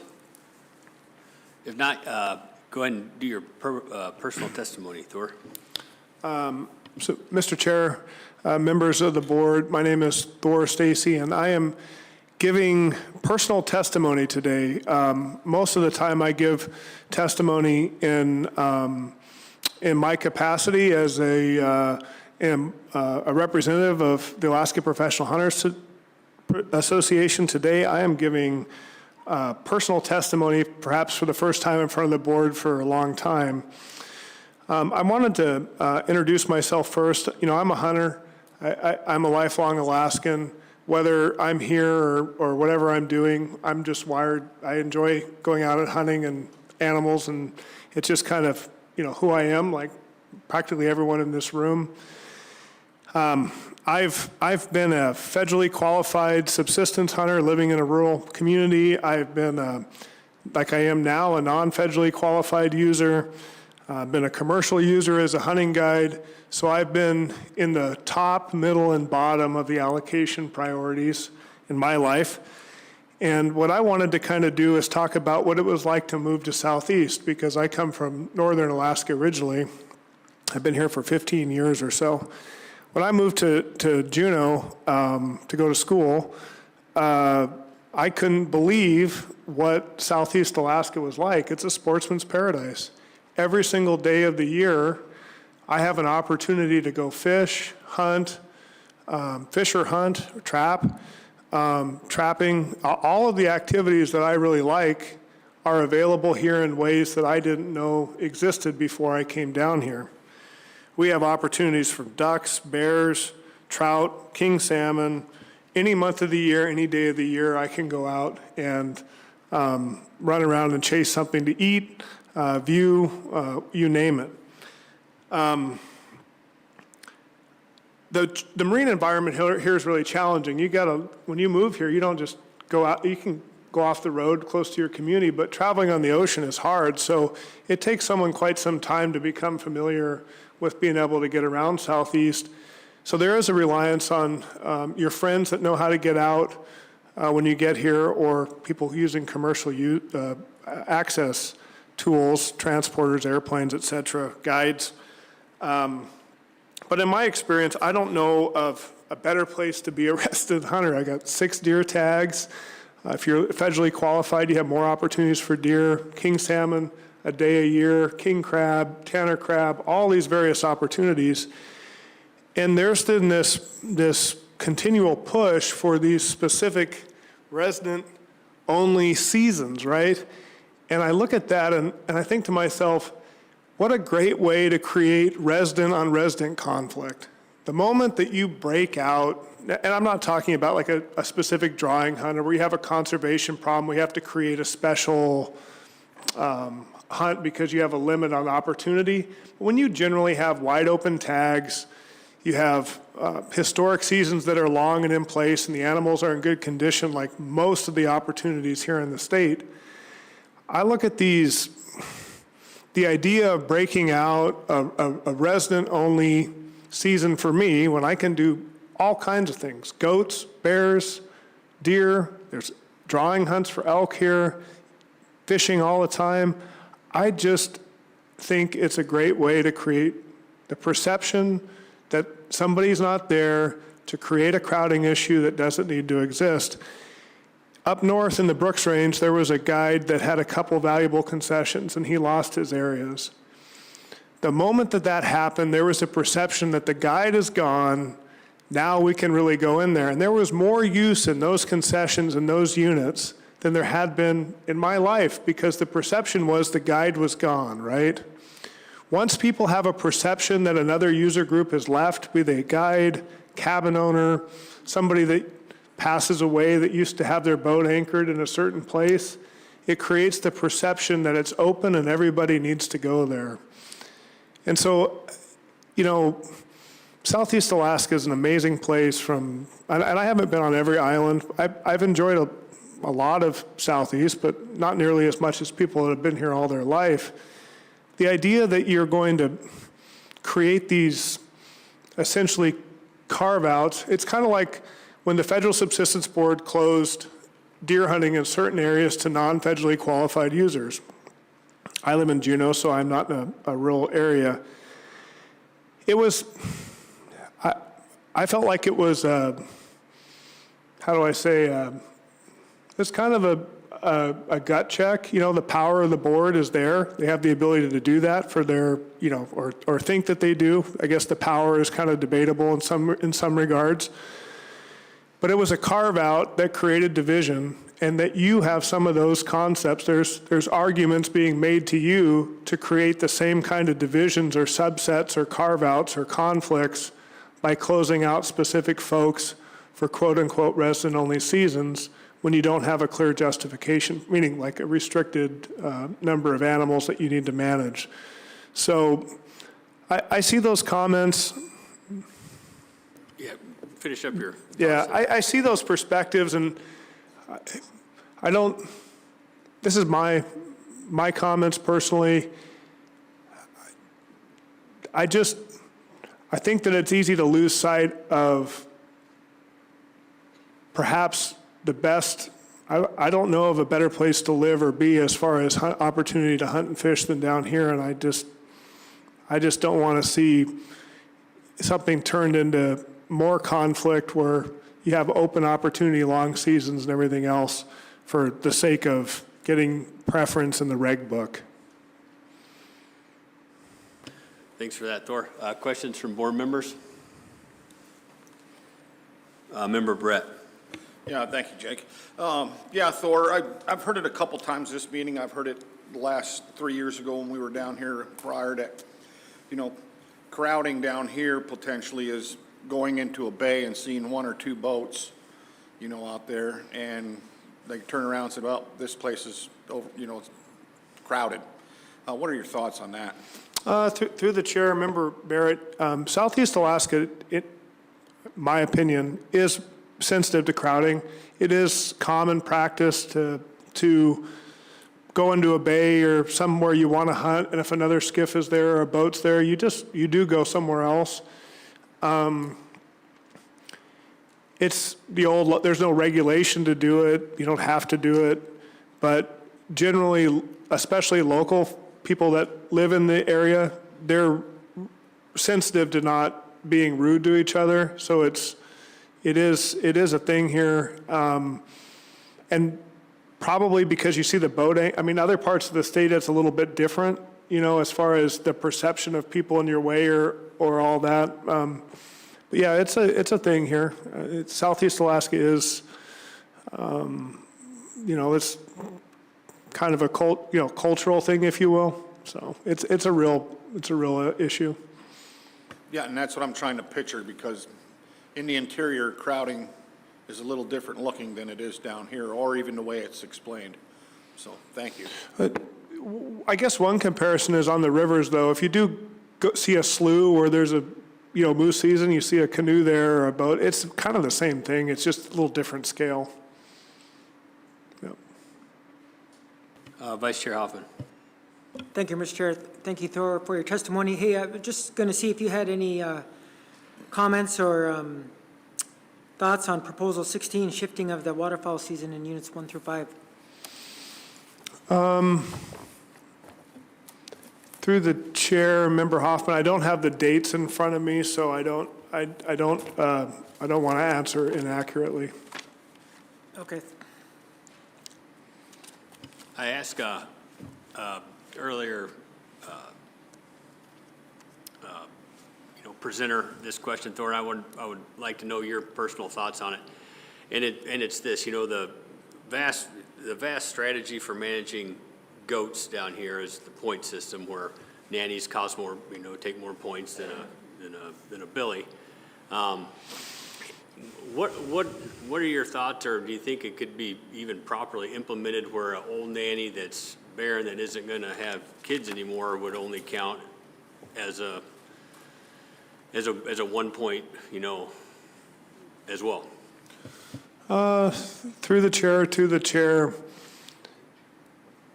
I mean, for hunting guides are like, in the animals that I'm most familiar with, I can judge an animal very quickly and very accurately. But for the average person in the public, it's hard to tell a billy from a nanny as a starting point, and then getting down to the idea of, like, is it an old nanny or a younger nanny? I think you're starting to like split those hairs so close that to develop a management framework, I think maybe just a point system wise, but if there was any link between opportunity, whether for the hunter themselves, I think you're gone to the point, the good is, that was to say, good's the perfect, good, or perfect is the enemy of good. Like, you're like, you're like a long ways away from good. I like that. Any other board members' questions? If not, Thor, thanks a whole bunch. Heather Basher next, the Petersburg AC.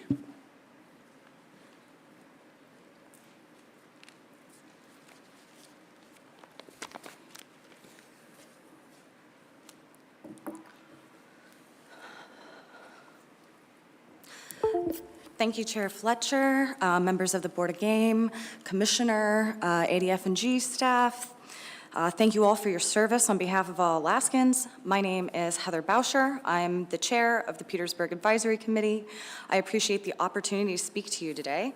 I will now give the report on behalf of our community advisory committee. Please reference the packet I submitted to the group. The Petersburg AC held 3 2 to 3 hour meetings to work through these proposals. Big thank you to all of our committee members for their time. I'm going to start to work through what you have before you regarding the actions of the advisory committee. So we took strong positions in opposition to proposals 1, 2, 3, unanimous support for proposal 4, strong opposition to 5, strong support for 6 and 7, which we took up together because we thought there should be more opportunity to take wolves while hunting for spring bear. We had a rather interesting conversation about mountain lions. It seemed as though the problem in that instance really comes back to management objectives, which must be really challenging for all of you as impacts of changing environmental conditions are leading to population distribution shifts. The community made it clear they do not want to entertain the idea of mountain lions in town at all, so the desire for the ability to prevent an incoming population was expressed. We already have problems with wolves and deer and don't want mountain lion problems as well. There was discussion if they could be considered an invasive species, which doesn't work because they are native to North America, and it was pointed out by a committee member that 4 or so lions is not a harvestable surplus, especially if there's no female. Our committee supported the ability to take them because they didn't want local people to be penalized for taking them when they show up around town, and we could not find another mechanism or tool in the toolkit in order to deal with that. So fascinating problem on that. We had strong support for 10 and 11. We took up 12 and 13 together with strong opposition to both. When it came to migratory birds and waterfowl, we were unanimously opposed to shifting those dates. I remember those discussions the last round of this 3 years ago. It was hard fought, and people in the Petersburg community appreciate the current dates that are in place and think it is working well, so they don't want to see that change. In regards to grouse, we opposed 17 unanimously because we had a conversation about how identification can be hard between females and males and did not want to penalize local people, especially kids. It's a pretty common sight to see a 13-year-old boy and his little brother walking back from out the road with their .22s and a bushel of grouse, and we don't want to discourage that. We love that kids in our town are getting out and doing that. It's a great way to get into hunting and harvesting. We opposed 18 because we were concerned with the impacts of the extension of the timing into nesting season. I'm going to jump to proposal 69 quick because we took that one up early on with these other grouse conversations because it was our committee members' proposal. And I really want to acknowledge and give a lot of credit to Caleb's contributions to the committee. He put in a lot of work writing a number of proposals. But even though we appreciate Caleb's ideas and contributions tremendously and generally as a group want to support more opportunity for local people, we couldn't support that specific proposal due to the concerns with the conflict of getting close to nesting season and concerns for the take of gravid females before they lay the eggs. We were in unanimous support for Proposal 19, extending the resident hunting season for brown bear. Also written by committee member Caleb, it would allow locals to take more brown bears. It would extend the resident season for 1 extra week. We learned from our local area biologists that brown bears are moving more into our area on McCuff Island and other places far more than folks realized before.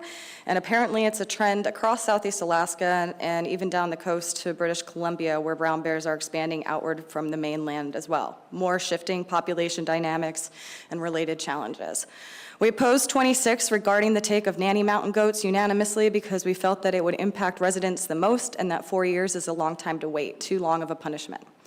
We supported Proposal 40 because we felt that 1 deer is plenty for non-residents. A statement from our notes very much expressed the sentiment that residents harvest deer to feed themselves and their families. The data shared yesterday was that most only take 1 and very few take 2, so didn't really think they need more than that. We also supported 41 for the same reason. We also were concerned about how a hard winter like this past one might impact the population and didn't think it was smart to open that up more than it is. Proposal 44 with the draw hunt discussion, we were unanimously opposed because we really didn't understand how that would play out with residents, non-resident opportunity, and we're concerned about the potential impacts to that. We took up 45 and 46 together and were opposed to both. A committee member did mention that they might support 46 if it was amended to a resident-only tag, but we did not make any amendments. We opposed 57 unanimously regarding Zarembo Island because of the concerns from the department regarding low population numbers to support harvest. There was also a pretty significant discussion regarding illegal harvest and concerns regarding the impacts of that, which prompted the letter that we wrote that is in the back of the Petersburg AC packet. Caleb also put in a good bit of work putting that together and researching that timeline, so he's a good person to ask about that, and I just formalized it and made the language a little bit more diplomatic. We opposed, that letter. The letter is included, yep. The letter is included at the back of the Petersburg AC packet, and really the point of that was to express strong concerns over the impact that illegal harvest is having in regards to undermining the state management of that population. If management was happening the way it was intended, we could eventually get to a place where there could be a harvestable surplus for residents. So people taking elk illegally are essentially taking away future opportunity for law-abiding citizens that respect the management plan and felt it was important to and the committee felt it was important to point that out in the hopes of discouraging that behavior. We were also unanimously opposed to 58 and didn't feel that that was a sustainable management plan. We unanimously opposed 64 regarding the broken moose antlers because the department and law enforcement were also concerned with determining eligibility. Our committee shared the same concerns as the department. We also opposed 65 unanimously, same comments as Proposal 64. We have had record moose harvest. There was a number of members of the public that came to that one. We have record moose harvest. Our committee feels the current management plan is working and that doesn't need to change.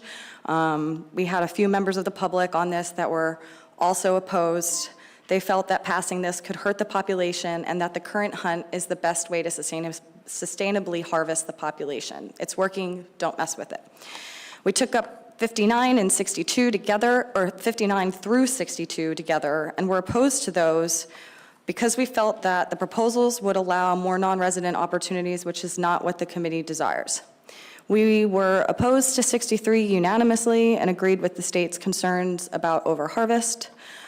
We supported Proposal 66 unanimously because of the concerns with increased numbers of brown bears in our area and wanting the ability to use the tag as protection, so to speak, especially in fall when out hunting deer and moose, and with more brown bears moving into the area, that's more of a concern for us. Proposal 67 was a split decision. I apologize that in the notes, you don't have the specific vote counts. This one was an interesting one. We had 4 in support, 4 in opposition, and 4 that abstained. So I don't really know how to explain that one, and as another member of the committee said, that tells its own story. We did have a few members of the public weigh in on that one, and all the members of the public were in opposition. And we narrowly opposed 68, also because of the same concerns over user group conflicts in the Blind Slough area, which is off limits to hunting. It's a popular recreation area that includes bird sanctuary, the Swan Observatory. The folks in support on the committee want to be in support of more opportunity for local hunters, but those opposed wanted to keep the sanctuary area in place. There were also concerns with enforcement for those proposals. And I'm not sure what maps you guys are working with, but I think the key area that they're after on that one is that hillside on the back side of the slough. So I don't know if there's other ways to maybe provide access to that area, but that seems to be the crux of it. To me, it seems like a lot of messy user group conflicts to get access to that little area, but apparently there's really good hunting back there. So, that concludes my report. Thank you so much for the opportunity to speak before you today. Heather, thanks so much for that, and thanks for your service. Questions from board members? Member Loring. Thank you, Mr. Chairman. Thank you for your report. It was really good. Going back to the last two we just talked about, 67 and 68, and you said you actually had members of the public come in and give testimony during your AC meeting. Can you tell me, and you mentioned that they were concerned about user conflicts, at least the ones that were opposed to it. What type of user conflicts were they talking about? Were these members, what type of user group were they, like dog walkers or hikers or skiers, and what kind of conflicts did they expect to see? Thank you, Member Barrett. Through the chair. Yes, there were 3 members of the public, I believe, mostly dog walkers, bird watchers, other folks that make use of the slough. Yeah, it's a very popular recreational area, and yeah, a lot of people walk dogs there and spend a lot of time out there. Commissioner. Yeah, Heather, welcome.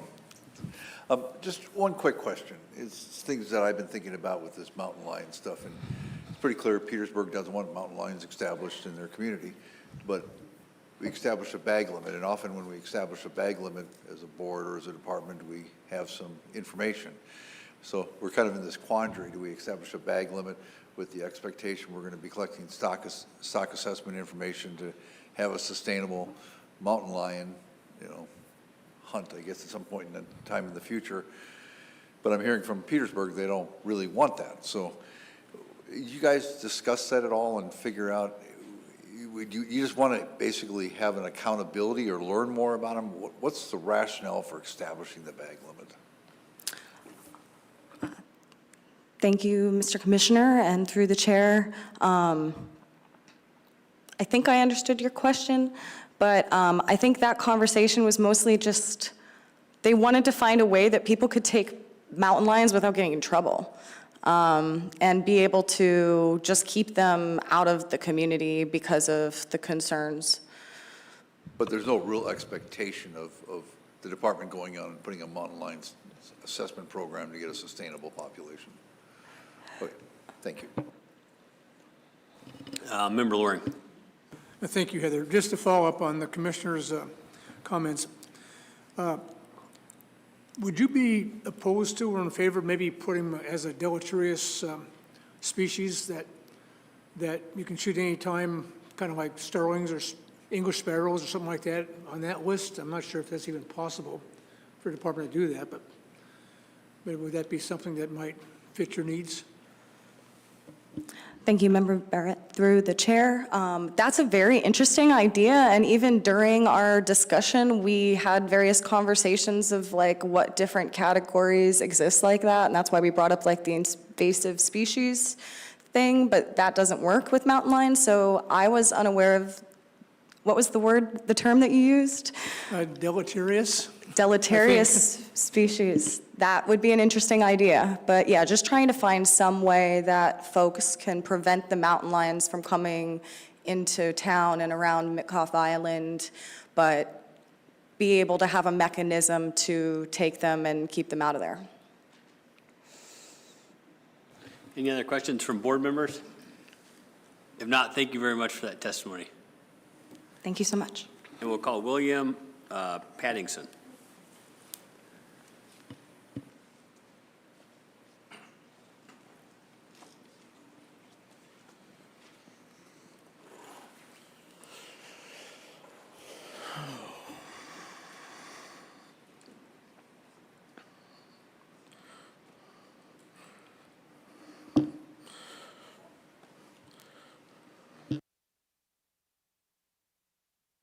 Let's see.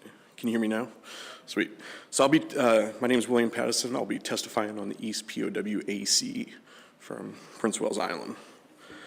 Proposals 1 and 2 prohibit the take of game between silver and twilight. We supported this unanimously. This is a transformative regulation that will create a level playing field, draw a definitive line in the sand and improve enforcement, and has very little, if any, downside to it, so we strongly support this proposal. Proposal 3 allows same-day airborne take of goats in units 1 through 5. We oppose this unanimously. Many of our members strongly oppose the same-day airborne hunting, especially for mountain goats that are generally easy to hunt other than navigating the terrain. Goats don't move much other than during the rut, and their defense mechanism is living near escape terrain, making them easy targets to hunt the same day you fly if allowed. The season would be probably significantly shortened and limited opportunity if allowed. Proposal 4, amend the definition of take of mountain goats in 1 through 5 to align the definition of take for brown bear in units 1 through 5. We supported this unanimously. This is just a matter of hunting ethics, and every hunter should consider a wounded animal a tagged animal.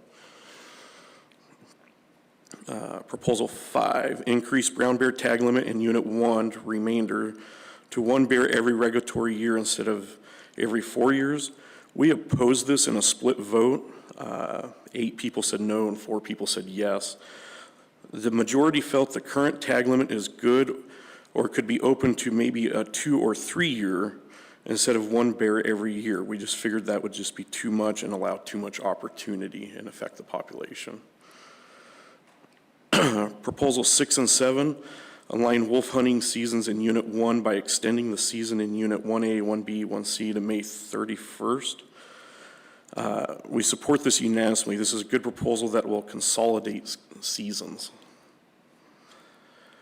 Proposal 8 and 9 establish a season for mountain lions in Southeast Alaska from August 1st to June 15th. We supported this in a split vote of 10 yes and 2 no. The AC would rather have trappers, hunters to be able to take them if they have the opportunity to. Proposal 10, remove the sealing requirements for beaver in units 1 through 5. We oppose this unanimously. Most of the discussion was around the data that would be lost for ADF&G, and also some lost income for the sealers that seal very few animals anyways. Proposal 11, allow the use of cameras or other sensory devices that can send wireless messages to trappers in units 1 through 5. We supported this unanimously. Even though ADF&G is neutral on this, we think it's a great way for better safety and efficiency where a trapper can be able to see what's in his traps and be able to get out there sooner than on his normal time frame to pull an animal out.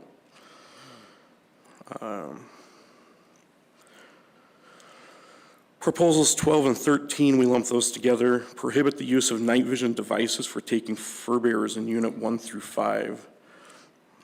We support this unanimously. In Unit 2, we have a really long deer season, and this would overlap with our trapping season. And we just felt that night vision is an incredible technology, and it'd make it way too easy for people to do illegal things. Proposals 14 and 15, increase the bag limit of fisher from 1 to 3 per season and remove the bag limit for trapping fisher in units 1 through 5. We support these unanimously.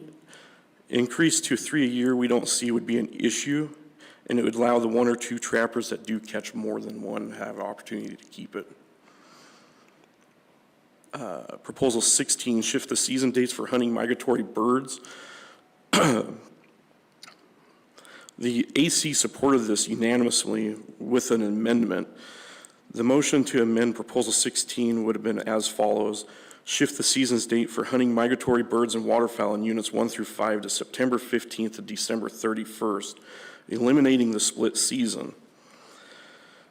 The split season is just difficult. We have kids that go hunting and so forth, and not always do they look at their camera to see what day it is, and can cause some issues. One member was did have a concern for the small amount of teal and early migratory birds would be lost in the early season for hunting, but they're still around later in September when it would be open if that was adopted. Proposal 17 changed the bag limit for grouse in southeast region.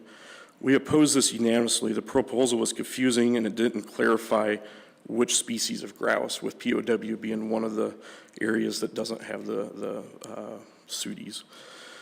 Proposal 18, shift the hunting season for grouse in units 1 through 5 to August 10th to May 31st. We did have a split vote on this one, 7 no, 5 yes. 2 members spoke about how they've never seen female grouse since they are chasing the males that are hooting, and they just never come across the females. They're always after the males that are hooting. And it would be nice to have an additional opportunity. Proposals 37 and 39, reduce the bag limit of deer in Unit 2 from 4 to 3. We supported this unanimously. There is inaccurate reporting on POW. Just hunters, for whatever reason, don't report ethically. And we want a more conservative harvest and support both of these proposals, but we defer it to the board to make the best decision on this one. Proposal 38, reduce the resident bag limit for deer in Unit 2 from $4 to $3. We did support that, and we did agree with all the board's comments on it. Proposals 39, 40, 41, reduce bag limit for deer in Unit 2 from $4 to $2 or $1. We supported these proposals unanimously with a motion to amend 40 and 41 as follows. Reduce bag limit for deer in Unit 2 from $4 to $2. We thought going to $1 was just a little excessive up front.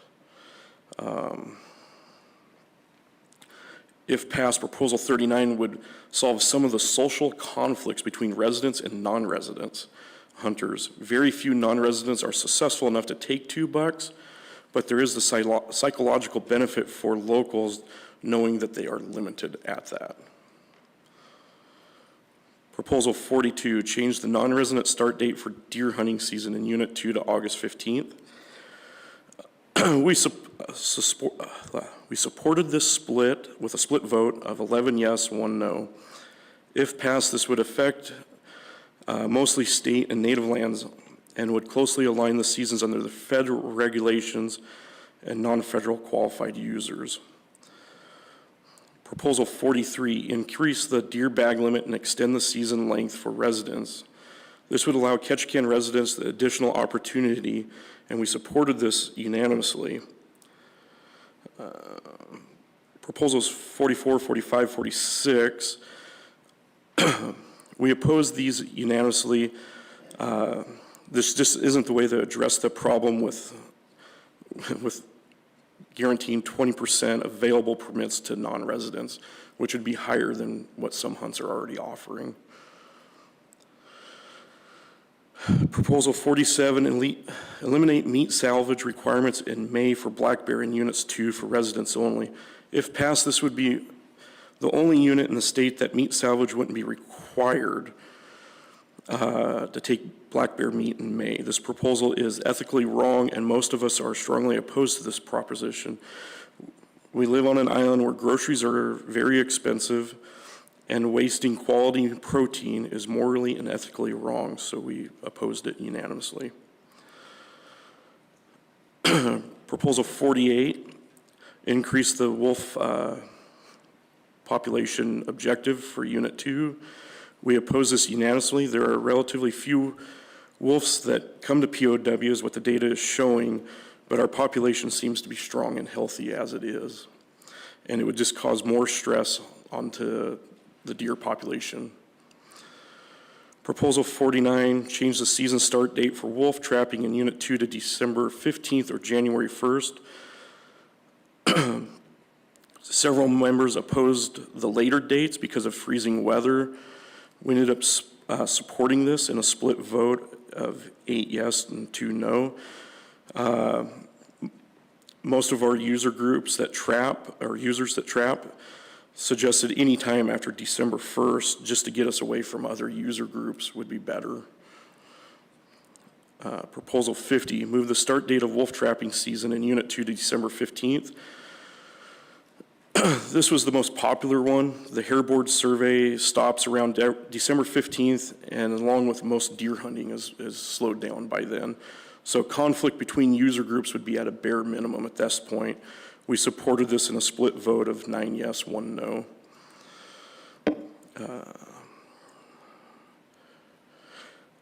Proposal 51, we opposed that unanimously. This wouldn't improve any of the wolf management for Unit 2. Proposal 52, we opposed it unanimously too. The threat of an ESA petition, if passed, would be greatly higher. Proposal 53, we opposed unanimously. This proposal is largely as a result because of the increased deer bycatch due to the November 15th start date. Proposal 54 required trapper tags. It was a split vote. We supported it, 9 yes, 1 no. Most trappers will likely be more than legal and ethical to do this, and we don't see a problem with it. And Props 55 and 56 prohibit the use of night vision and infrared devices. We supported that unanimously for fur bearers. As you've seen, all of our voting and everything shows that we are doing everything we can to rebuild our deer herd on Prince Wells Island, and this proposal follows that same logic. And that's everything I have. Hey, William, thank you much for that, that testimony and coming here to present for your AC. Do you have questions from board members? I guess I might have one to start off with. Did your AC have anything involved in the drafting of House Bill 93? Yes, we did. A couple years ago, we started that progress with it, and we got Rebecca Himshoot to help sponsor it, and it's slowly moving forward. Cool. If you want to real quickly, just give board members maybe the rundown on that. Okay, Alaska House Bill 93. This bill modifies Alaska residency requirements for hunting, trapping, and sport fishing license by clarifying and strengthening the definition of state residency. The bill adds a new provision that requires individuals with permanent identification cards to continuously meet residency requirements, especially mandating that residents must be physically present in the state for 12 consecutive months preceding their license, application, or if absent, only a BOA for reasons allowed under specific state statute AS 43-23-008. The bill also empowers the commissioner of the relevant department to adopt regulations for determining residency eligibility, including the ability to require proof of eligibility and use information from state departments to verify an individual's status. Cool, thanks. If you don't mind, would you RC that? Maybe board members, we can have it and we'll put it under miscellaneous business to review it. Maybe we'll send a letter of support or something like that. I don't know what good it would do, but thanks for that. Other questions from board members? Yep. Member Brett. Yeah, thank you, Mr. Chairman. Thank you, William. Thank you for serving on the AC and coming here and reporting to us. It was very good. I think it was proposal 5, 1 bear every year. You guys didn't support that, but did you guys discuss or have any data in front of you that would show that in areas where there is an annual harvest opportunity for grizzly bears, that for residents, that generally one bear is enough and they hardly ever go back the next year, the year after? It's very little repeat take of bears where you can harvest them annually. Through the chair, member, I don't think we had any info showing that repeat hunter over year available. And then in your proposals 12 and 13 with night vision, I kind of got from what you said that if you make something easy, you know, people tend to make bad choices. Is that what you guys kind of believe? If you had something that was easy and lawful to use but illegal to use it for something else, they would choose to use it or make a bad choice. Through the chair, member, thank you. Yes, for sure. I'm on Prince Wells Island, so it's a lot different than these other islands. We have about 1,500 miles of logging road on our island, where most islands like Wrangell probably has 30 to 50 mile of drivable surface.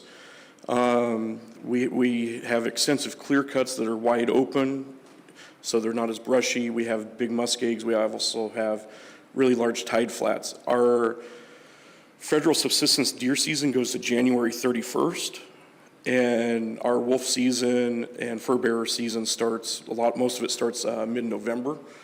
And so with that overlap, it would just make it too easy for when people are going out to, I'm gonna go check my wolf traps, right? And as I'm driving down the road, well, I got a wolf trap out in that clear cut, so I flip on my night vision to look out there, and well, there's a deer there, and it makes an honest man illegal too easily, I guess is the way to put it. Okay, and just one last thing. On proposal 50, unit 2, changing that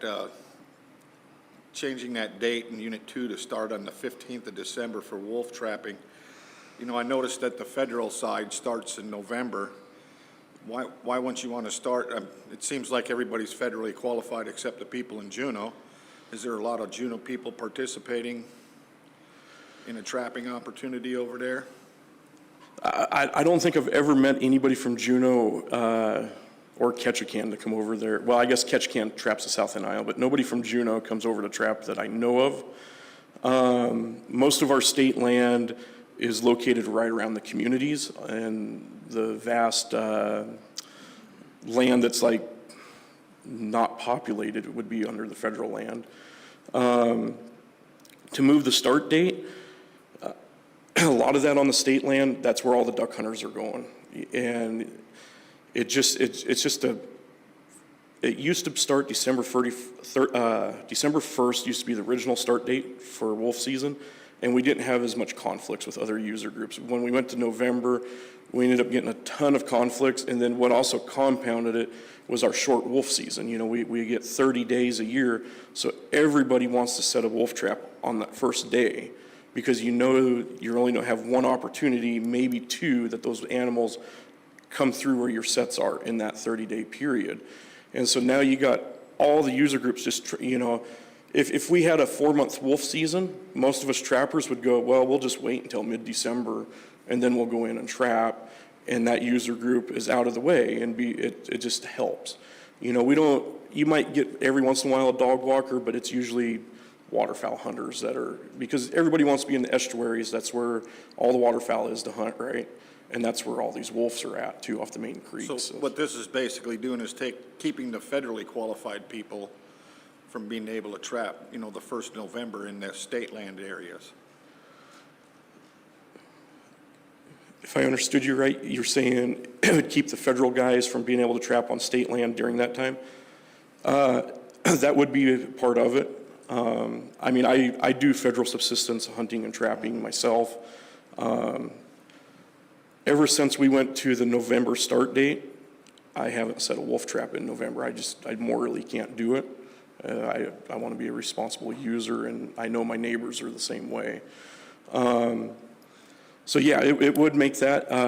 One of the things we did talk about in AC is if this did get changed, that we would go to the subsistence and see if they would align with it too. I do know that was talked about extensively. That's a bit of good news. Thank you. Yeah.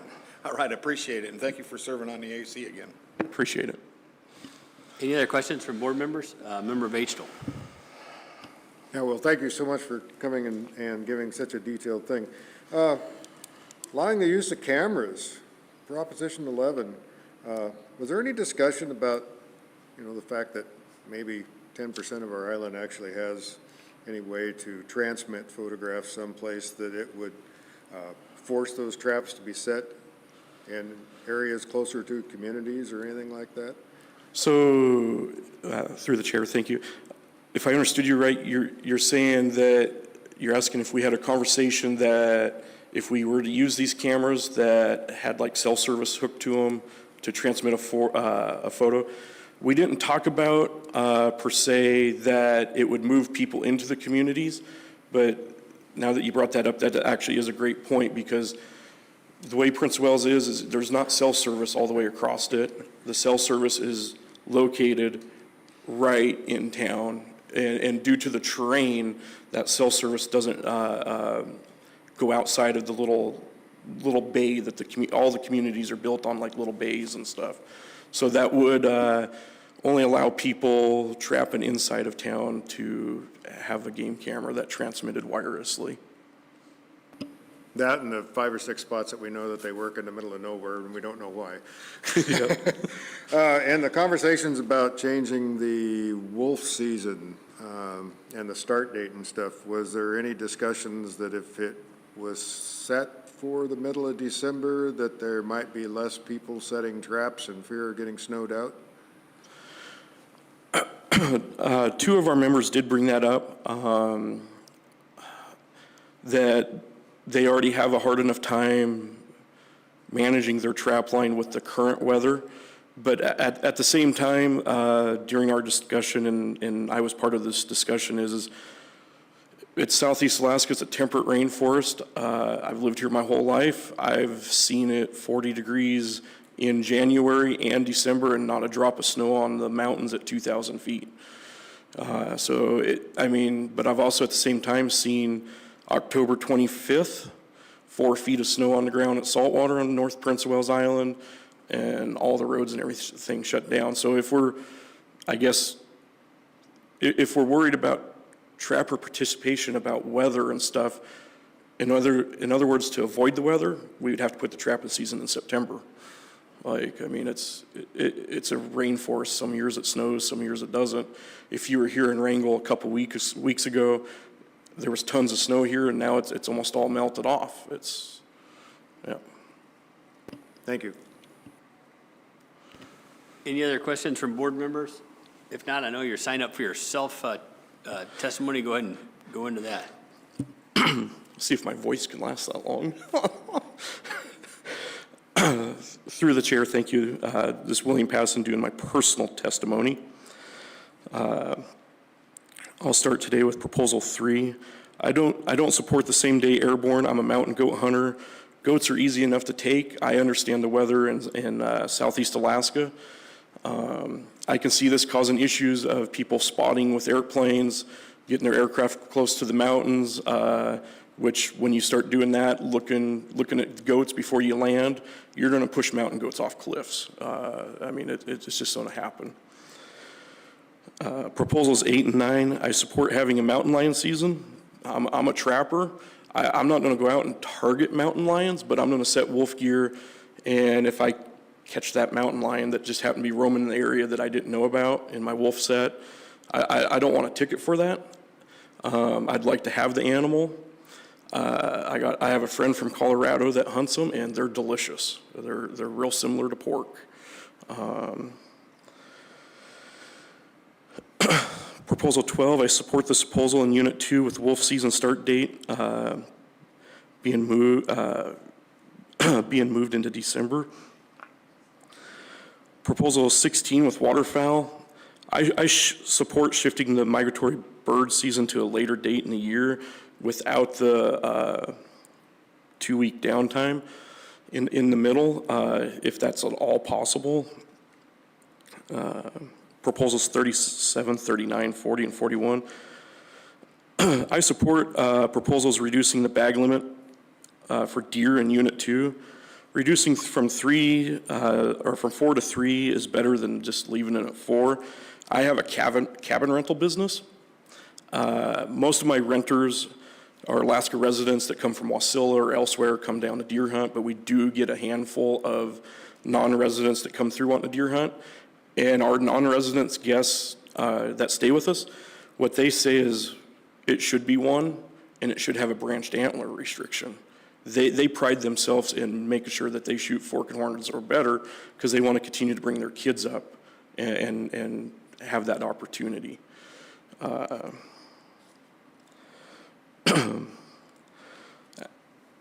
As a local trapper on Prince Wales Island, I do not support Proposal 8 of raising the wolf objective for POW.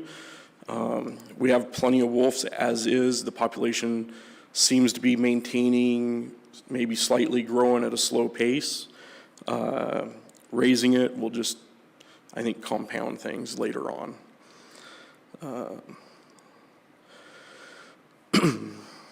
I support proposals 49 and 50 to move trapping season for wolves in Unit 2 to a later start date. Personally, me as a trapper for POW, December 15th, if we're going to have a 30-day season, seems to work best. It allows ADF&G to collect all the data they need without trappers being in the field and interfering with them collecting data and them overlapping when we want to go out and harvest. It just seems like a win-win if we're going to be stuck with a 30-day season for the foreseeable future. And then I'd also like to take up Proposal 64. I support removing the no broken antler restriction. I read this proposal this last fall. I was like, I don't know what this is about. All my moose experience is up north. I grabbed my sister, 2 family members. We jumped in the boat. We went and spent 3 weeks on QU camping during the moose season. And during that 3 weeks, we saw 34 bull moose on QU Island, 6 of which had broken antlers, and out of the 6 broken antlers, one of them was a fork that would have been legal if you didn't have the broken antler restriction. So in my opinion, if you got rid of the broken antler restriction, I don't think you're going to see an excessive harvest. Out of the 34 bulls, 6 broken, 1 more would have been legal to harvest while we were there. We did harvest, one of the young ladies in our group did harvest 1 legal animal out of it when we did see 1 other legal animal while we were there.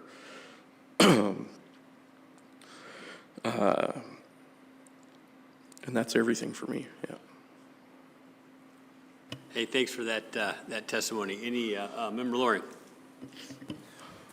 Thank you, Mr. Chairman. I was going to ask you this question on your, William, on your AC comments, but maybe you can discuss it here. On 47, that's the meat salvage requirement for black bears for that last month. Are you a black bear hunter, and if you do you salvage meat? Through the chair, thank you. I have shot only 1 bear through my entire life, and yes, I did salvage the meat. I have family members that make a point of harvesting 1 or 2 bear a year in their household. In the past, that really wasn't a thing until we got into the issue of a lower buck to doe ratio on POW. In my heart, I believe the deer population is stable, but it's there's not as many bucks to does in the ratio, right? So when that started happening, a few of my family members started harvesting a few bear to supplement that loss of black-tailed deer. Okay, it sounds to me like they do eat the bear meat.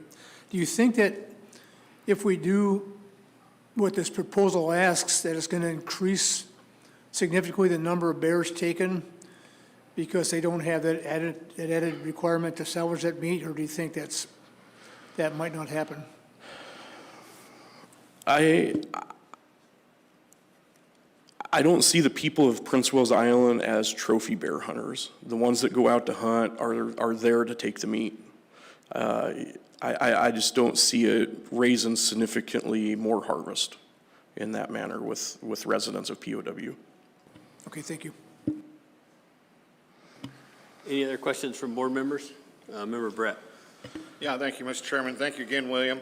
You said that you support 37 and a couple others that were reducing the bag limit for state residents for deer in the unit. Does that affect you in your harvest? Or would it affect you? Through the chair, thank you. Reducing the bag limit of deer on POW, all the state land is localized inside these communities for the most part. So it wouldn't affect me. Everybody on POW is a federal subsistence qualified user, and so they hunt by those regs anyways, because 99% of the deer they probably shoot is on federal land. So reducing that as an island resident, it wouldn't affect me. Okay, thank you. Hey, William, I know in years past you've done a lot of goat hunting. What are your overall thoughts about the point system down here? And then also, have you had a chance to take the new goat quiz, and what do you think about it? What do you think about, what kind of effect it's going to have? Through the chair, thank you. The goat quiz, I think, from what I've seen in my experience with it, is doing good. And the point system for managing goats, I think it's done a really good job in the Sitka area so far. Yeah. Thank you for that. Other questions from board members? If not, thank you very much for your testimony. Okay, thank you. And we'll call up Ellen Hannon for the Craig AC. I think you're signed up for your personal one too. You can pick which one you want to. I'll start with AC.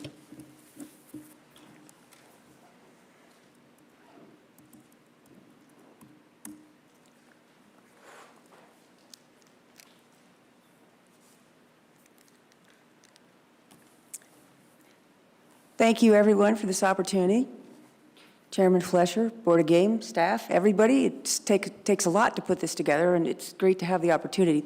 My name is Ellen Hannon. I'm the chair of the Craig AC. I grew up in Anchorage. I went to college in Fairbanks. I've been in Prince of Wales over 40 years. I've spent a lot of time in remote places of Alaska throughout my life. I have a lot of experience hunting. I probably drugged my dad into still hunting when I was a pre-teenager. So I love it. This is what I do. This is why I care about it. I teach hunter education to kids, have done that really for a long time, and I care about it. So thank you.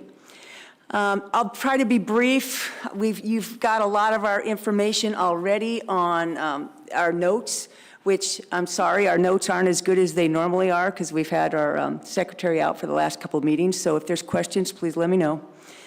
So starting with Proposal 1 and 2, Civil Twilight.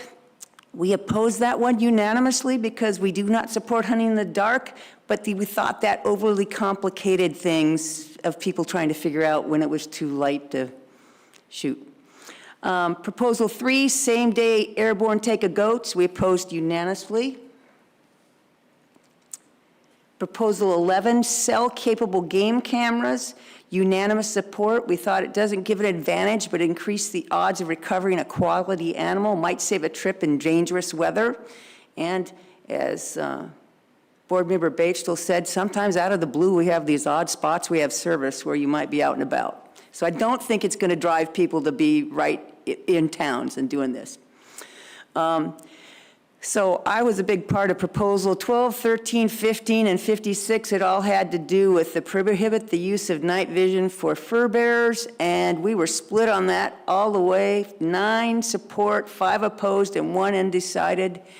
And just thinking that it provides a means of illegal take of animals, especially deer, and it's, I think for all intents and purposes, southeast Alaska with our timbered terrain, our temperate rainforest, it's not a great thing. I have hunted in Utah, and I knew people there that had thermals that hunted fur bearers, and they would go to an agricultural field and they would light up and they could see coyotes, you know, so that's all the experience I have with that. Proposition 16, Proposal 16, unanimously opposed. We like the waterfowl season the way it is right now. September brings a good flush of birds to Prince of Wales, and it works. Proposal 38, we gave it RC 14. We did pull that proposal. We decided that after we put it in and reconsidered, we didn't want to reduce the resident or the overall take of deer. Proposal 37 and 39, unanimously opposed, decreasing the bag limits for bucks in Unit 2. We're opposed to decreasing the resident deer limit in Unit 2. Residents need the deer. Proposal 40 and 41, unanimously support, decreasing the non-resident buck limit to 1 in Unit 2. Unit 2 is gathering a lot of notoriety because of the road system access with the 4-buck limit. Kodiak has reduced their non-resident deer limit to 1, and the hunters are now focusing on Unit 2. We're hearing about people getting phone calls, people who provide transportation from people trying to decide if they were going to go to Kodiak. The other thing that happened is licensed vendors in Craig and Klawock ran out of locking deer tags this year. Proposal 42, we put in a RC on that one, 15 as well, we unanimously support. And that was, the RC concerns, we said we wanted to delay the start day for non-resident deer season to August 15th, which should have said 16th, so it aligns with the federal season on federal land. And that was why we had to change this. Our group thought that we gave more opportunities for locals to get deer before being pressured by non-resident hunters, and more time for families to get their kids out hunting. Proposal 47, unanimously support. Resident hunters not have to retain black bear meat in May. This was to encourage hunters to harvest black bears in May just as the fawns were being dropped. This was another reason to help increase our deer population. Many local Prince of Wales residents do not want to take a bear because of the meat retention requirement. Those same hunters are not getting a black bear harvest ticket. Some years with low fish numbers in the streams, there are many black bears that do not leave the alpine areas early in the fish season. There have been close encounters with bears then by alpine deer hunters. It's rare on Prince of Wales to have a close encounter, but I have talked to individuals who've had that, and it would have been year before last. We had low water, the fish didn't get in the streams very quickly. We discussed adding non-residents to this proposal, but we're worried that meter carcasses might be dropped where would there be a draw for other bears to populated areas. Proposal 48, we turned in RC 47. We unanimously opposed to increasing the wolf population objective. We have extensive notes in our minutes on this. Proposal 49 and 50, change the wolf season start day. We opposed that 14-1. There was a lot of discussion. Having different wolf openings on state or federal lands was very problematic in the past, and it actually resulted in the large take of wolves when finally federal lands were opened 1 year because they hadn't been trapped in a number of years. Proposal 51, we had RC 7. After discussion, we decided that extending the wolf season opening would be to 40 days instead of 45. Unanimous support, and I noted in that RC about weather conditions, and we decided to shorten that request from 40 to 40 days. we realize that's by emergency closure and opening. Proposal 53, we supported 13-2 online trapping education course for wolves in Unit 2. The intent was this to be selective with sets and to minimize bycatch, just trying to help with conflict and be cleaner and more ethical about things. Proposal 54, require identification tags to be attached to traps and snares in Unit 2, supported 14-1. Our intent, again, was to minimize traps and help with people being more ethical about leaving traps or snares out. Usually probably not traps because they're a lot of money, but snares could be left, and if they were set, that would be a problem. That's what I have for AC comments. Do we want to take questions on that, and then I'll do personal? Yeah, I think that's probably the best thing here. Member Brett. Yeah, thank you, and thank you, Ellen. Did a great job, and you were fast at it. Former teacher. Thank you. Proposal 53, the online ed for trapping. Yes. If that were to pass, would the federally qualified people have to take that class? Oh, that's a good question. I don't know. Probably not on state land, right? Yeah, But I think the idea behind it was to maybe encourage people to work together, especially when there was a while when not many people got to trap. It was very much a derby. It was a very short time period. So then a lot of people without experience got in, and it created problems. So, yeah, I don't think it would be required, but we would probably try to encourage it. So do you have an idea of how many non-federally qualified people are participating in trapping? Not many. It's almost all island residents and a few Ketchikan residents. And then the federal season starts way earlier than the state season? Not now. They're aligned now. Online now. Yeah. And the history on that was that it used to start December 1st for everything, and then we asked for alignment, and the federal season was getting 2 weeks earlier, and kind of our intent at the AC is we thought the alignment would go with the state. Well, it didn't. It went with the federal dates. But no matter what, it needs to be aligned. Otherwise, it's very difficult. All right, thank you, and thank you again for serving. Thank you. Other questions from board members? If not, thanks. You can, Director Scott. Thank you, Mr. Chairman. Ellen, thanks for being here. You show up all the time, and William, I meant to catch him. You've been really making a showing from East POW too. Very appreciated. I'm curious. Last spring, did your AC have any discussions on fawn observations? What we saw what you in the saw. spring? Yeah. Yeah, actually, it seems like last spring and through the summer and fall, we have seen an uptick. We just don't have the information out there on that. But it is alarming when you see piles of black bear poop with little hooves in it. A lot. I get it. Thank you. Any other questions? If not, you can start your personal testimony. Okay, thank you. Let me get back up here. Okay. I'm only going to hit on the ones that I can add some things to. So Proposal 3, same airborne hunting, I do not feel is fair chase. I don't want to see that go. I thought Proposal 4, drawing blood in any big game animal should be considered that the animal's taken. It's good ethics. Hard to enforce, but it's the right thing to do. Again, with all the proposals, 12, 13, 15, and 56, prohibit the use of night vision for fur bearers. Difficult to enforce and could increase the illegal deer hunting at night. It's already happening. We just don't want more of it. Proposal 40 and 41, reduction to non-resident deer limits. Non-residents took 182 deer in 2024. That's the most recent stats we had. Not a large amount for the total of 1,809. ADF&G subsistence staff suggests the ANS, the amount reasonably necessary for deer for Unit 2 is 1,500 to 1,600 deer. Unit 2 is perilously close to not having enough deer to meet our needs. Increasing pressure from more federally qualified hunters and social media attention has put more hunters in the field. Just as a quick throw in when you were talking to Will about House Bill 93.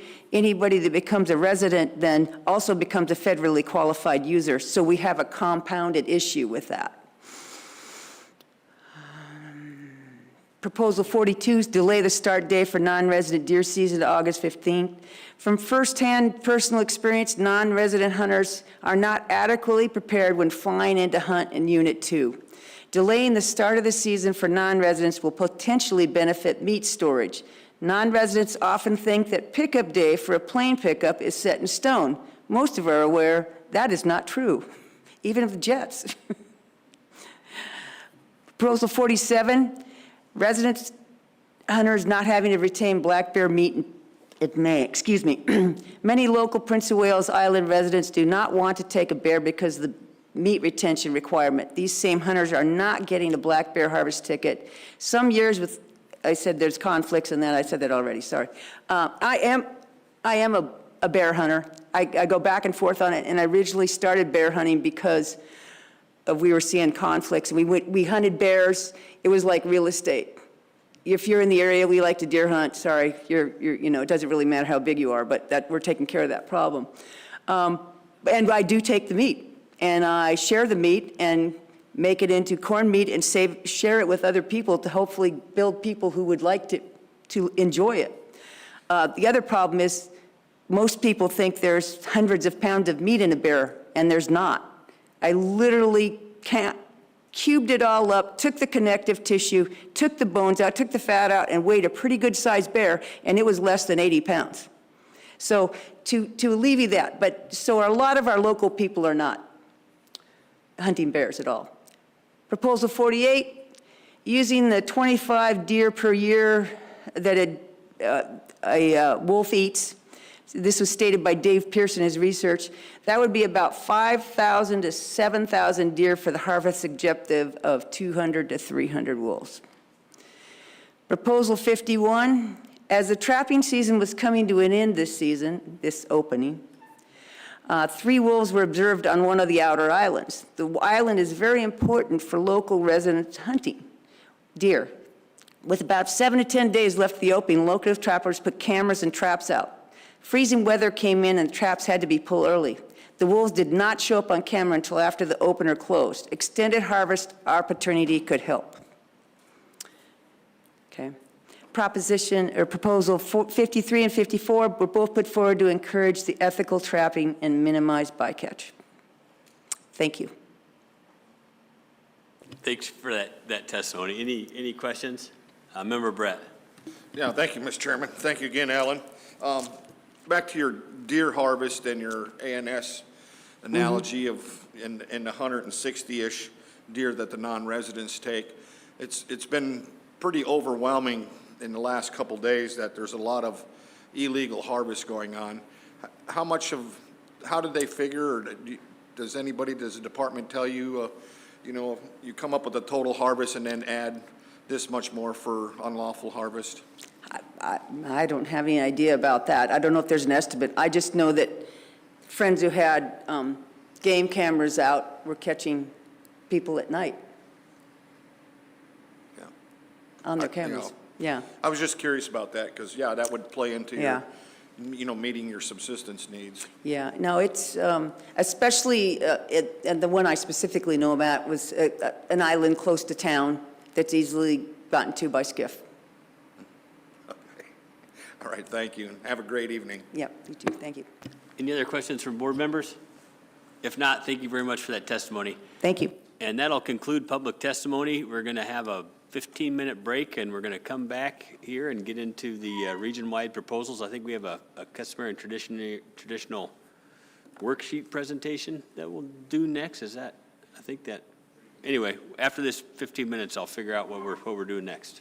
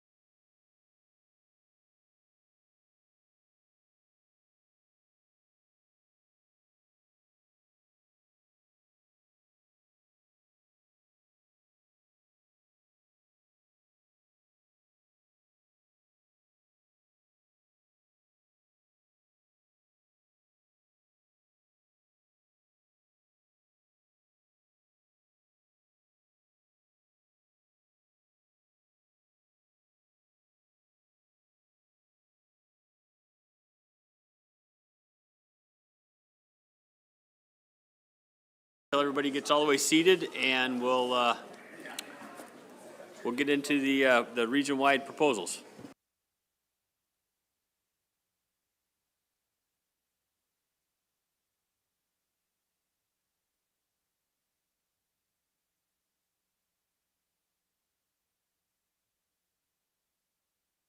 Mr. Chair, I move to adopt Proposal 1, prohibit the take of big game animals between civil twilight of sunset until civil twilight of sunrise the following day in units 1 through 5. Second it.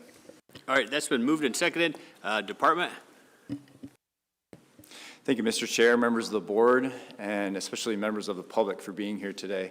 My name is Ross Dorndorf. I am the former Ketchikan area biologist. I am the new Palmer area biologist, but I am stepping into the role of management coordinator for today. So,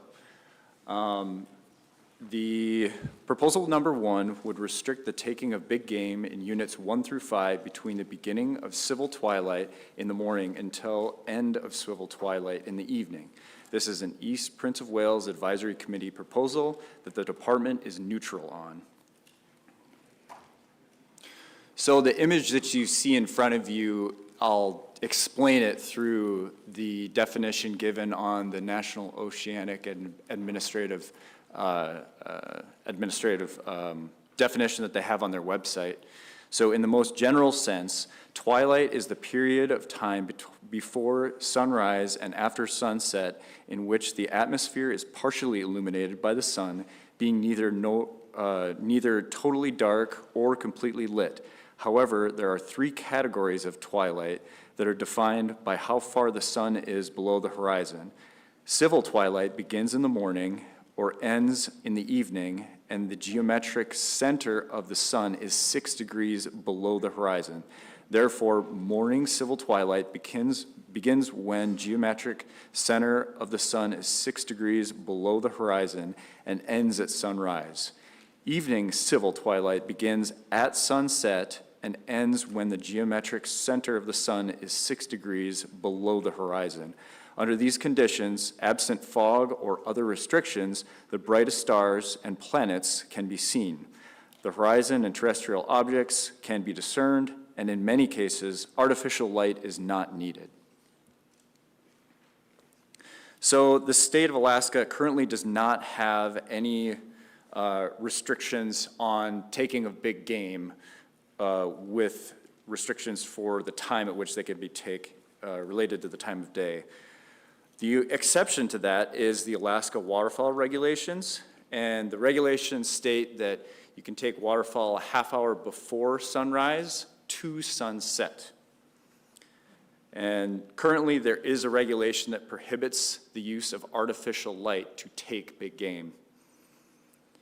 And from some research that I did, I found that there's a number of states, most of them, use 30 minutes before sunrise until 30 minutes after sunset for legal hours for taking big game animals. There were a couple exceptions to that.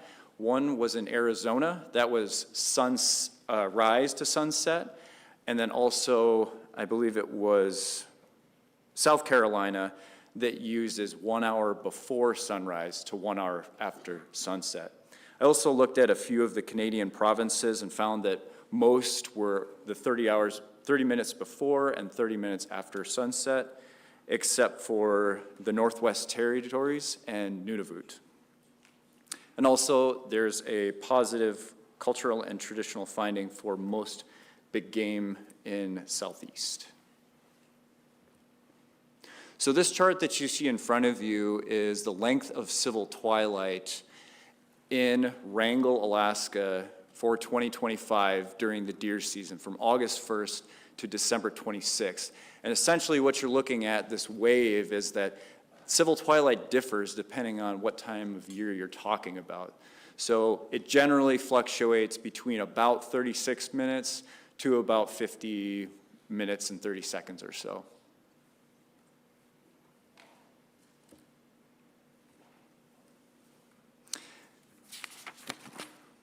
And the department is neutral on this proposal. It is not likely to cause biological concern for big game populations. The author of this proposal is mainly concerned with the potential for poaching at night, even though current regulations prohibit the use of artificial light to aid in the taking of game. To meet the board's statutory responsibility to the subsistence law, it should consider whether subsistence regulations continue to provide a reasonable opportunity for the subsistence taking of big game in units 1 through 5 if the proposal is adopted. If the proposal is adopted, the department also recommends the board establish a single location for which to publish civil twilight hours. This would help alleviate burden to the hunters and the department in attempting to determine which community to base legal twilight hours. The board may also wish to consider using existing restrictions in regulation to ease hunter confusions, such as one half hour before sunrise until sunset, or even though the length of time allowed to take big game would be shorter than the proposed civil twilight hours.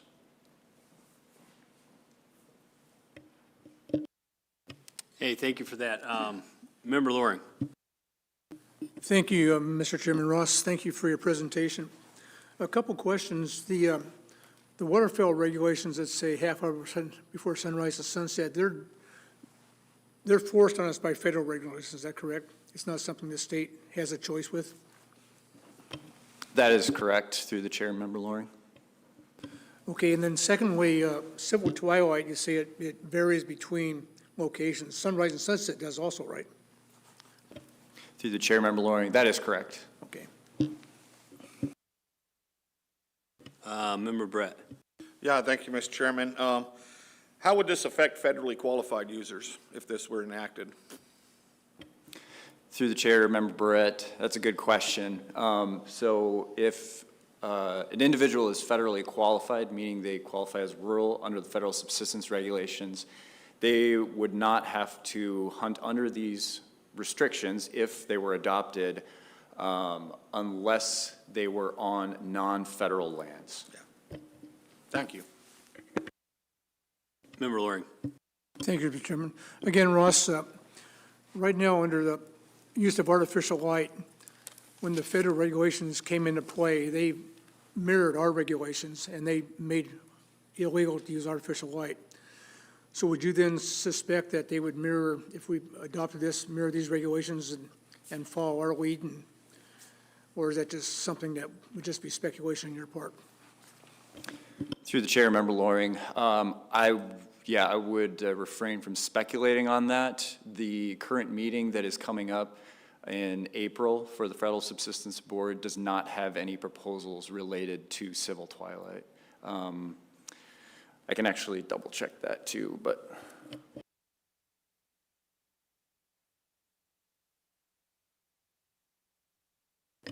Actually, take that back, I did find one. It is WP 2602, so they will be discussing this, yeah. Kendra. Mr. Chair, I was just going to answer for him before he went to all the search. Look, I had that. Other questions from board members? Member Loring. Thank you. I'm not sure. I asked department staff if they can put together a couple of charts for an RC, and I'm not sure where Natalie's head on that. Director Scott. Yeah, thank you, Mr. Chairman. Through the chair, Member Loring, we can do that, but I mean, as you pointed out, sunrise, sunset's going to change in every community. We're going to end up, I mean, that's an immense amount of work for this proposal. If you feel it's really necessary, we can do it, but you know, the difference is even going to be felt between here and Petersburg, which is, I don't know, somebody help me, 20 miles away? Yeah. Well, the reason I requested that was just, it seems like everybody's making this such a complex issue. It's not. It's no different than a duck hunter going out to decide when he has to stop shooting that night. These tables are available. You can get them on your cell phone. It's just a website, and you don't even have to go to the department to get the waterfowl tables to reproduce. So that's was my, to show everybody how simple it is. It's not as complex as everybody's making it out to be. To the chair, Member Loring, I appreciate that very much. Another question, I'd make two other points about Proposal 1. This is, as proposed, this is limited to GMUs 1 through 5. The remainder of the state wouldn't have any legal shooting hours defined. The other question, and something that we've discussed internally, is, as a convenience, we actually do print the waterfowl shooting hours. So are we going to add a bunch of pages to the handy dandy with civil twilight? Something for the board to consider. Member Brett. Yeah, thank you, Mr. Chairman. So this seems to, is trying to address some illegal take, and it seems like the times that we're talking about compared to what we follow now, I don't suspect that it would slow down any of the traditional illegal harvest, because they're primarily doing it at night anyways. It's not at these, can you see now, or was it 5 minutes ago that I could shoot? I think this is just over-regulating the area. It'll be cumbersome, absolutely, for a while for a lot of people. Not everybody's a duck hunter. I'm not a duck hunter, so I never had to follow any of those regulations. So I think this is just overcomplicating our system again, and that's one of the largest complaints with our constituents. Any other comments from board members? Anybody want to put on the record what the ACs thought about this particular proposal?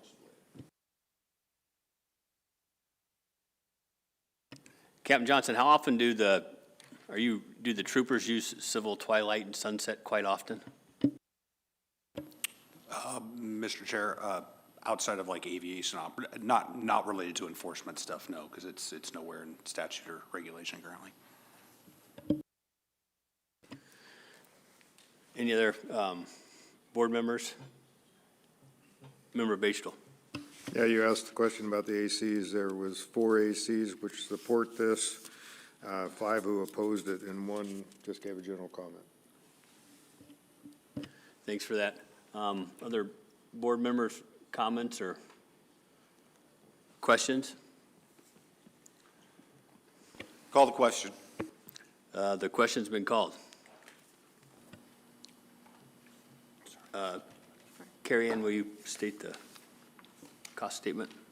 So for the cost statement, the board has heard no concerns from the public regarding costs to private persons if this regulation is adopted. Thank you for that. Will you pull the board, please, Art? Final action on Proposal 1. Hoffman. No. Barrett. No. Loring. Yes. Fletcher. No. Garner. No. Bachtel. No. Muller. No. That motion fails. 1 in favor, 6 against, Mr. Chair. Mr. Chair, I move to take no action on Proposal 2 due to the action taken on Proposal number 1. Second. It's been moved and seconded. I'll ask for unanimous consent on that. I'll look up and down the row here. Any objection? If not, we'll take no action on Proposal 2.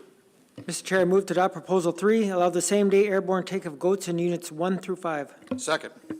Proposal 3 has been moved and seconded. Department, could you present on it, please?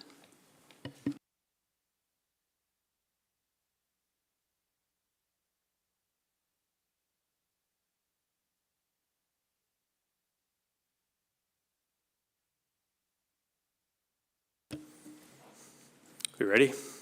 Okay.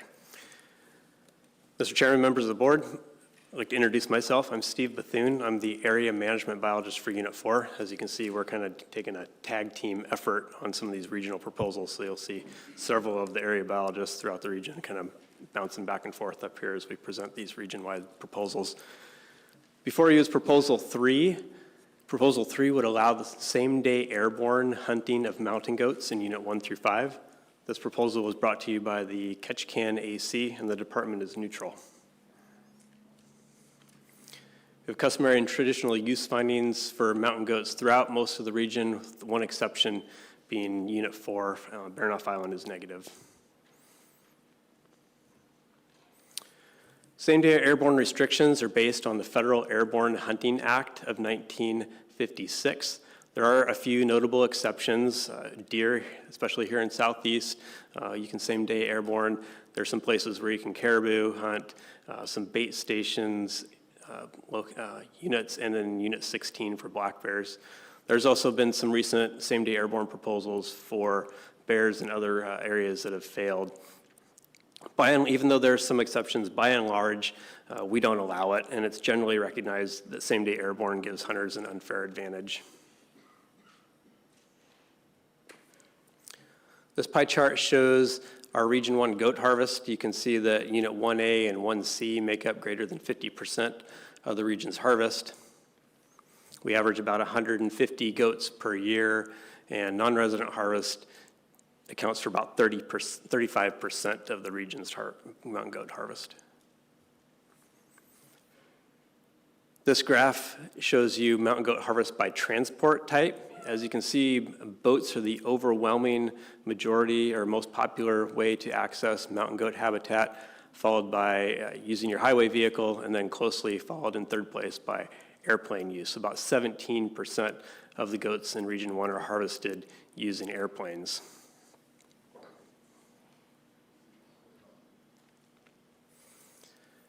When we talk about same-day airborne throughout the state, we usually think of targeting specific animals. This is a good example, good opportunity for me to put a nice picture of a good ram in the presentation. So we think about, species that have really specific legal requirements, like full curl rams or moose that have 50-inch antlers or greater. And so we think about people flying around their airplanes until they see one of these animals landing close by and then shooting. The board has even gone farther with some of these restrictions, especially when you consider Dall sheep. It's now illegal to even fly around and scout and look for sheep during the hunting season. There's very few airplane owners out there who are, unless you own an airplane, we don't expect people necessarily to fly around looking for mountain goats and places to land and shoot. If you think about the normal average hunter, they're probably not going to spend the money to charter a plane to fly around looking for goats. They're just going to go to a specific spot where they want to hunt. The proponents, as you've heard, are concerned about weather conditions, and weather is a significant factor in success on a goat hunt. It can be difficult at times to get multiple days in a row of good alpine hunting weather. It's common to, finally get a good day of weather. You can fly into your lake, and then you wake up the next morning and it's fogged in and you can't hunt. So I can understand the appeal of being able to land your plane and then being able to hunt that day. There are a few land and shoot opportunities in the region, although there are some. But as we talked about a little earlier, Southeast region is float plane based more than Super Cubs on Tundra tires that can have a lot more opportunities and places to land.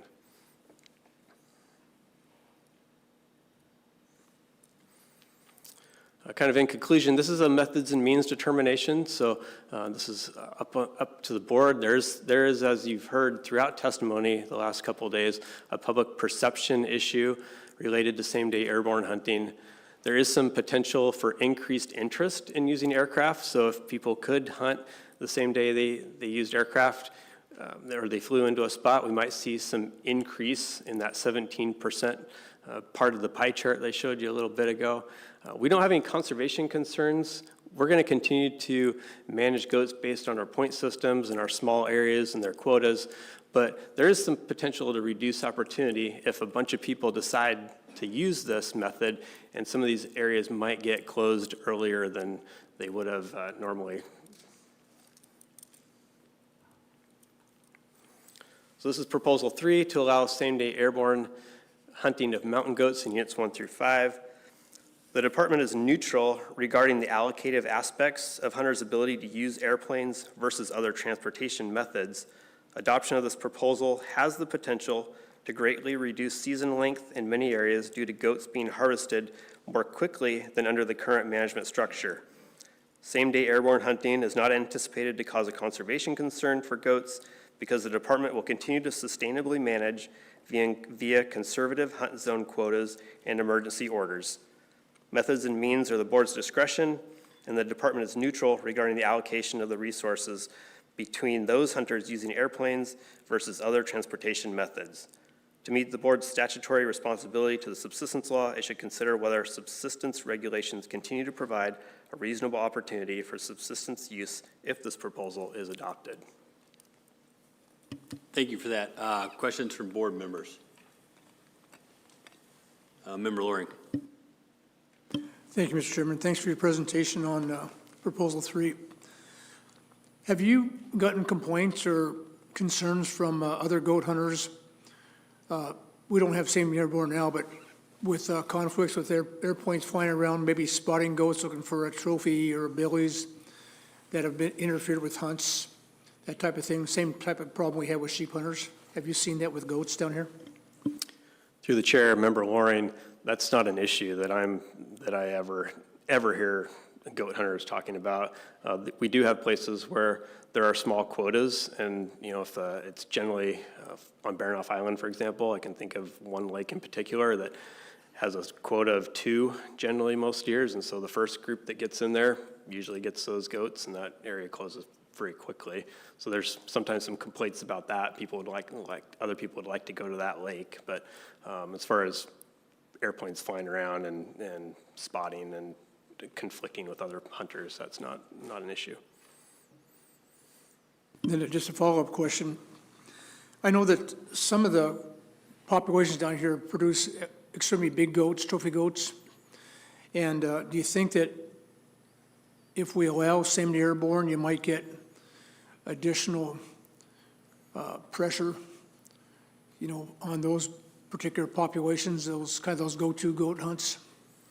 Or are they also small quotas and same problem would happen if, if it would end early? Yeah, through the chair, Member Loring, I mean, that's always a possibility, I guess, but again, being able to, it's a lot harder to tell a 10-inch billy from a 9-inch billy when you're cruising by at 125 and a 185 than it is to see, oh, that's a full curl ram. And then being able to find a lake suitably close to that, even if you could determine that was a trophy class billy, to be able to find a lake and land near it, that's a pretty tall order. Another quick follow-up. When you start allowing more airplanes, and especially in inclement weather or areas where there's fog and stuff, you think it might possibly be a safety concern? There might be some more airplane accidents if we allow this additional airplane use. I mean, is it a possibility? It seems to me it might be for me, but I don't know. You live down here. I don't. So. Through the chair, Member Loring, I'm not quite following your question. Are you saying there? I guess we did just talk about how if this proposal were to pass, there could be increased interest in hunters using airplanes, but I would assume the pilots are going to continue to communicate and do all the safety things they do to stay airborne. I guess just to clarify, I've been around airplanes my whole life, and you tend to have a little bit more pressure from your hunter to get you into the lake, and my thought is it might create more of a safety issue for the pilot and the airplane to be flying around these lakes with dead-end valleys at the back end of them, where the weather might not be so good. It could possibly increase the accident rate if we have increased airplane use because of semi-airborne. Through the chair, Member Loring, I don't know if I have the expertise to answer a question like that. I do a lot of bit of flying for the department, in the back seat, and I always defer to the pilot. If the pilot says, no, we're not doing that, then we ain't doing that. So I would hope that would still be the case. Thank you. Questions from other board members? Member Brett. Thank you, Mr. Chair. The troopers have a comment on this one I'd like to hear from. Captain Johnson? I'm sorry, was there a question, Mr. Brad, or? Oh, the written comments? I think the one concern that and thank you for that, that I was just thinking, I didn't know how to phrase it into a question would be, and I heard the department's comment about, and saying I'm not familiar with the area, there's not a lot of private pilots, and I don't know, I guess maybe maybe somebody does, of the Charter 135 operators, how many are also licensed transporters? Because that would be a concern. Because if they're licensed transporters and they're flying around spotting for animals, they're now violating ASO 8.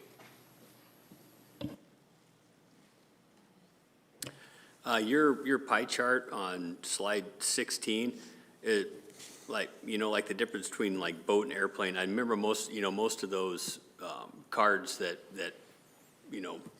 I filled out and hunters have filled out. Is like, how did you get to where you started walking? Is that it? Are there any? I mean, big boats, airplanes get flown into the big boat, and the big boat goes to shore, so that isn't captured in this pie graph, or how does that work? Or do you have to say, hey, listen, I used an air taxi, and I used a marine vessel, and I used my feet?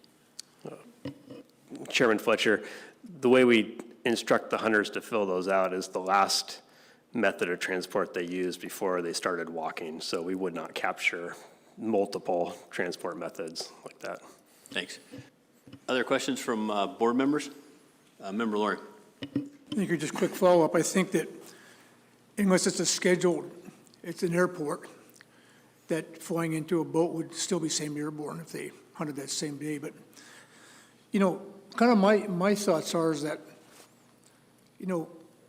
goats are more of a trophy animal other than for subsistence use, but for general hunters, and they kind of command a little bit higher spot on the pedestal than I would say, for just your usual ungulates like deer or moose or caribou.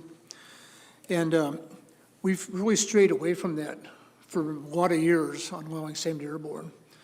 And I'm really opposed to putting goats in that category, to allow same-day airborne on more of a trophy animal. So I'm kind of leaning toward not supporting this proposal. Any other board members' thoughts on this or intent? Member Batesville. Yeah, of note, 7 of the ACs were opposed to this compared to 1 that was supporting it at the same time. And I agree with Mr. Loring. I just don't think that mountain goats should be put into that category of same-day airborne. Vice Chair Hoffman. Yeah, thank you, Mr. Chair. My stand on this is, I think personally, if we do allow same-day airborne, it will attract a certain more number of people who want to fly in, which will kind of fall in line with Member Loring was talking about.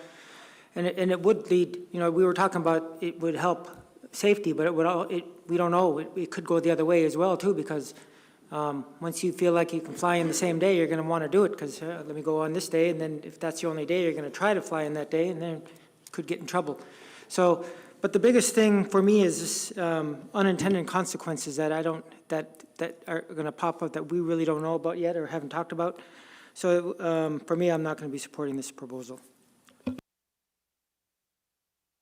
Yeah, my concern would be the maybe not all, but some of the people that would try to utilize this same-day airborne for goats would also be the same people that might only have 1 day to go hunting and be more likely to take the first animal available. That animal perhaps could be a nanny, and that could end up affecting the overall take as well. But Member Garner. Yeah, maybe a little discussion on intent. There's overwhelming opposition both in public comment and AC comment, and then one of the discussion factors on the topic being that weather is a significant factor, and I believe, on all of our same-day air hunts throughout the state, weather is always a factor within Alaska, so I wouldn't hang my hat on that one as being a factor to support this, so I would be not in favor of this proposal. Any other board members? Member Mueller. Thank you, Mr. Chairman. I know with experience from other areas in the state for goat hunting that it is the next day that you're able to participate for hunting for mountain goats. So I believe that if this was adopted, then other areas around the state that have mountain goats would also potentially want to follow suit.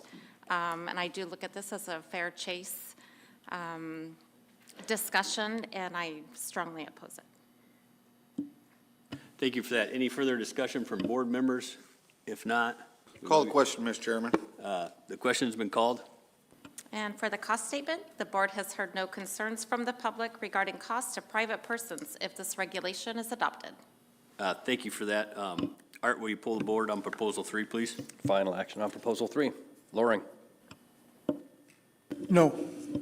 Batesville. No. Hoffman. No. Barrett. No. Mueller. No. Garner. No. Fletcher. No. That motion fails 0-7, Mr. Chair.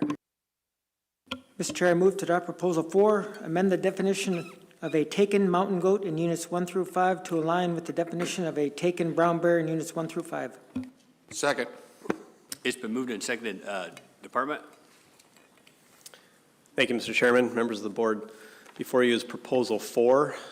Proposal 4 would add mountain goats in Unit 1 through 5 to animals who, if wounded and lost, that would count toward your bag limit. This is a public proposal. The department is neutral. Here's your same customary and traditional use finding slide.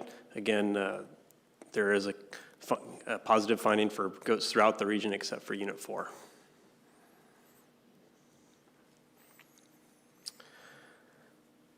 The idea of punching your tag when an animal is wounded and lost is kind of part of North American hunting heritage. You read classic hunting literature, and it's always kind of considered the noble and ethical thing to do. I can remember as a young boy being moved by a story of a bow hunter who shot and lost an elk, and then spent the entire rest of the month pursuing, combing the mountains looking for that elk, and then finally finding its skeletal remains at the end of the hunt and affixing his tag to that set of antlers. So even going back in historical Alaska hunting regulations, even though it wasn't a legal requirement, we had notes in our regulations about that animal being part of your bag limit if you wounded and lost it. So we have some precedent for this already throughout the region. Black and brown bears in Units 1 through 5 and on Kodiak in Unit 8. If a bear is wounded and lost, that counts toward your bag limit. That began in 2005, and then in 2011, the board adopted an additional proposal to add elk in Unit 8 to that as well.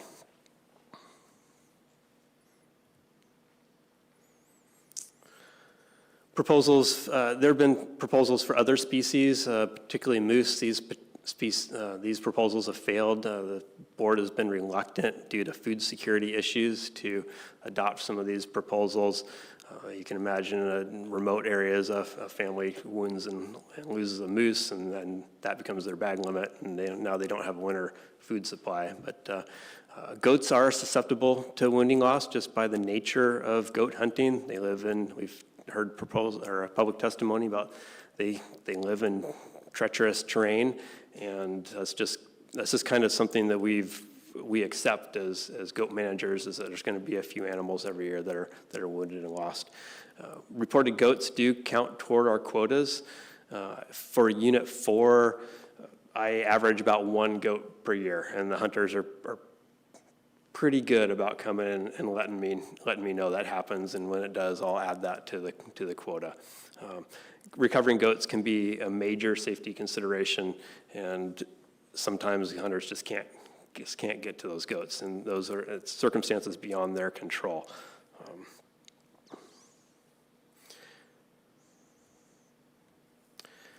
This could provide some benefit to goat conservation. We manage by small quotas in small areas at times, and so knowing if a goat was wounded and lost could help us with those quotas. There's obviously a public perception issue. Again, you heard overwhelming support for this proposal throughout public comments. There's kind of a pro and con to this. If this proposal passed, it could make hunters more reluctant to report if there was a penalty. At the same time, it could make hunters a lot more considerate of their shot selection and the situation they're in when they're hunting and whether they can recover that goat. So There's very minimal goat hunters that I'm aware of that once they punch a tag or once they wound and lose a goat would continue and shoot another goat. So I know in the guiding industry, if you wound and lose a goat, across the board, that's considered your bag limit, and that hunter would be done.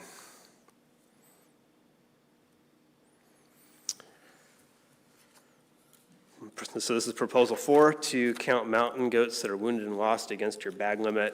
This is a public proposal, and the department is neutral regarding this proposal. Though it does encourage ethical hunting practices, the department can sustainably manage mountain goats under current reporting regulations.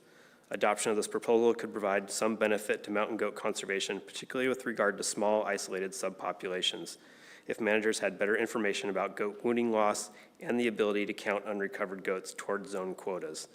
To meet the board's statutory responsibility to the subsistence law, it should consider whether subsistence regulations continue to provide a reasonable opportunity for subsistence uses of mountain goat if the proposal is adopted. Thank you for that. Steve, I have a question to start off with. So whenever a hunter comes in and says, hey, listen, I wounded an animal, I couldn't get to it, does it automatically count as 2 points? Do you take their word on, hey, it was a billy? Or how does that fit into your matrix? Chairman Fletcher, that's a great question. And in Unit 4, the mountain goat hunting community is a pretty small group of guys. I see the same hunters year in, year out. And so a lot of it depends on the hunter themselves. I'll interview that hunter, ask him all kinds of questions about the circumstances surrounding him. And if I'm unsure, I'll count it as a nanny.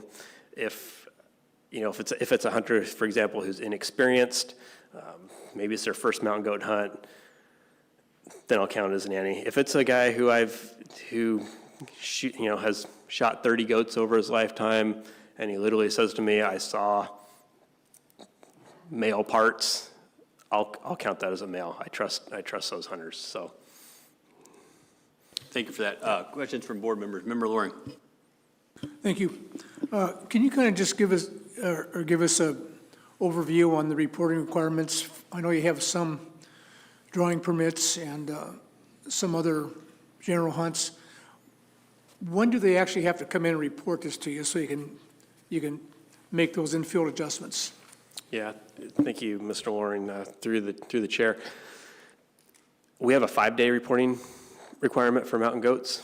So different offices have slightly different requirements as far as actually bringing the goats into the office for measurements or samples, et cetera. But generally, we have a 5-day reporting period because we have those small quotas, and so we need that information quickly to make fast in-season adjustments.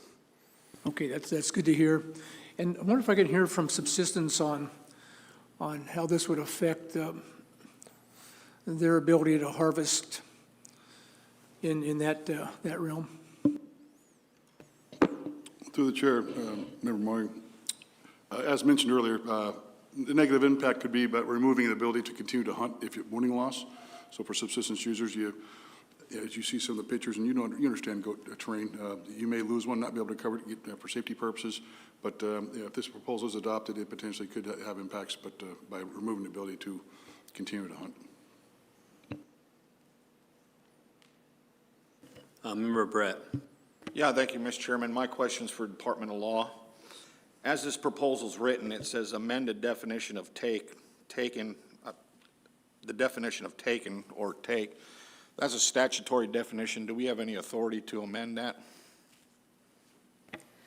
Through the chair, Member Barrett. No, the board does not have the authority to amend the statutory definition of take. But to clarify, the Supreme Court of Alaska recently addressed the statutory definition of take, and I was reviewing that case during our break. And the court did note that the legislature or the board may opt to create specialized provisions that limit the meaning of take to some subset of the full meaning encompassed by the statutory definition. So the statutory definition is very broad, but the board does have the ability to adopt regulations that create, that apply to some subset. So as far as counting wounded animals towards a bag limit, that would be within the board's authority. Thank you. Member Loring. Thank you, Mr. Chairman. Back to the department. How would this affect federally qualified subsistence users hunting on Forest Service land? Would they still be under jurisdiction if we adopt this proposal? Or are you going to miss that subset of information? Through the chair, Member Loring, I don't have a good handle on how to answer that question. Maybe if there's somebody else from the department that could touch on that. Director Scott. Thank you, Mr. Chairman. Through the chair, Member Loring, I apologize. Could you repeat your question? Thank you, Director Scott. I'm just wondering how the federally qualified users hunting under federal regulations right now on, say, Forest Service land, how this would affect them if they would, do we have any teeth in this on the federal side or no?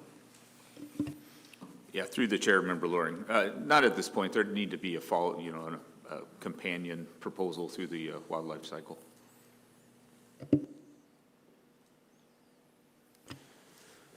Member Garner.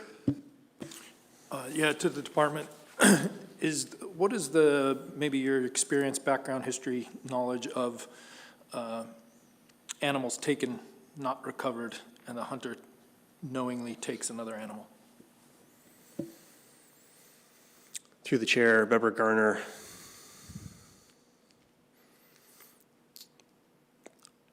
In my tenure in Unit 4, I can't think of a single instance where a hunter wounded and lost an animal and then went and shot another one.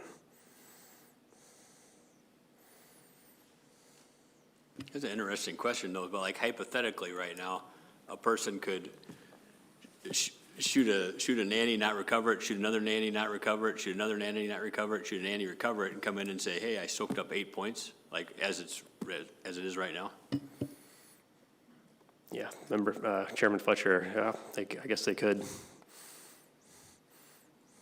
Other questions from board members? Any intent from board members? Member Brett. Oh, no, I think this is a good idea. I think that the vast majority of all Alaska hunters are respectful to this idea to begin with, and all that we're doing is just kind of solidifying that. Department of Law's explanation that we can, do this is great to hear, and I'm going to support this. Member Brett. Yeah, thank you, Mr. Chairman. I'm leaning towards not supporting this because it's not unified. Some Alaskans will be treated differently than other Alaskans, and so I don't want to see that separation. I want to see unity before I would pass something like this. Thank you. Kendra? Mr. Chair, Mr. Barrett, so I just wanted to give a little bit of clarification on the federal side. As far as the goat, we have 3 federal tags within this area. Most of the hunting is done under state registration. So most of the federally qualified users would still be having to follow the state registration regulations for that state registration permit. So if you were to pass this as far as that definition applies to that state registration permit, it would still apply, except those 3 minor ones. We currently don't have taken in our federal regulations at all for a definition, but it is something that could be, a proposal could be put in for.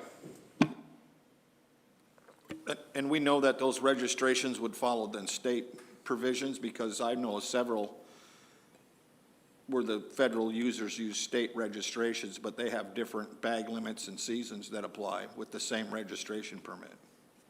So through the chair, if there is nothing in federal regulations that states it is different, then make sure I'm saying this straight.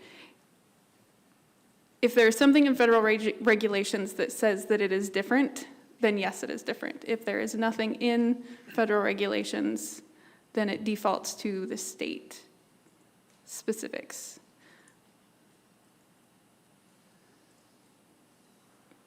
Did that make sense? Yeah, yeah, thank you. I'll just think on that a little bit more. Other thoughts from board members? Oh, Commissioner. Okay. Other thoughts from board members? Member Gardner. Yeah, I think there's a overwhelming support of, through the ACs and through public comment of an already existing ethical hunting practice, proven by the question that you had answered. And really, this is making it official and putting into regulation an ethical practice. So I'd be in support of the proposal. Member Loring. Thank you, Mr. Chairman. I'm tending to support it too, but I do have another question about on the subsistence side. I know that, for the general, we kind of follow the Western set of ethics and everything for the sports side of it. And those folks would definitely quit hunting. But on the subsistence side of it, it's more of a food security issue, and they're gonna need that food. So are we gonna be affecting that aspect of their hunt by making them stop also? Or I'm just kind of curious what everybody thinks about that side there. But So it's a reasonable opportunity that the board is providing to take those animals. You're taking a definitional of take. If you wound an animal, it now is being included as take, so you provided a reasonable opportunity to take that animal. So I understand that there's a perception that we have to provide maybe two mountain goats in somebody's freezer, but it's a reasonable opportunity to take 2 mountain goats, and if one of them is wounded in the field, that's still a take in my eyes. So, but I'm interested in hearing Kimberly's perspective on this. Department of Law. Through the chair, Commissioner, yes, the board needs to decide if there's a reasonable opportunity provided to meet subsistence uses. Subsistence uses further has a definition that I would want to look up before I try to summarize it off the cuff. And so the ability to take and meet those uses is what the board would need to be considering. Member Loring. thank you, that makes sense, Commissioner. I know under the definition of take is pretty broad, and it includes take or attempt to take, so just shooting at the animal, in the broad sense of it, whether you hit it or not, could be considered take. So I think we definitely fall within the definition of take on our statute, so thank you. Member Brett. Yeah, thank you, Mr. Chairman. I believe either if we pass this or we didn't, the board is providing a reasonable opportunity. If the person wounds it, we're not providing guaranteed harvest. We're just providing an opportunity to harvest. And so it boils down to is that wounded animal part of the harvest or not? But we have to provide the opportunity for subsistence. Thank you for those comments. I agree with those, Member Brett. Other board members, thoughts on this, other questions? Member Brett. I think the federal subsistence side changed my mind in the Department of Law, so I think I'll vote for this, and hopefully that'll encourage people to make good shots, and better than that, look at where the goat is. One thing with goat hunting is they jump, so if you can't see the bottom or can't get to the bottom where they are in front of it, you might want to think about waiting. With that being said, we might be ready for the question. Call the question. The question's been called. And the board has heard no concerns from the public regarding costs to private persons, and this regulation is adopted. Thank you for that. Art, will you pull the board? Final action on Proposal 4. Fletcher. Yes. Garner. Yes. Barrett. Yes. Muller. Yes. Hoffman. Yes. Loring. Yes. Bechtel. Yes. Motion carries 7-0. Mr. Chair. Mr. Chair, I move to adopt Proposal 5, increase the brown bear bag limit in Unit 1 remainder to one bear every regulatory year instead of one bear every 4 regulatory years. Second. It's been moved and seconded. We're switching seats here. Whenever you're ready, take it away. Chris, thanks.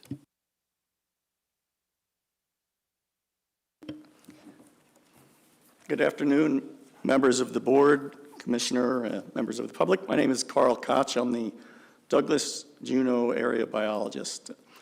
Proposal 5 would change the bag limit in units 1A, 1B, and 1C to from one bear every 4 years to one bear every year for both resident and non-resident hunters. And this is a public proposal that the department is neutral on. There's a C&T finding that's positive for all of these areas. They're listed there on the left side of the screen. It's 2 to 3 for Unit 1A. 1B and 3 have a finding of 1, and Unit 1C is outside the Juneau non-subsistence area. That's also 1. This proposal doesn't include 3, but it's nearby, so that was listed as well. This map shows the boundaries for Unit 1A, 1B, and 1C, and includes Berners Bay, which is outlined in red. Berners Bay is the only area in all of southeast Alaska that has a 1 brown bear every year bag limit. The area bordered in black is the rest of Unit 1C in the north, bordered on the south of 1C by Unit 1B, and then Unit 1A at the bottom right of the map. And then this proposal would expand that red area to include all of that area in black, so 1A, 1B, and 1C. Current regulations in most of Unit 1, as I said, are 1 bear every year, except for Berners Bay. It's been that way for decades. And Berners Bay is quite different from the rest of the area. It's very hard to hunt most of the time. Access is challenging. Usually the bears taken there are taken on the coast, and it's harder to get in there to hunt. It also has a small introduced population of moose. It's always been a draw hunt and always will be, because there's not enough habitat to make it much larger than it is. Brown bear harvest in southeast Alaska is typically managed at 4% of the population estimate, which is based on the brown bear management strategy that you've been hearing a lot about from the public testimony. And again, that's a collaborative effort involving a whole lot of stakeholders, and we tend to use that brown bear Unit 4 strategy throughout southeast Alaska. This graph shows the resident brown bear harvest for all of those areas. The horizontal line represents the amount necessary for subsistence for Unit 1A, or rather the horizontal bar, and then the dashed line is 1B and 1C. In addition to this harvest, these units see an average of about 1 non-hunt kill a year, and that's in Unit 1C. And then this is the non-resident harvest for all of those areas. And the spring of 2019, as a reminder, that really includes calendar year 2020, which was the pandemic. So the season was closed due to the pandemic. That's why there's no harvest there.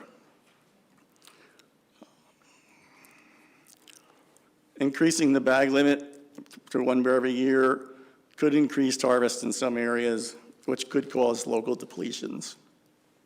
There's guiding in Unit 1, occurs in, I should say, 1A, 1B, and 1C. And brown bears have a slow reproductive cycle. Typically, the first time they have cubs is at age 5. The Board of Game has policy on bear conservation and management, which allows more conservative management from brown bears in coastal areas if you guys desire to manage that way. Proposal 5 would change the bag limit in Unit 1A, 1B, and 1C to one bear every 4 years, or I should say from one bear every 4 years to one bear every year for residents and non-resident hunters. It's a public proposal and the department is neutral. Thanks for that, Carl. Any questions from board members? Carl.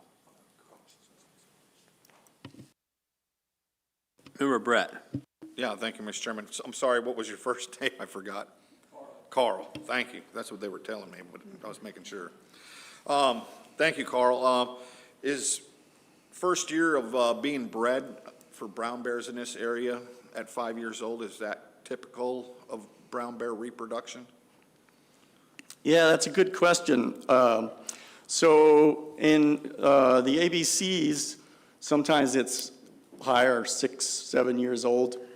I think in some areas it may be a little lower, but I'm most familiar with the areas in Southeast.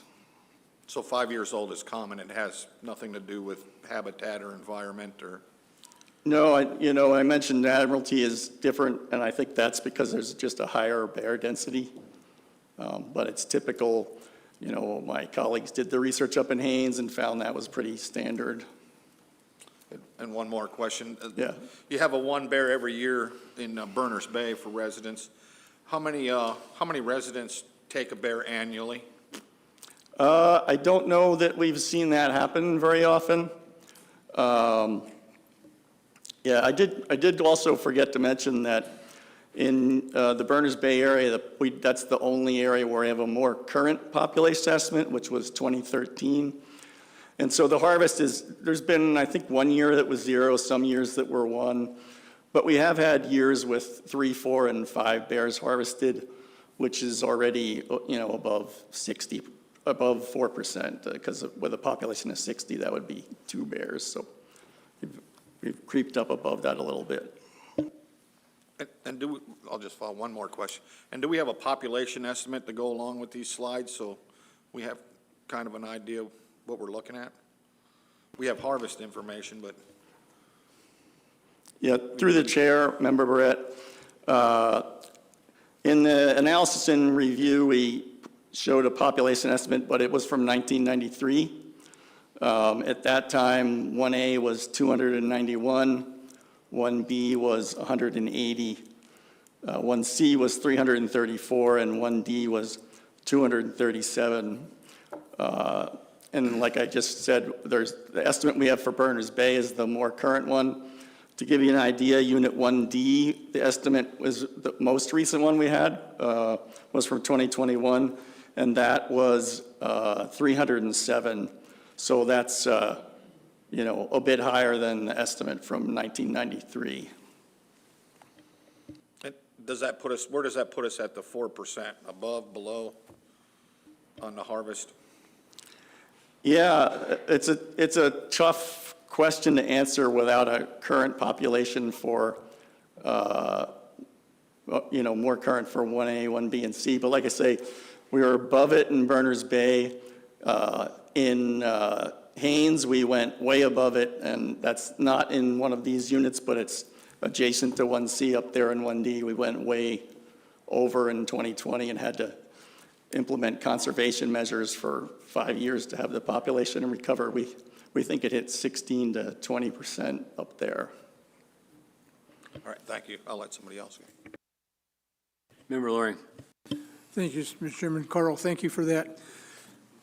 So you think in Berners Bay, you think very few people take more than one bear, but we're talking about Unit 1 now, so we're going to be in areas where there's a little higher population. Do you think that might go up a little higher, that might have more hunters take more than one, take a bear in more than 1 year in a row? I think it's possible that some would, but I don't think there's lots and lots of people that want to, take one every single year. But there are some areas where, for example, 1C, the harvest was 17. Again, we don't know what the population is, but that's the highest area. And there's areas where you can get local depletions.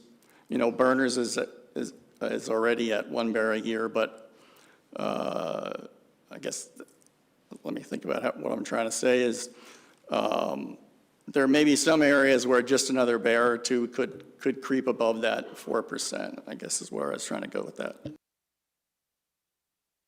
Just a quick follow-up. So are you comfortable or not comfortable that if we do this, that we'll go above the 4% unit-wide that the management plan kind of has set out? You say you're above it in some areas and some years, and other years you're right at it, and other years you're comfortable with it. So if we do go to 1 bear every year and we have some increased harvest, that might push us over 4%?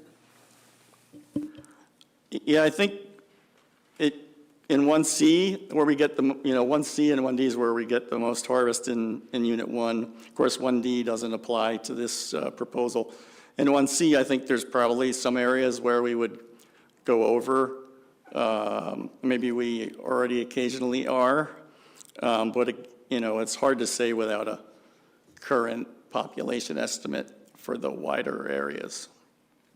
We do, when we get to proposals 31 and 32, we use some other areas to kind of estimate the Chilkat range, and it does appear we're going over in that area. That's another part of 1C that we'll get to tomorrow, I guess. So this proposal talks about of all Unit 1, so it's the unit-wide, or am I misreading something? I'm sorry, can you repeat that? This proposal is saying all of Unit 1. No, I guess it's Unit 1 remainder, so I disregard that. Yeah, I can clear that up. There was some confusion with the way it was written, but I did reach out to the author. I'm sorry, I should have said through the chair. And he clarified that he just wanted RBO 6.2 and RBO 7.2, which only includes 1A, 1B, and 1C. So the discussion of Unit 1D was just to add some further background to the general area.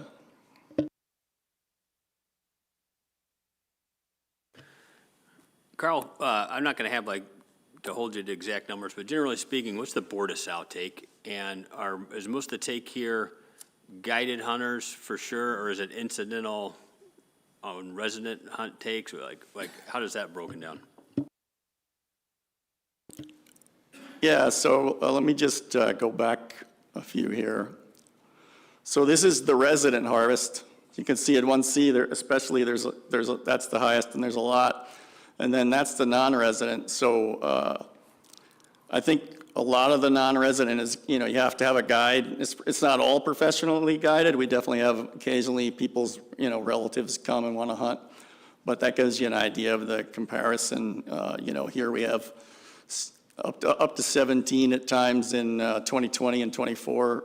Up to 13, and then when we add these, it's 17. But it's really 13 down to, looks like the most I have here for non-residents for Unit 1C is 5. So the non-resident is a lot lower. Does that help you? Yeah, and are you comfortable with the Board of Sow ratio, the take? Yeah, that's a great question. So it varies. I had it written down. It's, been as low as 50 as high as 100% male. But generally it's been in the high 60s, high 70s to low 80s. So it's been pretty good. People are generally trying to take a male. I think occasionally they're out there, deer hunting or something like that, and they run into a problem. But most of the people that are targeting brown bears are trying to target males, and, considering we're not talking about professionals in many cases, they're doing a pretty decent job of it. Of course, sows with cubs are illegal, so that helps a little bit, but they can be pretty fat in the fall and a little challenging to tell them apart. Go ahead, Ross.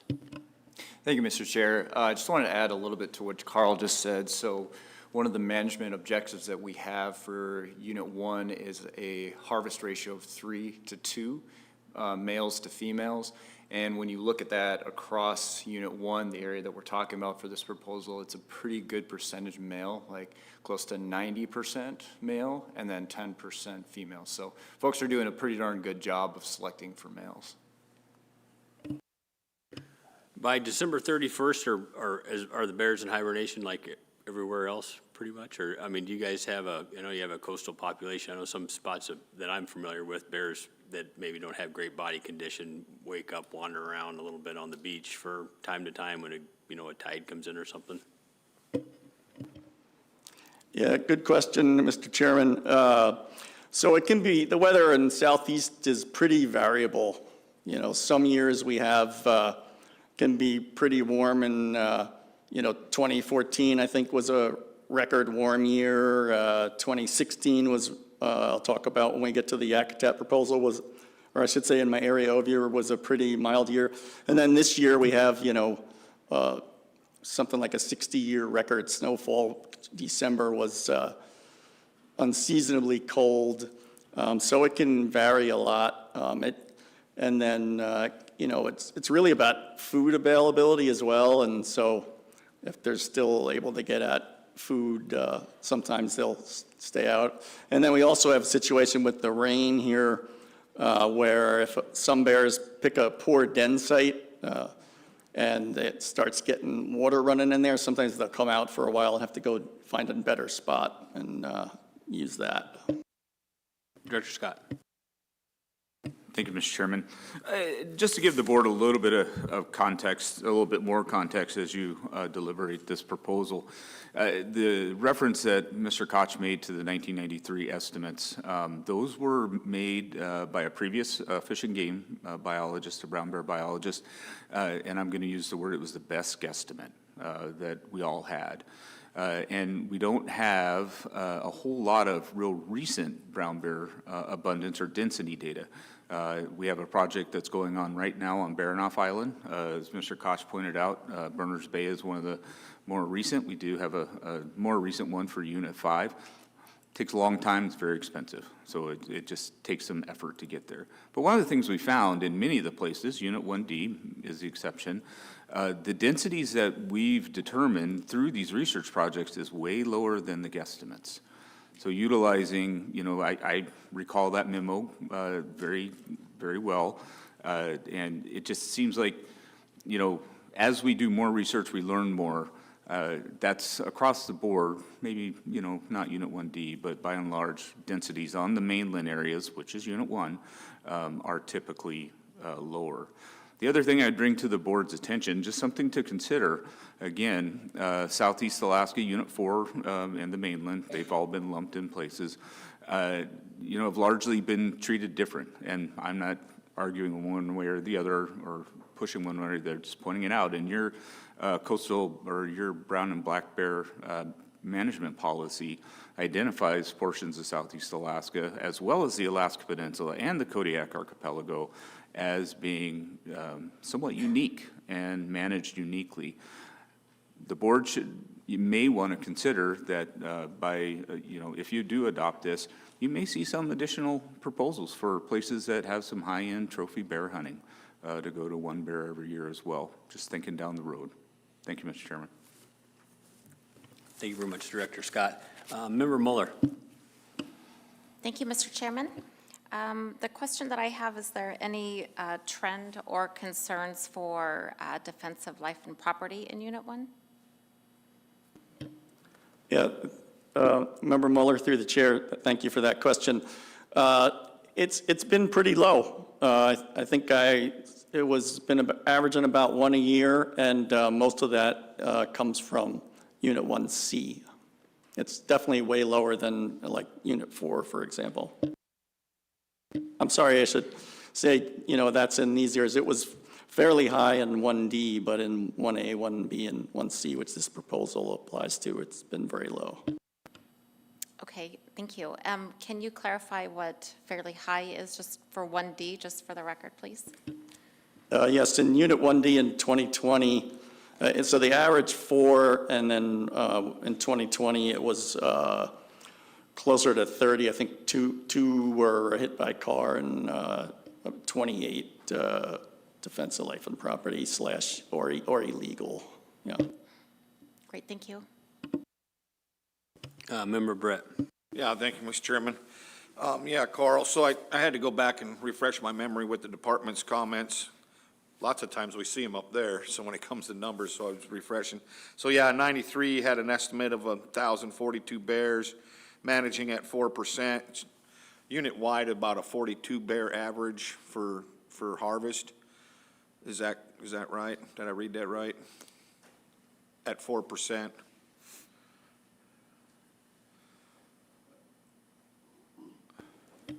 Thank you for that question, Member Barrett, through the chair. Just looking here. So a total ideal harvest based on 4% is 42. We're currently averaging 28, and the range is 14 to 46. I think it also mentions in the comments, that harvest is kind of patchily distributed across the area. A lot of it's in 1C, and so it's not uniformly spread out across 1A and 1B. Yeah. I recognize that. I was just clarifying that my math was right. Oh, okay. Is it better to give the board information because there's a difference between each subunit on harvest rates? That it would be better than giving us the big overview picture because, I look at the big picture and I'm going, hey, we got some room to play with, some bears here. Adding a bear, or going to an annual bear bag limit, throughout the state in different areas hasn't really significantly increased the harvest on the resident side because lots of residents are happy with their one grizzly bear and occasionally they may go get another one in some other time frame, but generally nobody's annually harvesting grizzly bears on an annual basis. And so, to narrow that focus down to, subunits that we may or may not be able to take, give more opportunity to would be a little better way of looking at things for me anyways. But currently, I don't have that information in front of me, so I can't do much right now. I'm not sure I understand exactly what you're getting at there. So you mean present you the individual different than what we have on the figures, or that's broken down by subunit? Is that what you were looking for? But we don't have populations by subunit. Yeah, we. Oh, in the. It's. Sorry, one moment.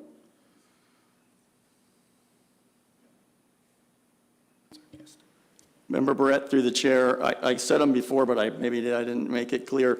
So from the 1993, Lazarian, or I should say Director Scott described, the best guesstimate was 291 for 1A, 1B was 180, 1C was 334. We don't have current, estimates for the entire subunits. We've done some studies, most of them were a long time ago, except for 1C and 1D. Yeah, we haven't estimated them for all of 1A and 1B or 1C. All right, thank you. Other questions from board members? Member Garner. Thank you, Mr. Chair. During AC testimony, public testimony, and in some of the public comments, there was actually a couple of ACs that had made a suggestion of an amendment to the proposal of maybe a one bear every 2 years instead of going from a 1 to 4 to a 1 to 1, doing a 1 to every 2 years.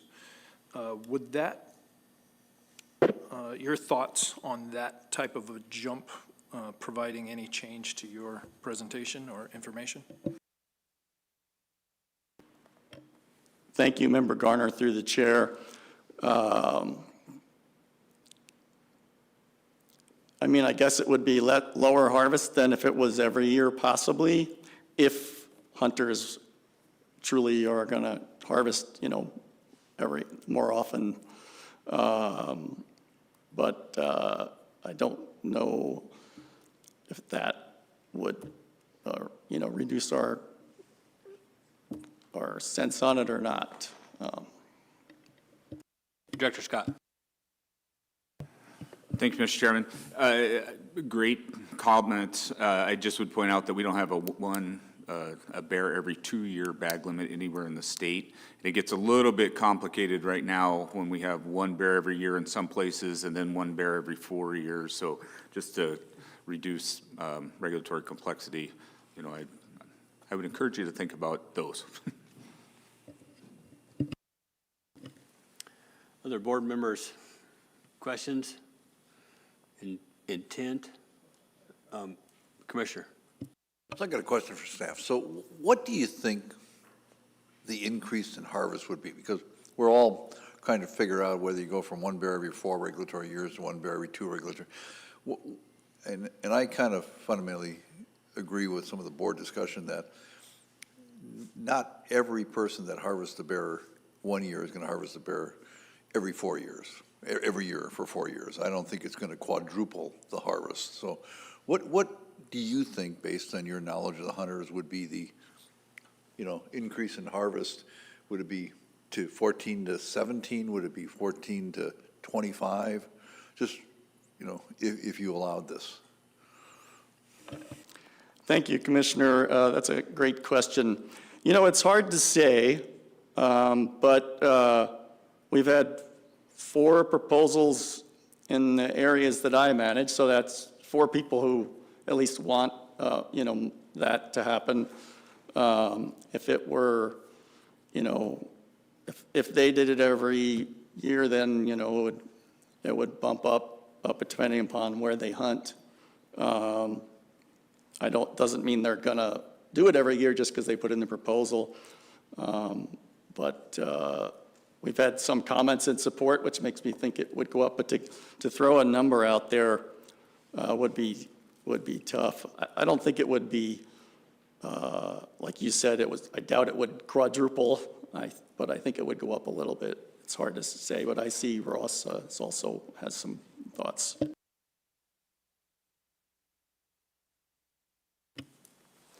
Other questions from board members? Oh, Ross. Thank you, Chair.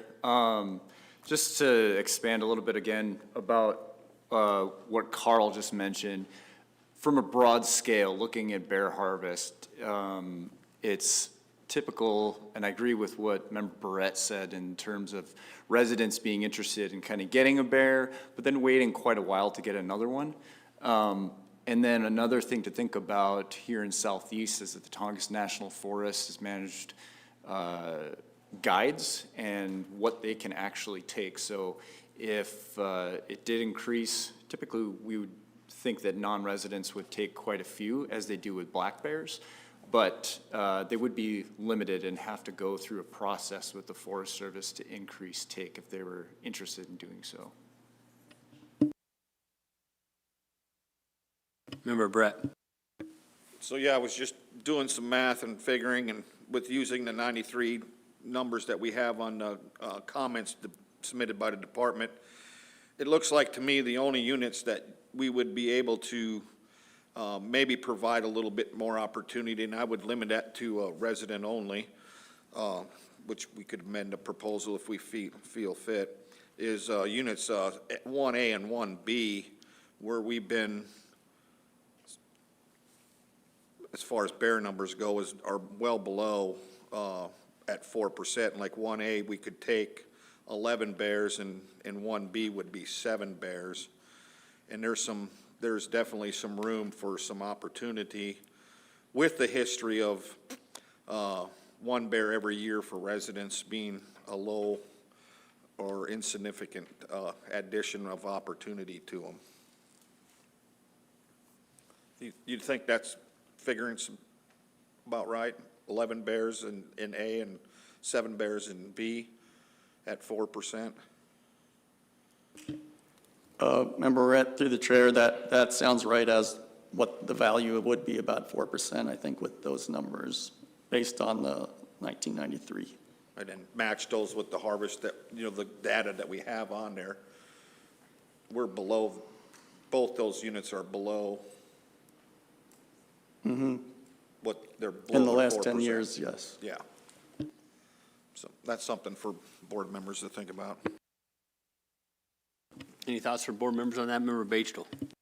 Yeah, and going along what Al was saying right there, I did that calculation too, is that we seem to be at that 4% N1C. Correct? Is that what you came up with? So any additional harvest in there would put it slightly over that. Member Loring? Thank you, Mr. Chairman. Again, these numbers are 33 years old that we're looking at. And I'm kind of taking into consideration Director Scott's comments that he feels the density is actually lower than what those numbers showed 33 years ago. So I'm kind of concerned a little bit about doing any changes in any of these units, just because we don't know. And I just been thinking about that quite a bit, so.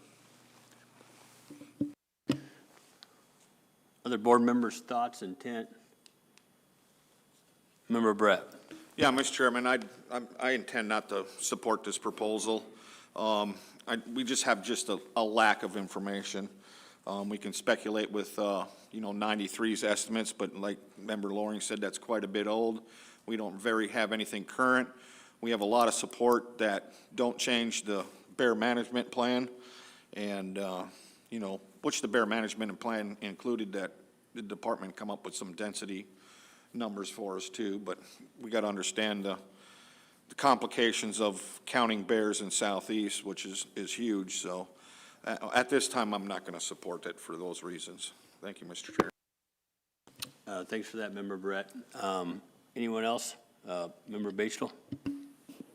Yeah, I would agree that I'm really concerned with the level of information that we have and the fact that we're almost at that 4% now. To add anything to that, I just can't support changing it at this time. Thank you for that. With that being said, Member Loring.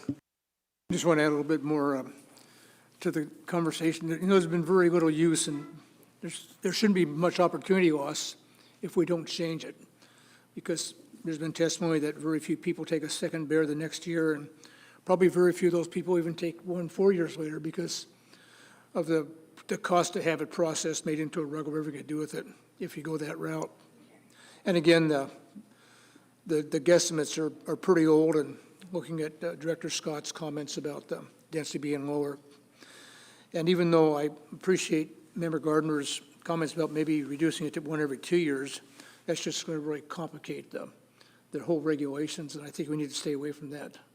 We haven't gone there in the past, and I think leaving it the way it is the way to go, so I'll be opposing it also. Thank you for that. With that being said, we've had a really healthy, robust discussion on this. We might be ready for the question. Call the question, Mr. Chairman. The question's been called. The board has heard no concerns from the public regarding costs to private persons if this regulation is adopted. Thank you for that. Art, will you please pull the board on Proposal 5? Final action on Proposal 5. Garner. No. Loring. No. Fletcher. No.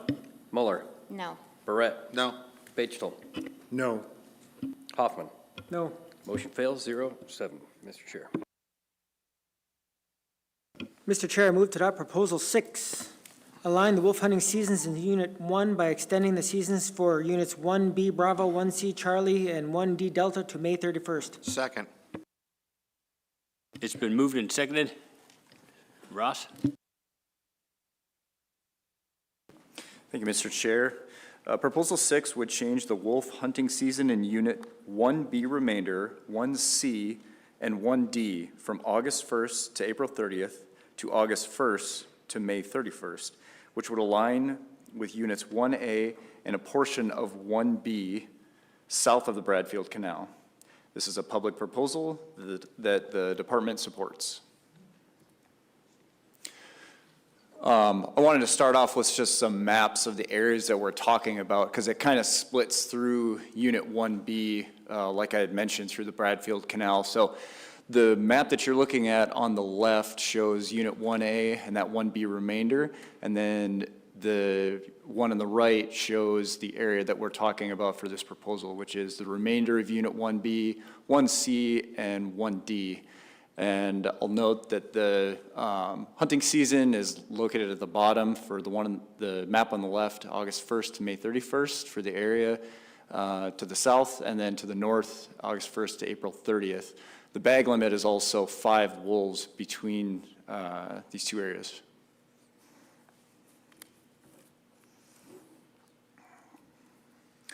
During the board's 2010 meeting, the board extended the wolf hunting season in Game Management Unit 1A and 1B south of the Bradfield Canal from August 1st to April 30th to August 1st to May 31st.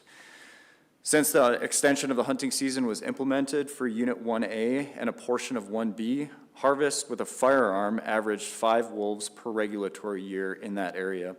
And during the month of May, averaged 1 wolf per year from regulatory year 2011 to 2024. The average harvest of wolves with a firearm in Unit 1 is low, averaging 12 wolves per year from regulatory year 2011 to 2024. And I'll just also point out with this information, we go by the method of take, which is a firearm, because we can't pull apart whether or not someone was using a combination license and they were hunting under trapping regulations or hunting regulations. So that's consideration here.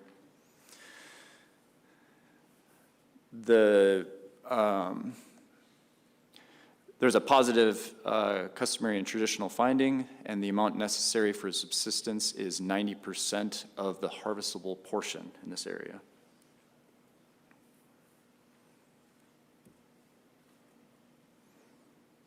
Okay, and this slide shows a breakdown of males versus females that are harvested, and this is all with a firearm from regulatory year 2011 to 2024. And this is for all of Unit 1 is what we're looking at. So you can see that generally there's a few more males taken than females, but again, that overall average is 12.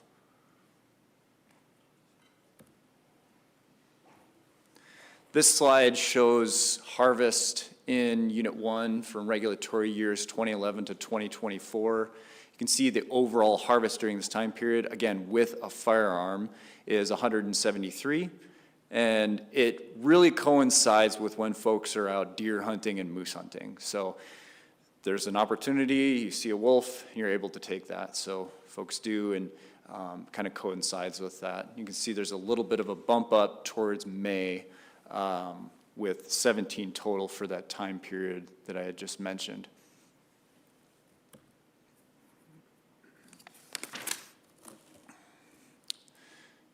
So harvest, like I said, during May is typically pretty opportunistic. If folks are out doing something else like hunting for bears and they have an opportunity, they're able to take that in that portion of 1B and 1A.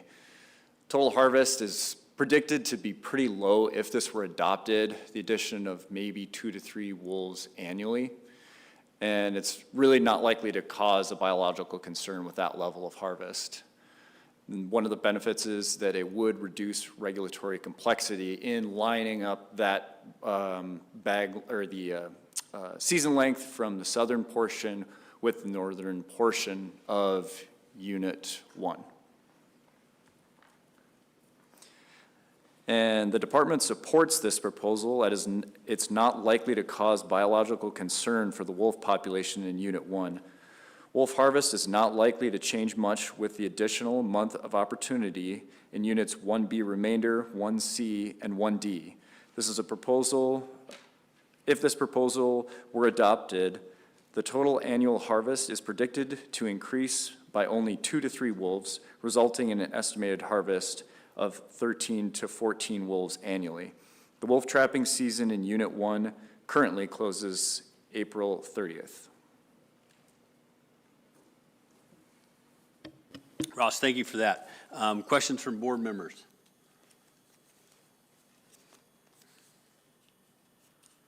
Looking up and down here. Oh, Director Scott. Thank you, Mr. Chairman. Not a question, just a comment. You know, we look at these things for several months, but something did just occur to me I think would be pertinent for the board to know. You know, we have some different seasons, wolf hunting seasons, but in Unit 3 and Unit 1A specifically, it already goes to May 31st. That came about at a time where we had an IM program in those two units. So I just wanted to provide some of that context, that that's how those dates ended up where they were originally. They started as April 30th. Thank you for that. Any board members' discussion? Member Brett. Thank you, Mr. Chairman. So, Carl, you mentioned that potentially that it would only be a 1 or 2 wolf increase. How do you figure in on wolves that are be taken in May, and that's the denning season, that you potentially will be harvesting some of these wolves that are feeding the alpha or the female with wolves in the pups in the den, that they're not affected by, you know, that harvest of those 1 or 2 wolves, and have, I can't remember the fancy name for that loss, and it's not compensatory because I was looking it up. Through the chair, Member Barrett, that might be additive mortality. Yeah. Good question. So a couple things on that. The wolf denning season in Southeast is typically from April 15th to June 15th. So we currently have a bit of overlap with that. Another thing is that movements are much more constricted during the denning season. So we do have those other pack members going out and helping to provision those pups, but the movements, especially of the denning female, are much tighter into that den during that season, especially the core portion of that denning season. So the likelihood of a hunter running into one is always certainly there, but I think it would be slightly diminished during that time due to those constricted movements during that denning season. Thank you. Member Mueller. Thank you, Mr. Chairman. I do have a question regarding the dates then. If we are to extend it to May 31st, can you share with me if there's any concern with brown bear or black bear hunting in this area, or bear baiting? Through the chair, Member Mueller, certainly black bear baiting would be occurring during that time frame. Then there certainly could be a potential that a wolf would come by. Typically, when folks are baiting, they're using sweet-smelling things. I would probably refer to Member Barrett on whether he's ever used that to trap a wolf or not, a sweet-smelling thing, but there's a potential. Thanks. Other board members? Member Brett. Yeah, thank you, Mr. Chairman. I'll just go out with this. I'm just fundamentally opposed to trapping or hunting wolves after 30 April when there's a denning season going on. I think 8 months of is providing an overwhelming reasonable opportunity for hunters and trappers. And traditionally, I see that late in the year, hide conditions are really poor. So with all those things said, that's why I would oppose this proposal. Thank you for that. Other board members? Vice Chair Hoffman. Yeah, thank you, Mr. Chair. Although I hear what Al said in the last 2 comments by the 2 board members, the department did a good job of telling me and us that it's still going to be minimal. To me, you know, this simplifies regulations. The department doesn't have a biological concern. The take is going to be very low. 1 to 2 wolves is the best estimate.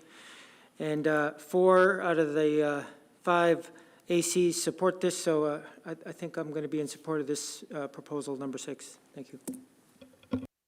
Thanks for that, Vice Chair Hoffman. Any other board members? Member Batestel. Was I understanding that Unit 3 also goes to May 31st in wolf hunting? I believe you brought that up. Through the chair, Member Batestel, that's correct. I had to double check, but yes. The hunting season. Thank you. Other board members, thoughts or intent on this? Member Loring. Thank you, Mr. Chairman. I do understand Member Barrett's concerns and see where he's going with that. But I do like the fact that we can align all the seasons throughout the units here, and that's a big plus, and especially if we're only taking a few wolves. That the department's kind of outlined that it'll just be a small number. I'll probably be supporting this proposal. Thanks for that. Any further discussion with that? With that being said, I think we're going to be ready for the question. Call the question, Mr. Chairman. The question's been called. And the board has heard no concerns from the public regarding costs to private persons if this regulation is adopted. Thank you for that. Art, will you please pull the board on Proposal 6? Final action on Proposal 6. Bechtel.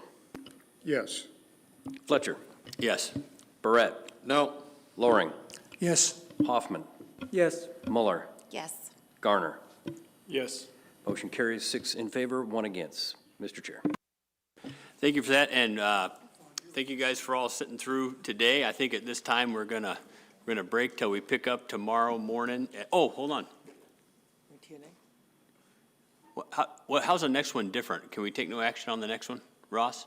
I know there's a 1A part of it, but I think that's a moot point. Is that correct? Mr. Chair, the only difference between Proposal 6 and 7 is that Proposal 7 excludes Unit 1D. Okay. What do board members think about that? Do we need to take up 1.7, or are we going to be okay with Member Brett? No, I think, I don't think we have to take action on that. I think the board was pretty clear on that last vote, where they were going. Great. Mr. Chair, I move to take no action on proposal number 7 due to the action taken on number 6. Second. It's been moved and seconded. I'm going to look up and down the line here, and if everybody agrees to that, we'll take no action on 7. And we will Could have did some more arm twisting. meet back up here at 10:30 tomorrow morning. Really appreciate it, everybody. Thank you.